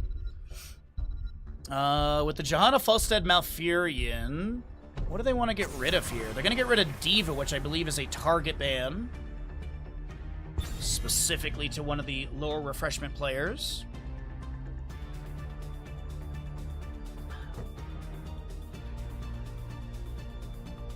What are they gonna do? What do they want to ban against the Hogger Blaze? God, they really don't. It doesn't show much, if anything, in their draft. Maybe just get rid of a main tank you don't want to deal with, or even Chromie ban is not bad. I could see Chromie definitely being an opportunity or an avenue for a ban. Give me 1 second. I gotta fix something.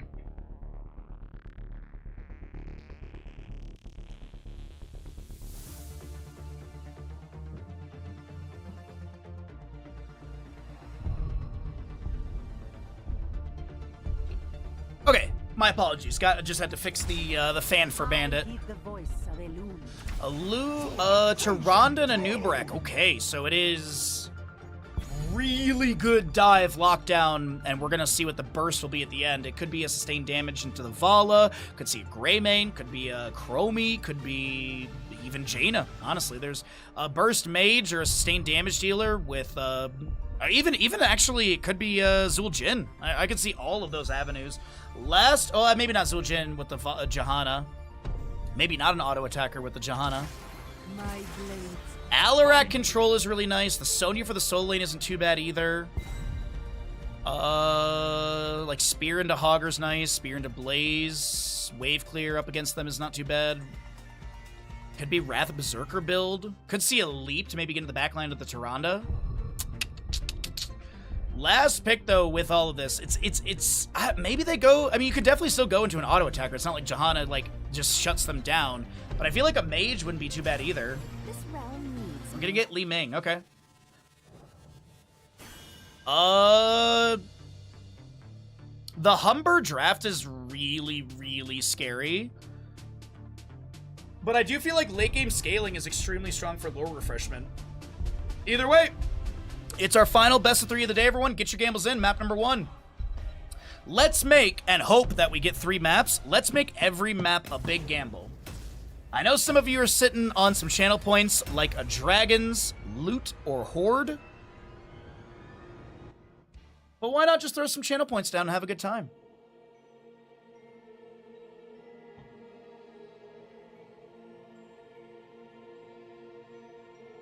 And as always, thanks for joining me on this Saturday.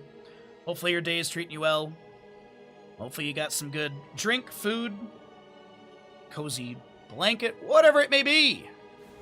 Let's take a look and see what we got for map 1.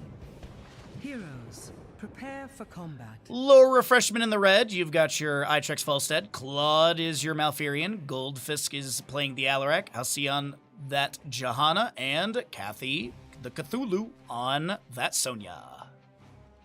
Hey, Einstein, I'm on your side. Really, Yev? I didn't know that.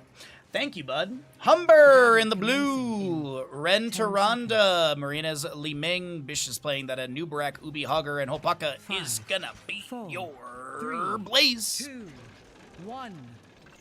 First Sentinel. The battle begin. First Sentinel. Kisses. GG, well played. Hello, Vengeful Roots, Malfurion. How you doing? That's a choice at level 1. We also do have your Extended Lightning for Alarak, Frequent Flyer, Zealous Glare, and Furious Blow. Jet Propulsion connects into the enemies. The Lunar Flare will get a double stun. We have Blaze Pyromania and Adrenaline Stimpack activated. Ranger for the Tyrande level 1. No Moonlit Arrows. Probably still going to be a Loon's Chosen level 4, though. Aetherwalker, Legion of Beetles on the prowl for Hogger, and Adrenaline Stimpack Blaze. Sonya trying to spin out away from this Blaze's oil slicks do go down and slow the retreat of Sonya, but she will be able to get behind the gate and tap well.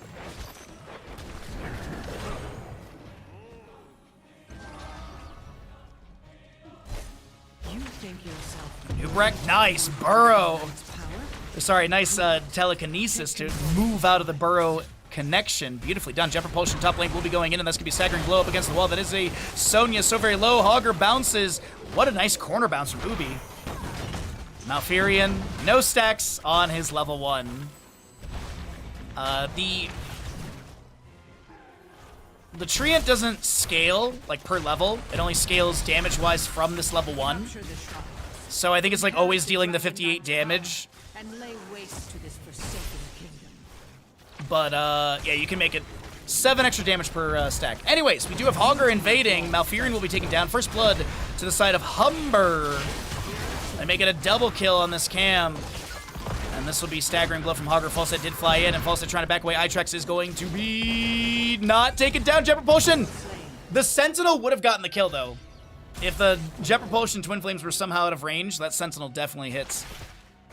All right, well, the early game is great to our blue team as the Twitch gamble. Whoa, that's some big belief in Humber, and I don't blame you after the early game advantage they've created. Malfurion steps up, a quick Moonfire to delay. Lunar Flare tries to get another hit. That is going to be the Treant summoned, and it will get 1 stack. You get 1 stack per enemy hero rooted, not from when the Treant attacks. Top lane, Bruiser is going to be cleared up by tower shots. Jet propulsion from Blaze misses. As we do have Hogger with the vertical bounce, he's going to finish out this camp for bottom lane. As Falstead's able to barrel roll away. Flame cleanses all. Dragonite grab by, that's a new Nubarak. Hogger gets the staggering blow into the loot horde. It's Umber. It's like that freeze frame. It's like Falstead lands and there's 3 enemies and it freeze frames. Like, you're probably wondering how I got here. Tyrande 3 Lunar Blaze stack. She needs another 7 for the 30% range increase. 17 to be able to get that Piercing Sentinel. Or even the Jojo Bazaar, like, until to be continued at the bottom. Ubi pulled in with the Condemn, the Staggering Blow, the Loot Horde thrown, or the Easy Throw Dynamite throw down. The Elun's chosen, and Hogger is able to bounce to safety. But has Tyrande been left behind? Telekinesis. Li Ming will get the trade. She blinks into the root for a 4th stack to the Lower Refreshment Malfurion. Staggering Blow. There's a small spin. Dragonite expires. Might have been canceled early, so that way Nubarak can pop his combo and does manage to set up the kill. 6-1 in kills. A level lead is there. And Humber continue to control map 1 of this best 3 series. Oh no, Sentinel! Okay, that Sentinel was thrown from the Hall of Storms, and I think if it hits with the Ranger level 1, that might have actually killed. That was a super far Sentinel. Li Ming blinks into the false that she does have Calamity level 7. Hogger is going to be silenced from that Discord strike for a moment. Nubarak burrows, looks for the Impale, lands that Impale into a couple enemies. He does get rooted by the Malfurion. Hogger vertical bounce is still active. We have a Nubarak on the point. Alarak will be zoned. And that'll be an invade under the enemy Siege Giant camp. Will there be the Siege Giants on the left to be also picked up? Hogger bounce started going the wrong way and he has to cancel.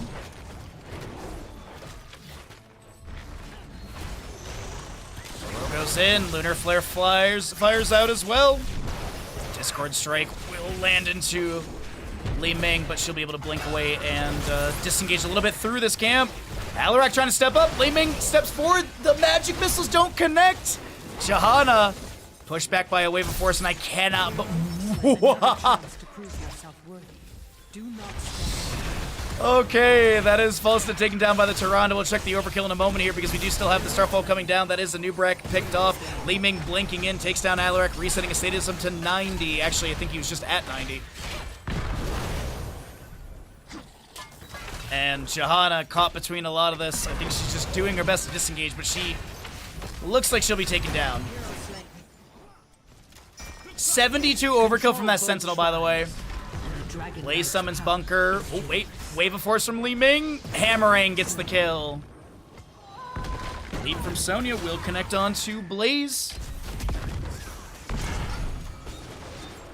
She tries to spin and chase in. We do have that Elun's chosen applied to Blaze with that Moon. Falstead.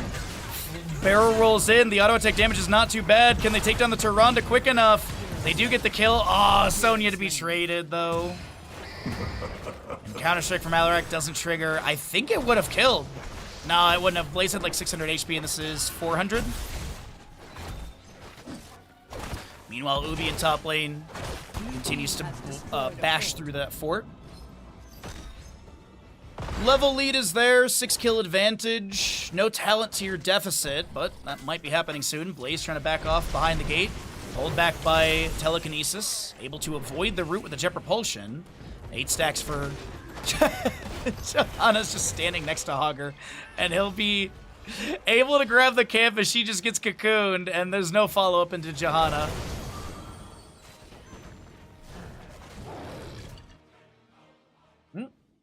We have a little bit of a pause going on right now. Let's go ahead and give you this, and we'll pull away the mini-map and stuff. We'll be in a neutral location. And we can at least take a look at some of the stacks and stuff going on right now. So 8 stacks for the Malfurion, 63 for the False Head. So he does have his first milestone for that 20 additional damage. Looking to get to that 150 for the 70 total additional damage. Full auto build for him as we expect. It is going to be that, blanking on it. Hammer gains, as well as your secret weapon. We didn't talk about some of the heroics, as it is going to be Gust, which was used earlier for that Blaze, as we were talking about being displaced after the Sonya Leap. Twilight, Dream, Counter-Strike, Bless Shield, and Leap. Also going to see the Bunker, Shockwave, a Cocoon, Wave of Force, and Starfall in the Tyrande. Otherwise, things look standard across the board. We do have a Suppressive Fire for the Blaze.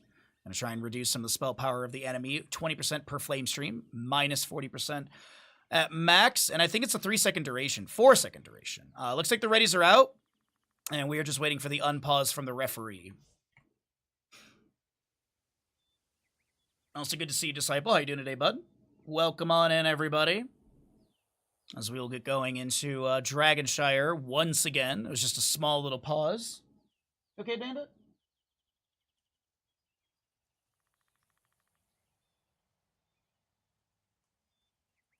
This actually happened in CCL, where our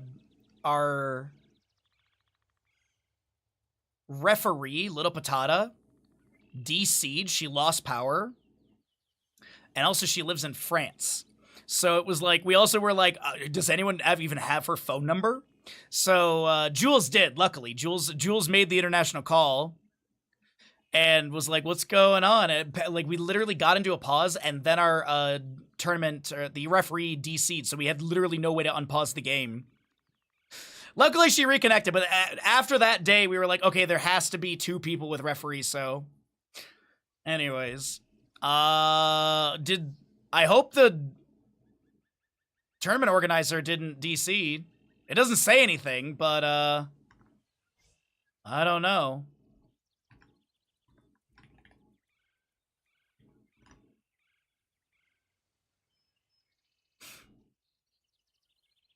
Oh, there we go.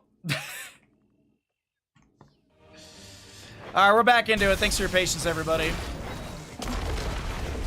Huge dive onto Falstad, and Itrex will be taken down.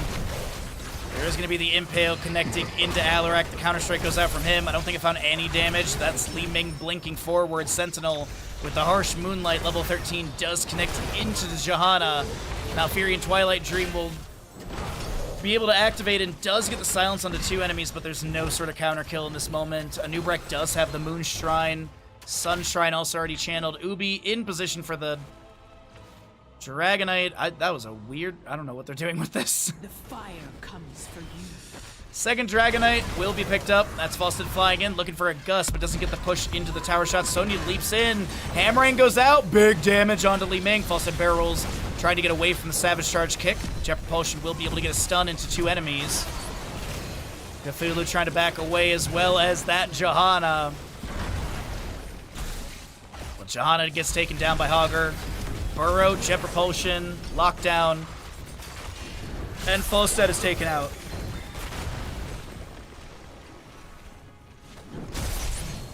So it looks like there's no further pressure into mid lane keep. It'll be bottom lane for it to be taken down by Humber. Another Sentinel will connect.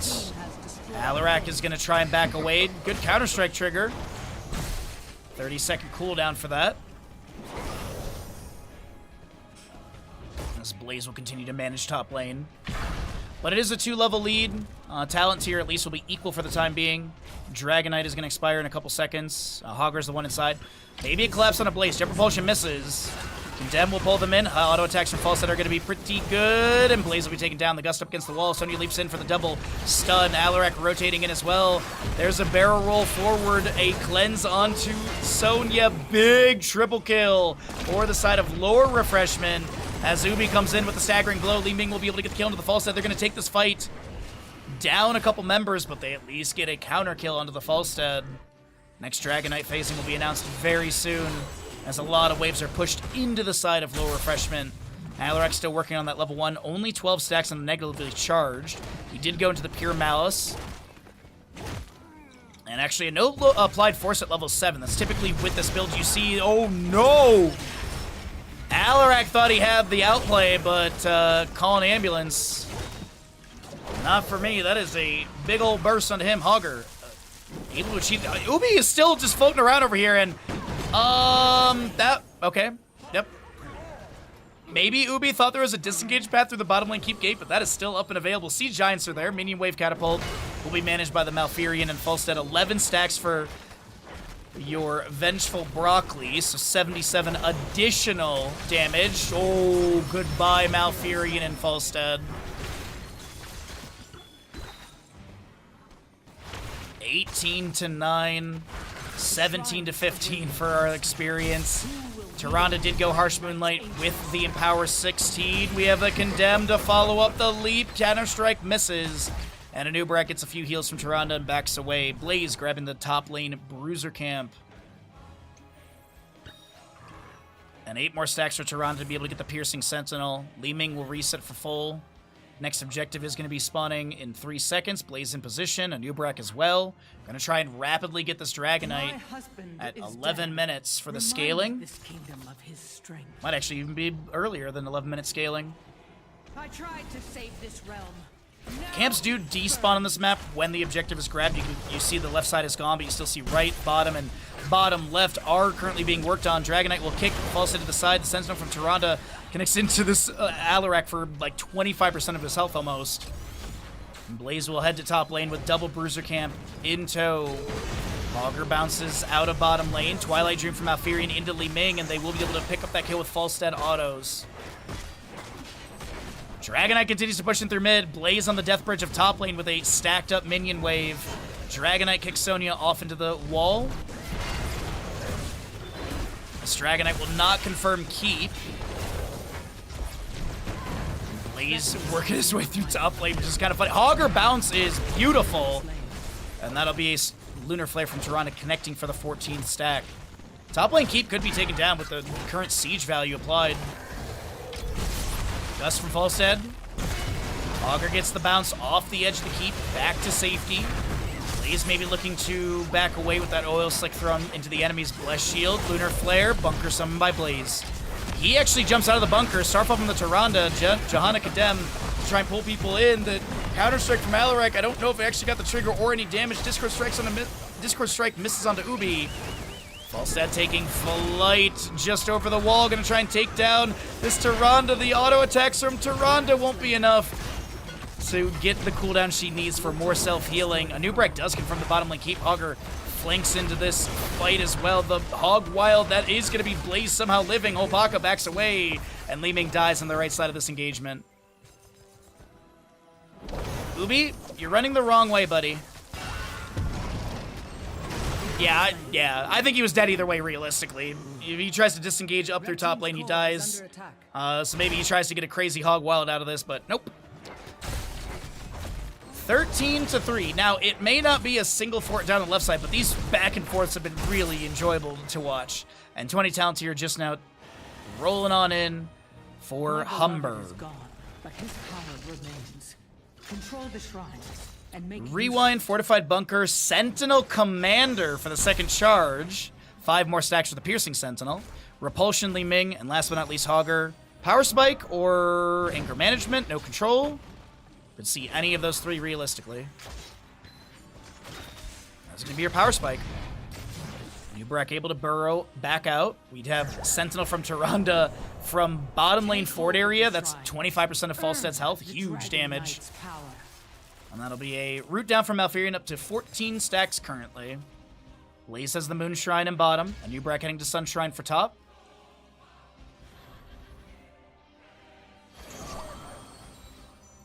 And this is going to be a 5-member run for lower refreshment, but Ubi gets this channel. No interrupt. Is it more keeps to be grabbed, or will it be advanced through bottom and try and end?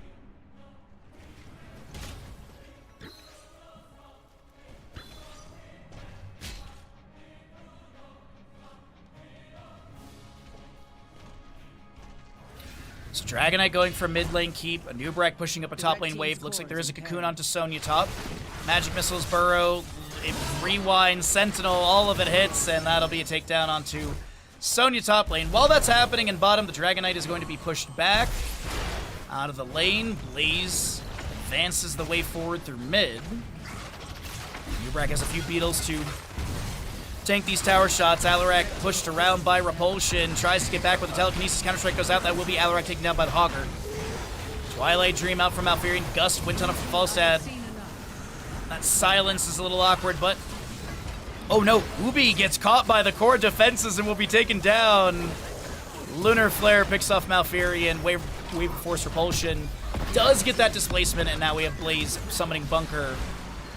Jahan, the last defender, we'll see if she's able to back away. Sentinel landing, Tyrande not going to be able to step up for that potential kill, and we are going to be having core falling. This is going to be map number 1, looking like it'll be heading over to the side of Humber. Burrow goes out onto this Johanna. She will fall.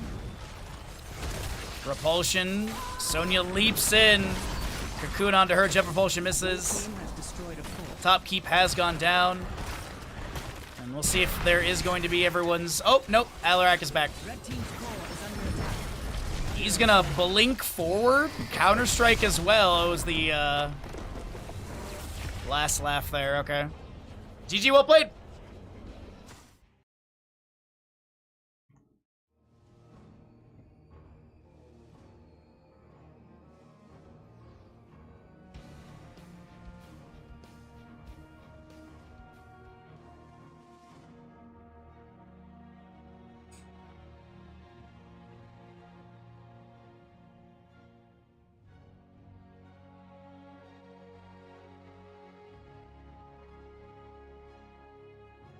Alrighty, well, let's go ahead and roll out some ads and get ready for map number 2 of this best of 3 series. Oh, here's some talents if you want to see them.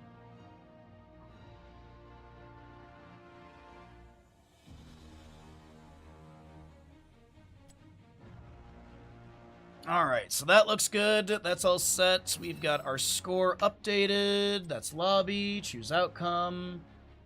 It is that left side payout. We're heading into Tomb of Spider Queen for the next map, so let's go ahead and get that set up.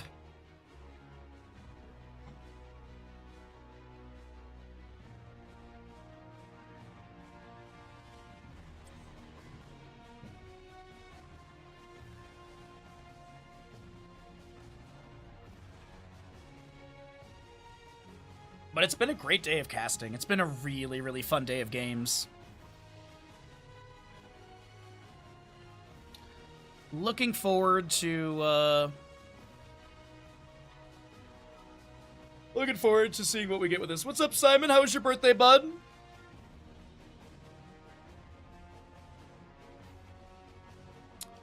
Also, whoever subscribed to the stream, thank you, whoever you are. Appreciate that very much. That's really nice of you.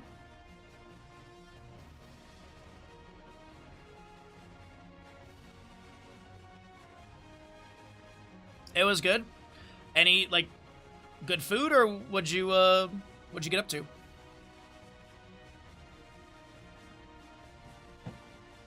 The internet is too unstable. I'm sorry to hear that, bud.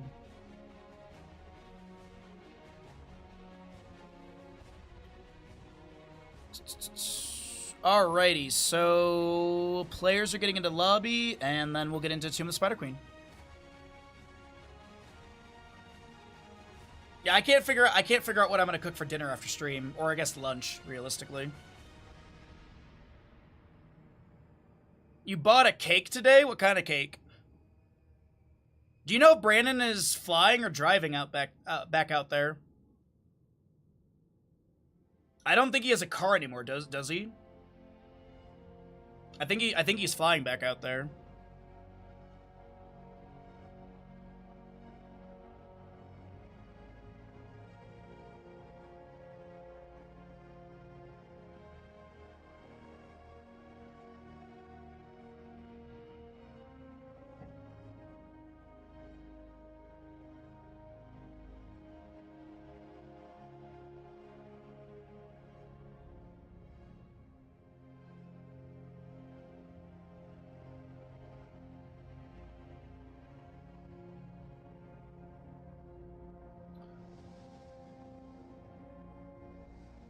I assumed he's driving, but I didn't care if he has his car either. Oh wait, he said he was flying because I offered him a couch. He couldn't. If he couldn't get picked up right away. Got you. Okay.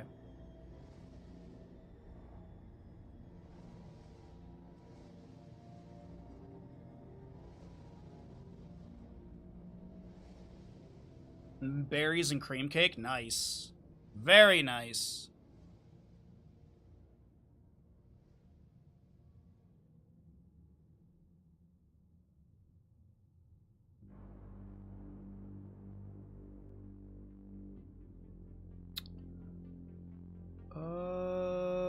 Ba, ba, ba, ba.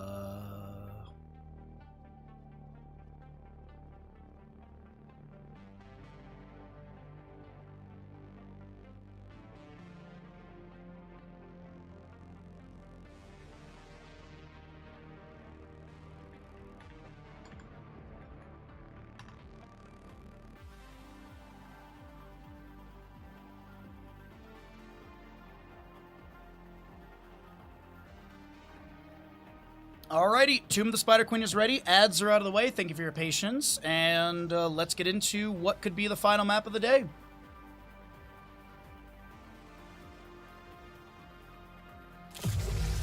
Tomb of the Spider Queen. Alrighty, everybody. Welcome into map number 2 of this Best of 3 series. Humber on the left side, Low Refreshment onto the right, and we've got ourselves Tomb of the Spider Queen. Map number 2, and we'll see if this is going to be a quick and clean 2-0 from Humber, or can Low Refreshment rally and take us into a map, oopsies, map number 3. Kicking the fan underneath my desk here. I need to move this over just a little bit. So first pick will go over to the side of Humber as the map choice of Low Refreshment. These are pre-chosen maps ahead of time, so we already know the lobbies. And then the third map is voted on by the tournament organizer or their community, I believe. So if we make it into a map 3, it would be, let's take a look here, I do have the schedule. Map 3 would be Alterac Pass. And as a reminder, we do have 2 best 3s tomorrow. We have Bathrobe Mafia versus White Tree Gondor versus the Sirs, Bathrobe Mafia versus White Tree Gondor. The second best 3 is Sirs versus Skibbity Exodia tomorrow. And for those that don't know, this is the Meta Madness, the Fearless Draft, however you want to call it, but also heroes can only be banned once. But once they're banned, they can no longer be banned, but they can still be played once. So Urel was banned in map 1, Vikings banned in map 1. Both of those could be played here in map number 2, Tomb of the Spider Queen, but of course once they're played, then of course they're out of this pool. The DVTC will be the removal from Humber. We'll get rid of a Maiev and Garrosh. So first pick, what is Humber going to be going for? Bathrobe Mafia is a rather spicy name for a team. Not really. Not at all. Back in CCL, you had the whole bathrobe thing from 30K with Masquerade, so yeah. Honestly, like, within, like, the atmosphere of tournaments and stuff, it's really not that crazy. Now, in Kaldor's last tournament, there was a name that I pointed out to Kaldor that was a very lewd thing, and he goes, "How do you know this?" I go, "I live in a mountain town full of a bunch of immature people." He's like, "Great response." I'm like, "Okay, whatever." No, it's not. No, it's not. It's literally a meme about the bathrobe. It's literally a Masquerade bathrobe meme. What's up, Slow Roll? How you doing, bud? Urel, Tyrael, Chromie, though, will be picked up for Humber. You do have Anduin Junkrat on the right. That is a solid Cho'Gall setup. But we do, the Urel, Tyrael, very, very strong. Chromie as well. I could see this being Hammer ban. Hammer and Tyrael have been played together really often lately. Swift Retribution with Sergeant Hammer is really nice as well. You basically have 90% movement speed when you're in hover siege mode. But Hanzo is going to be the removal here. And Anduin Junkrat up against the Tyrael Urel. Diva can't be banned because she was banned last map. Diva into Urel is not bad. Every time Urel wants to use Avenging Wrath into the wave, you just boost into her and kind of interrupt it, which is a way to sort of slow down Urel's wave clear. That is something I have seen in the past. Ragnaros on this map is not bad either in the double soak. Gul'dan for this game is super good. With Anduin and Junkrat, I kind of feel like we're going to be leaning into a Stitches here. Anduin and Junkrat with Stitches is really good. Granted, you have Avenging Wrath from Yrel. You've got here and there possibly from Chromie, Aldruin's Might from Tyrael. So the ability to be able to get a Hook Gorge displacement is a bit difficult. There's the Diva we were talking about. And Dahaka as well. Okay. Not what I was expecting. Are they gonna run Hypercarry Junkrat, or is it like main tank Dahaka? Not sure what they're gonna do here with this.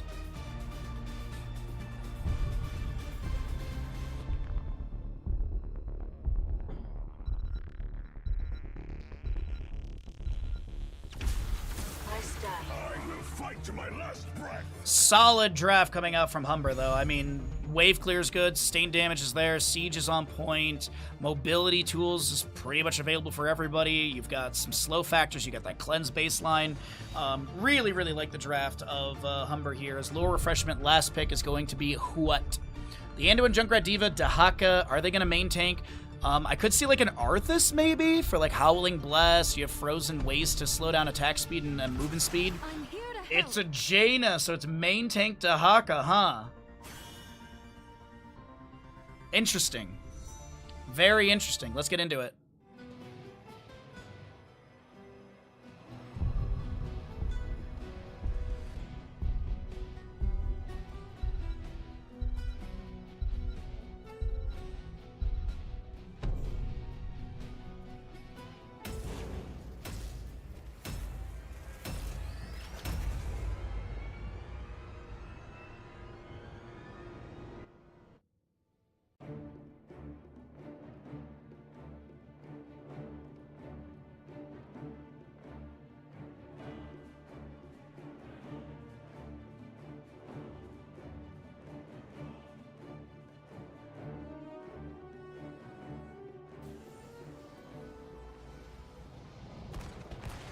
Prepare yourselves.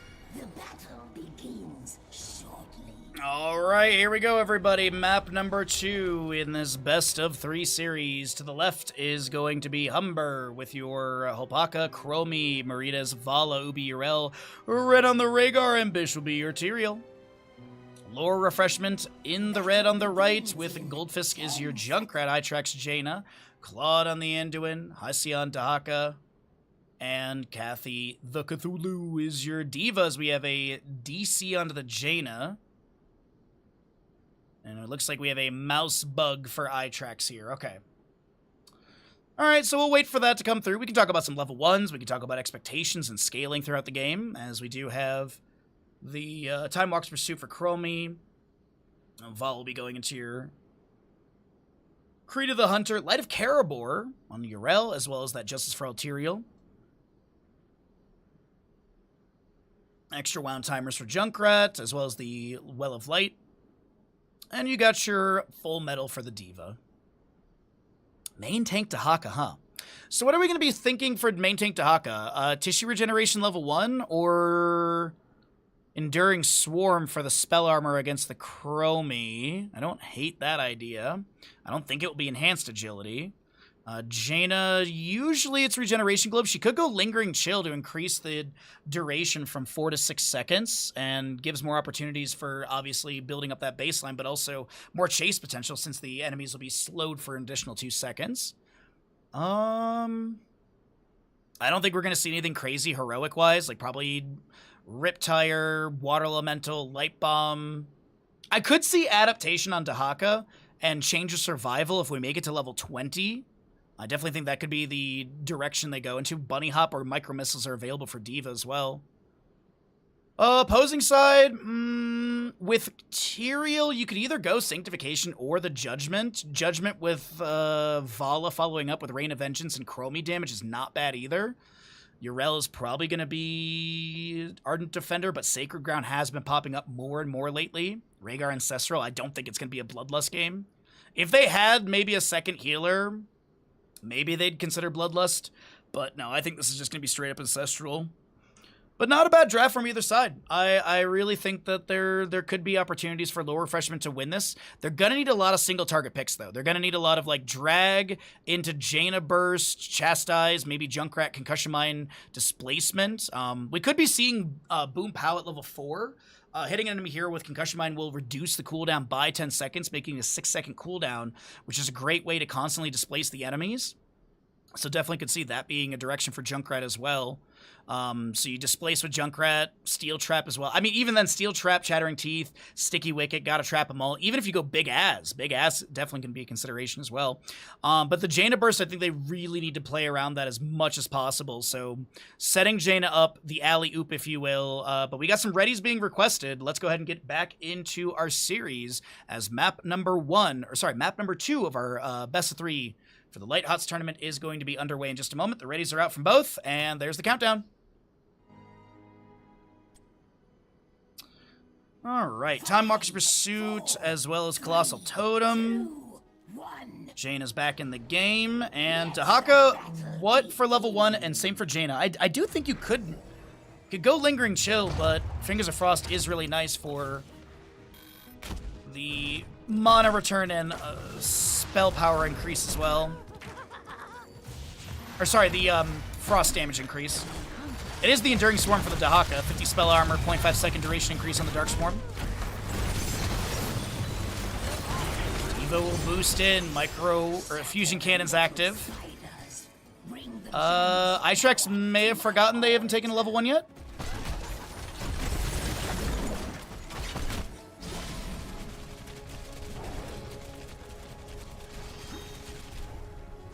Dahaka will just do his best to match up against the Chromian top lane.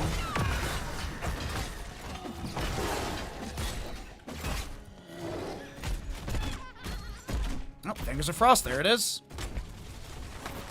So there's going to be that 10% damage increase by Frostbite. So Jaina comes down to assist D.Va for this bottom camp, also grabbing the Regeneration Globe. They'll pivot into bottom lane. And there will be no kill into Ubi. A tiny amount of damage. And Horror Anomaly for the Chromie as well. Dark Swarm from Dahaka. A few autos into Hopaka here.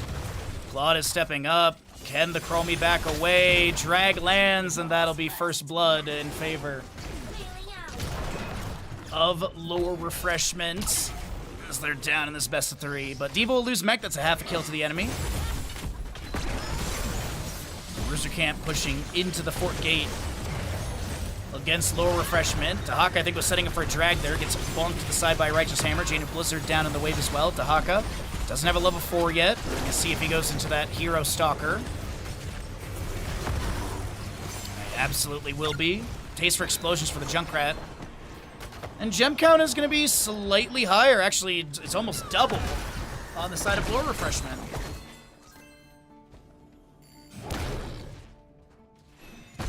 Pretty good start to Tomb.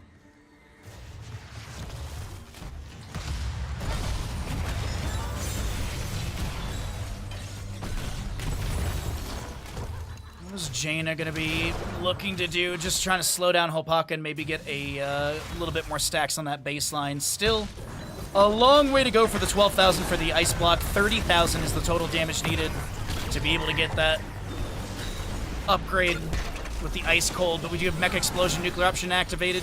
Concussion Mine set up by the Junkrat.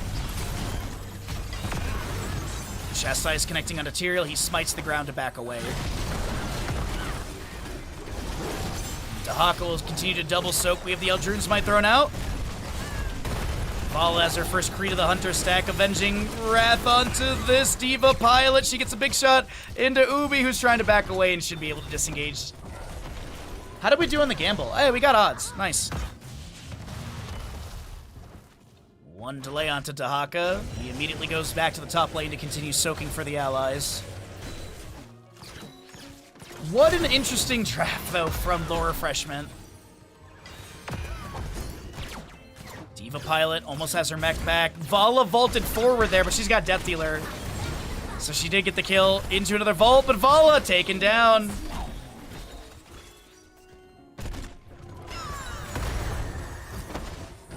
Avenging Wrath will be charged up.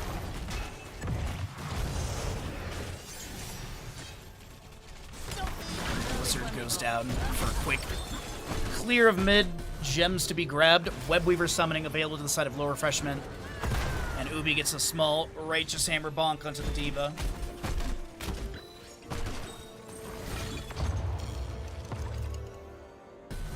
Who's going to be able to turn the remaining gems? We have 39 needed to the side of Humber. 17 on the right side. What do we have? It actually is D.Va with enough for the turn-in for the team.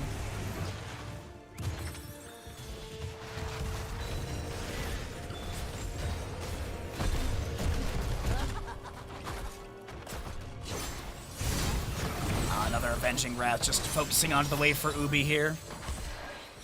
But I do want to point out, it is getting close to a back-to-back turn-in territory for Humber. They've got 11 of 50 turned in, 52 currently held. D.Va starting this camp. Fala is going to be slowed a little bit by the Jaina, who does go into the Cone of Cold upgrade. The ice flows at level 7. We have the mech explosion. Nuclear option goes out. Dahaka misses the dragon to Vala. D.Va boosting in. And a Righteous Hammer pushes back the enemies from getting this channel in the Siege Giant camp. Stolen away by Humber. The Avenging Wrath goes in. 60% slow for 1 second. And D.Va fusion cannons clear out the wave.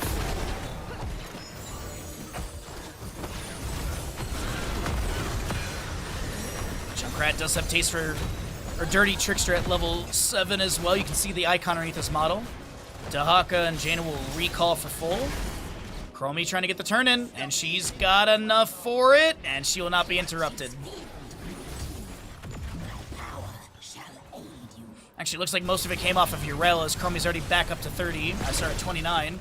Vol up to her 101st stack. A few more grenades from Junkrat applied to the bottom lane, just to try and clear out the Siege Giants and Minion Wave. Minion Wave is gone. Siege Giant will be next to be taken down. Slowing stance from Chromie will be her level 10 pickup. And we also have Riptire, Light Bomb, Bunny Hop, Water Elemental, Dahaka will be Isolation. No adaptation this game, okay. And doing kind of awkwardly in this bush, the Water Elemental will be summoned. Riptire comes out from Junkrat, hits the Rhaegar, clears out the Minion Wave. Jaina, Cone of Cold, hits a few enemies, Ice Flows for that cooldown reduction as well. Dahaka avoids some of the incoming Chromie damage with that burrow. Time Trap applied. I believe it said Horror Anomaly, Righteous Hammer, Avenging Wrath. That is 15 gems lost right there. It might be 16 actually. No rotation. That's a chunk of the economy taken down. If they were to take out D.Va, Mech, and Pilot, that'd be huge as well with the 28 currently held, but too many allies nearby. As Junkrat is able to disengage away from the Urel and Chromie. Good Rain of Vengeance! Rhaegar lunges in for a bite, but won't be able to take down Pilot mode D.Va. Can Tyrael get out of this alive? Yeah, he's got the Algerian Smite, he's good. 38 of the 55 being turned in by Chromie. Ubi with 14. A few more needed, and I think Rhaegar's got those. Yep. Yes, indeed! The Blue Webweavers descend once again, and we'll see what Humber are able to do. It is Here and There Chromie, which did get a buff, by the way. The range on Here and There got a buff, and it is massive. So here's Chromie, and we can't even see the Here and There on the screen, is how big it is. And we're at max zoom.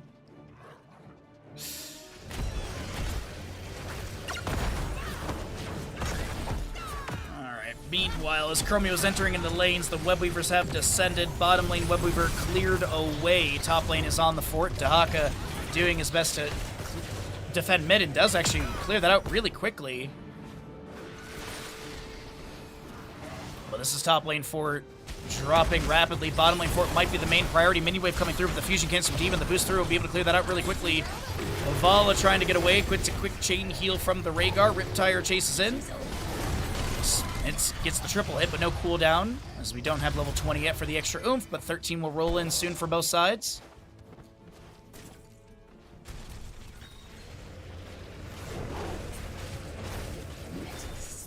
/23 of 60 to available to Humber, as well as 41 of 50 turned in for lower refreshment, 75 held. Easy back-to-back turn-in if they can get it, so long as they actually don't die. That's going to be Red Web versus setting Sacred Ground from Urel comes down. We also have Bunny Hop from D.Va being utilized. Isolation was applied to Ubi. Ancestral as well. Chromie trying to zone the Junkrat back. Avenging Wrath in, met by a Chastised D.Va boosting around. Chromie zoning the Junkrat still. Holy Ground from Tyrael blocking. Righteous Hammer avenging Wrath. That is going to be a Rain of Vengeance connecting. That's a Sacred Ground from Tyrael. And that is Dahaka losing what looks like 12 gems.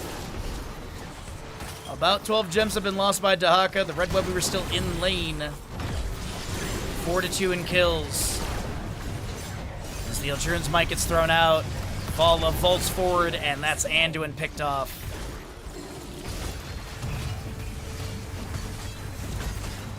Alright, Junkrat has the wave pushed up onto the fort gate of bottom. He'll be able to concussion mine and back away.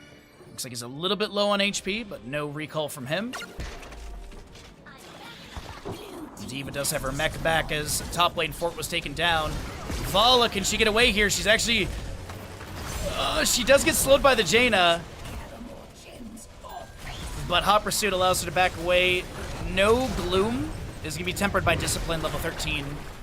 And Chromie will pick up her level 16 right now as she gets her talents 2 levels early. Currently working on this Bruiser camp. And Junkrat at level 13 with the Ripper Air for more mobility around the map. That is going to be your fast forward for the Chromie. Time Walk's Pursuit reveals that people are trying to turn in. Vala steps up with a multi-shot, delays out any turn-in of the gems. We also do have Humber with 52 of 60 held. Righteous Hammer from Urel bonks the enemy's back.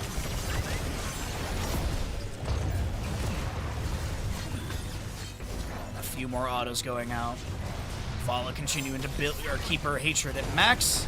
Trying to also get more level 1 stacks at 182 with 1 death so far, so 20% bonus attack speed still. Riptire summoned by Junkrat from a safe court. Wait, Urel gets the interrupt on to Junkrat with the Righteous Hammer below.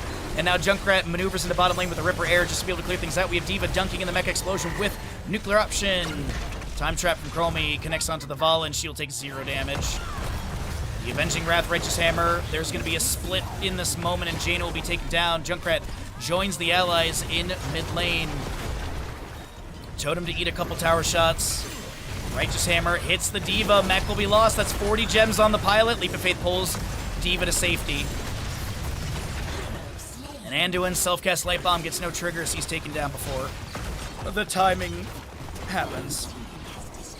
Well, that is a quick rundown from Humber, as they have a 5-kill advantage, a level lead, a level and a half lead. They have Webweaver turn in, and it looks like they're going to go Boss, Siege Giants.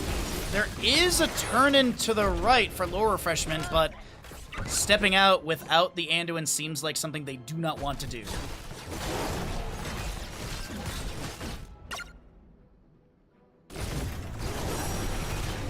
Chromie finished out bottom lane Siege Giants. She's not going to inspire the mini wave. Actually looks to invade this camp. Dahaka brush stalking right behind her. Misses the drag. The slowing stains do come down.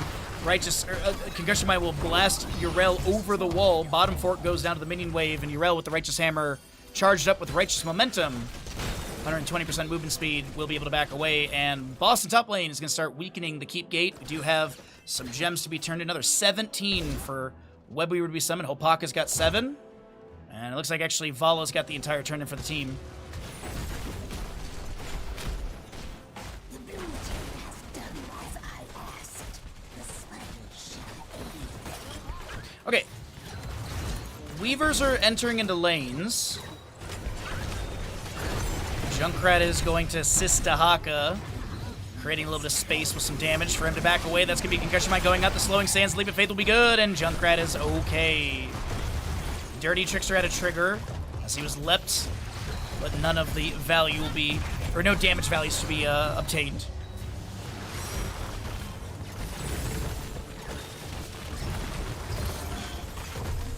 Siege and pressure continue through the bottom lane. Chromie has enough damage to force Junkrat to use Concussion Mine to back away. D.Va mech with 49 gems currently, or at least D.Va has 49. for the turn-in. It is unraveling level 18 for the Chromie, minus 50 spell armor to the target inside. Vala staying inside that slowing stance, trying to zone the enemy Diva. Mecha Explosion, Riptire from Junkrat, Sanctification comes down from the Tyrael as well. Vala takes down the Diva. That's a lot of gems on the ground. Jaina will try and pick some of them up. She's going to be slowed. The Righteous Hammer does not have the displacement. A lot of gems were still lost right there, and that is Vala to fall as well, or Jaina to fall as well. Vala getting the triple for the team.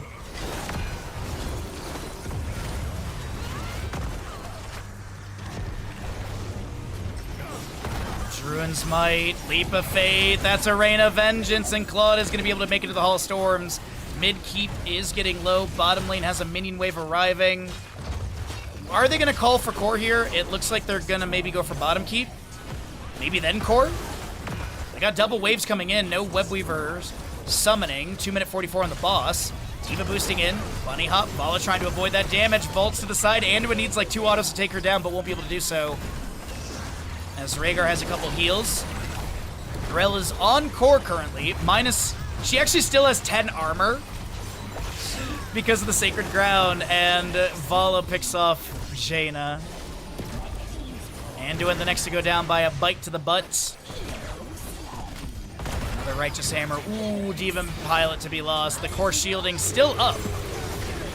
As Riptire from Junkrat has been cleared away before it gets any value. Righteous Hammer into the Dahaka. He burrows. The body block to the Sacred Ground. Tyrael's actually the one to be taken down by Junkrat. He'll get some trait value on the core for damage. And, Vala's still on core right now, by the way. They have a minion wave arriving. It is a slow burn. Vala steps up. They take down the Junkrat. And this is going to be a... Dahaka taken down. Jaina's back. No Finland in this moment. Anduin's here as well. The Ancestor healing. Farseer's Blessing was not the level 20 pickup for the Rhaegar. It's that Stormcaller, but GG. The rundown from Humber will knock the members of Lower Freshman out of this tournament, and that is going to be a 2-0 in our final best 3 of the day.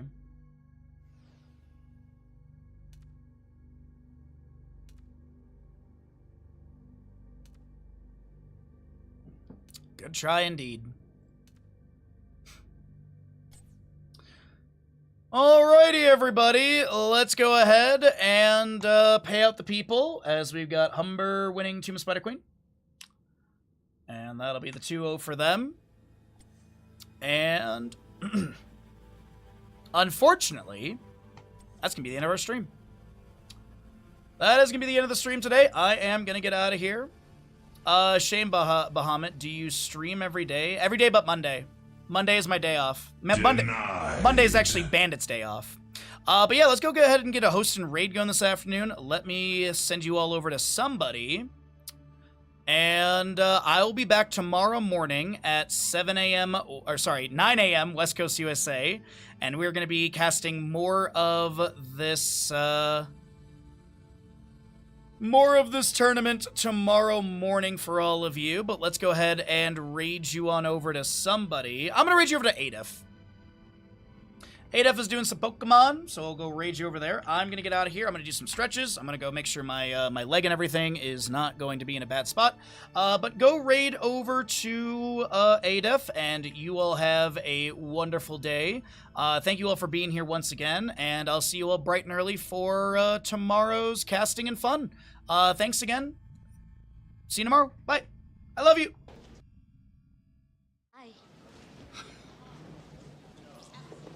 Have a lovely day.